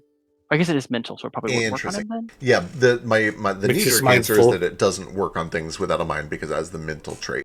But if we're getting creative with it, you could throw it at me and there might be something that you could do here. So yeah, poke me with that between sessions. I'll see if maybe there's a ritual that you could spin off of that or something. In the meantime, all of this kind of represented by you guys studying with these guys overnight, maybe into the wee hours of the morning. We are about 20 over. We do need to wrap up soon, but I do have a hand raise from Drake that I want to get to before we wrap up. Drake, what's Tex up to? Yeah, we have just so many days of bullshit happening. Yes. And I have 2 hero points. Can I just spend a couple days earning income? Hell yeah, absolutely. Yeah. What do you do? What's Doing the technical mail? work around here? Yeah, I guess. He definitely can't go into Famatory and do something there, so it would probably just be something around the guild, whatever that entails. That makes sense. It could Mechanically, Okay. I don't think that there is any way for me to justify.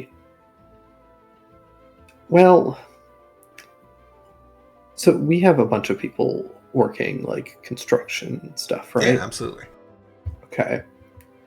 So, as I explained last session, there are boats that you can drive with intimidation. For sure are. Can I just be a foreman for a little bit? Yes, we're actually on very similar pages. They could certainly use a foreman, and they could use that in multiple places, but especially over at the garden, where Foster is funding a very large construction effort. So you can absolutely do foreman work over there if you'd like. And they do also mention that there are a bunch of groundhogs that are like destroying the gardens that need hunting. So you can be a foreman and kill a bunch of groundhogs if you want. Oh, sure. I'll spend 2 of my days doing that. Amazing. Give me some rolls. I don't have the chart pulled up. I assume you have the earned income chart pulled up already, maybe. No, I just closed it because it was all with level included, and I don't understand how to read that chart because it's insane. All I know is you have to make up a DC, which is arbitrary, whatever the fuck you want. Oh, it's actually very hard coded. It's a DC 18 at your level. Good thing I. You get chased. Nice. Hey, that's a success. And day 2. Yeah. Is it still intimidation to chase the groundhogs away? Absolutely. Okay. Woo! Hell yeah. Dog. Higher income. Critical +1, and you're and you're a master in intimidation? Yes. Amazing. You make a grand total of 25 gold pieces for 2 days of work. Which I say tongue-in-cheek because you guys are made of money, but that is a tremendous amount of gold for a normal person. I'm not. Oh, right! I forgot you don't have as much of a cut. So 25 gold pieces. Also, as you are doing this... Well, I don't have money because I spent it all. I see. Texas decked the fuck out. Hell yeah. As you're doing this work over at the garden, though, chasing groundhogs and yelling at people and just doing all sorts of foreman work, you do find very quickly that one of the people that you are foreman over, one of the people that you are barking orders to, is oddly familiar. It seems that a young man named... familiar to me at all. I have never met this person. Were you not in the cave suit? I was not in the cave. Nope. Who was it? It was Baby Boy? Jane, Branch. the twins. The twins. It was the twins were there. Okay. I think... Oh, it's just a cave orphan? I think this is when I was causing problems of my own. Yeah, that's right. You were in Moresco. Yeah. No, that was when they were cleaning out the fucking landfall camp and having a good old time. Oh, that might be true. I think I remember Drifter being there and conflated with Drifter. Shit. We have very similar personalities. It's understandable. Yeah, of course, very, very similar. Yet another person who has no recognition of Dalska Baronoff now meets Dalska Baronoff. As far as you know, he's just another one of the garden workers. Perfect. I don't like his face very much, so I yell at him especially. Yeah, he has the demeanor of a broken and useless man. Oh no, I don't have to feel bad. Alright. Anything else for Tex? No, I don't think so. Like I go over and talk to Gigi at some point and I get him to like deck me out and all kinds of stuff. Perfect. Excellent. For what it's worth, if you want to spend those couple of nights in here continuing to fuck with Branch's dreams, you can absolutely do that too. Yeah, I mean, I don't know when we're planning to like start breaking off, so I definitely won't use it on a day where I'm like, okay, we're about to leave. I don't want to. But I will test it out one more time on Branch. Excellent. Branch, give me another will save. Uh-huh. All right, sure.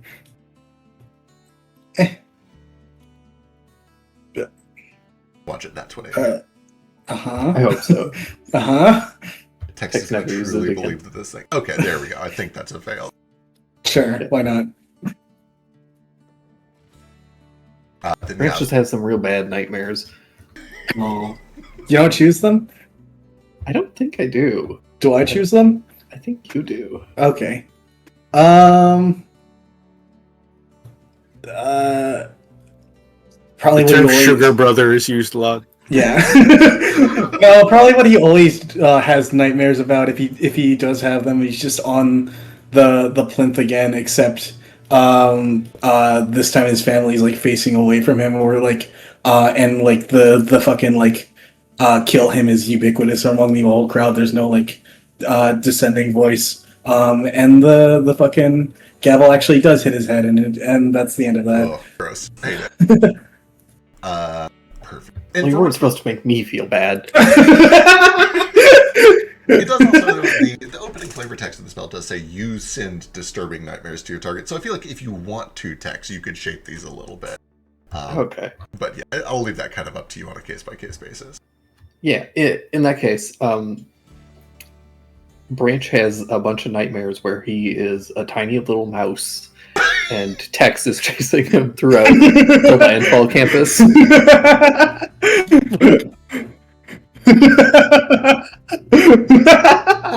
Like actually, okay, all right. The text shows up the next morning. I was like, do you have any nightmares? No. Why are you so concerned about my sleep patterns? Damn it. You were the one that was concerned about us being targeted by Cyrillin. How about you being Deception check. Oh yeah, I should deception that.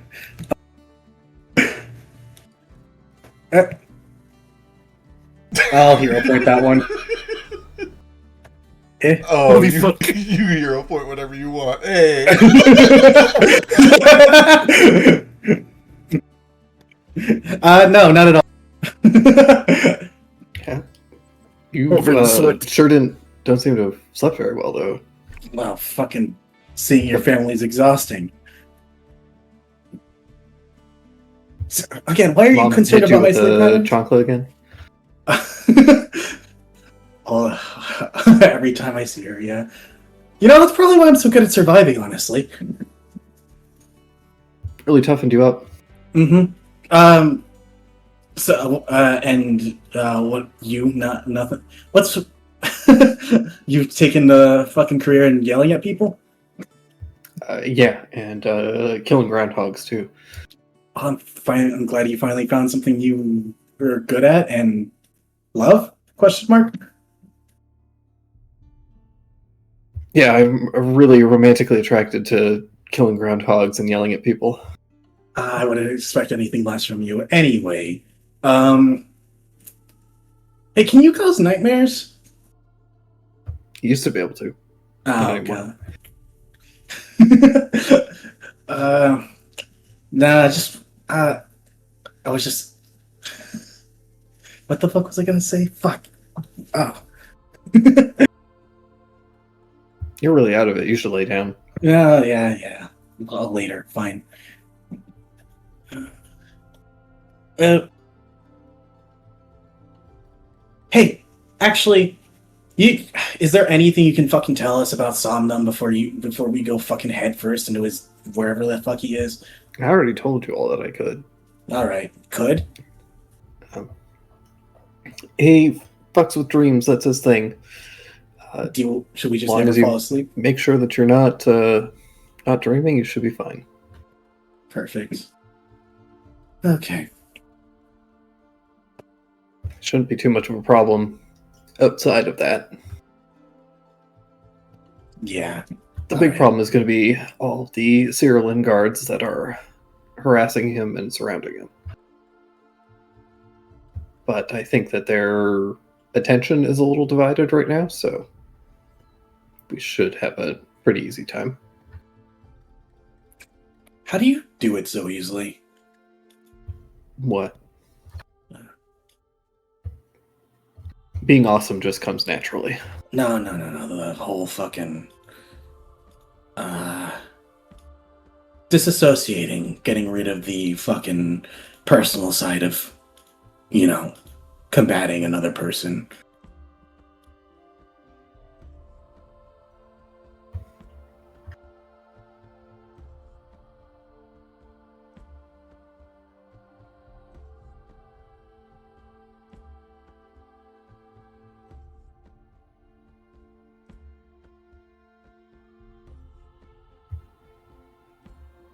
I think it's because I realized pretty quickly that everyone is the same.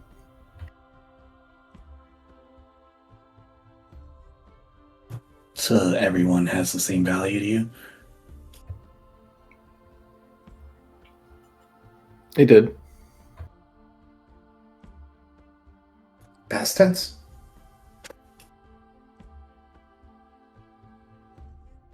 I'm not sure yet. All right. If I'm going to continue this line of work at some point, I feel as if I need to get over whatever moral conniptions I have over fighting people. And you do it better than anyone else. From what I'm told. You did kill a dragon, right? Sure did.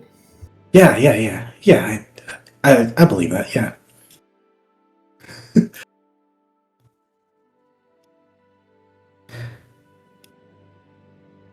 Whatever. I've never seen you fight. Everyone else assures me you can. So, hopefully working with you won't be terrible. I don't know. Might be disappointed I am just a cat. Yeah, I usually prepare for the worst. Anyway, Probably for the best. You gonna do go say that crossing a black cat's path is bad luck. I've got plenty to spare.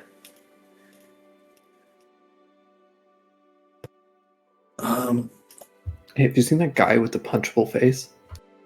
Is there a guy with a punchable face? Yeah, I've been yelling at him all day. Do you want me to go punch him? Can we go punch him? I don't have fists to punch him, but you're welcome to. I should go see Ethan about something first, and then we can tackle him to the ground or something. What's he look like? I don't know, just like a human dude, short hair. Oh, one of those. Okay, I'll go look at the freak later.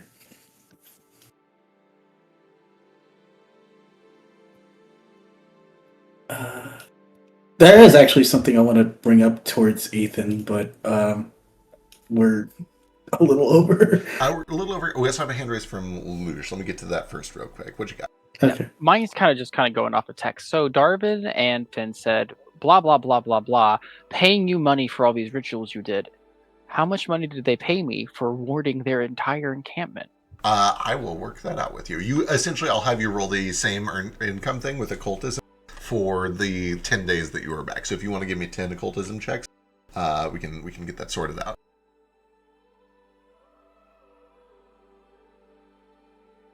Is there a way to make us times 10? You can do it with square brackets and just paste it 10 times. So if you do, oh shit, it didn't do it. Hang on. If you do this but without the periods, and then so put in the appropriate number, remove the periods, and then copy that 10 times.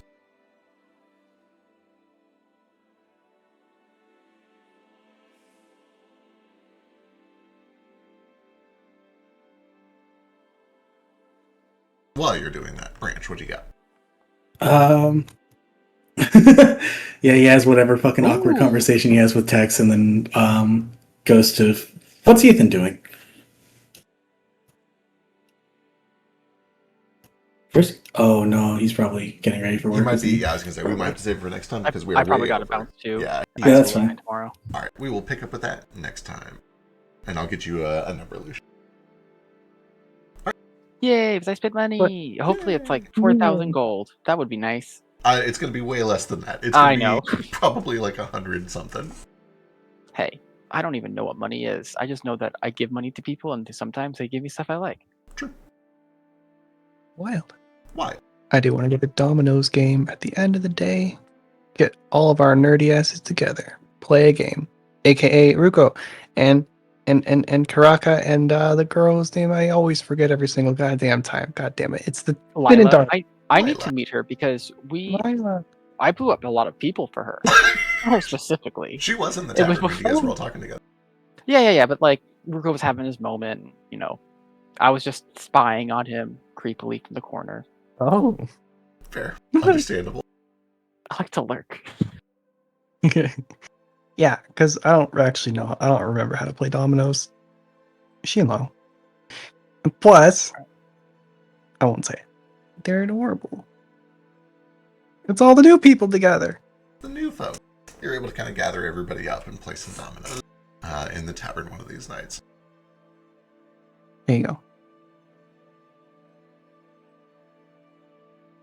Now, You're pretty convinced that Finn cheats. You're not sure how. yeah. A game that is played open face on the table, but it feels like he's cheating. That amuses Ruko immensely. He's like, how the heck is he doing it? I know. Okay.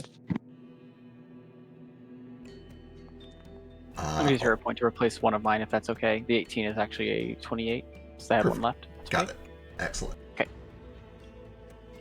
Okay, I'll get you some numbers, and that, I think, is where we will start wrapping things up. Cool. All right, guys, I have to go. Bye, forever. Bye! Good night.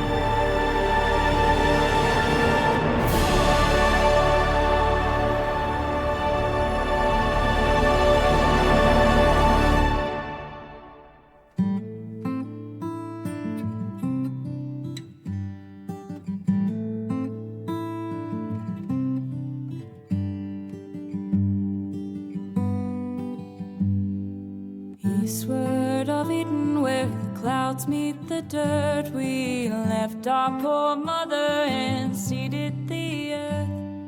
Gates they were shuttered, the latches were locked. Oh, eastward of Eden, where men become gods.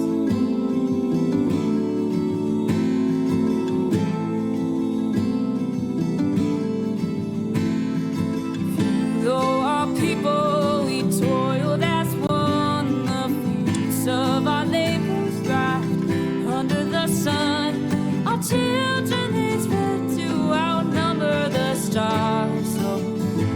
Eastward of Eden, where day turns to dawn.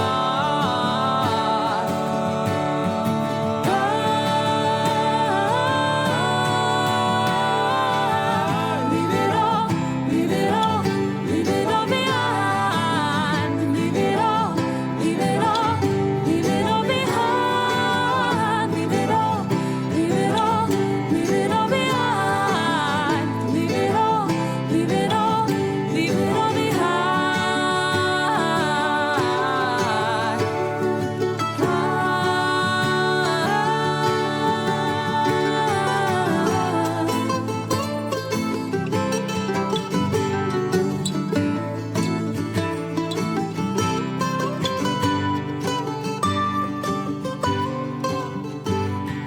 watered our forests with fire and flood, and fed our own egos with our brother's blood. We starved every ocean till they ate up our shores. Oh, eastward of Eden, where we always want more. Our towers, they rose up and set with the sun. Our servants, they burned us with fiery tongue. We run our wings of metal, surprised when we fell. Eastward of Eden, where heavens are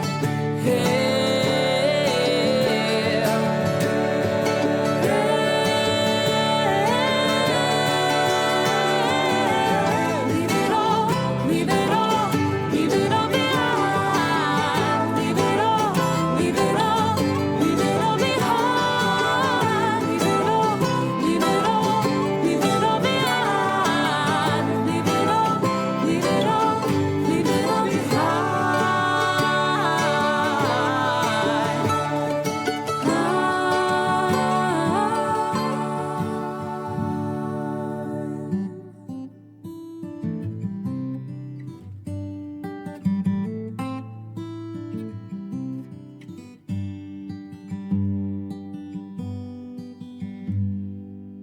Eastward of Eden, where the dust meets the dirt, we murdered our mother and strangled the earth.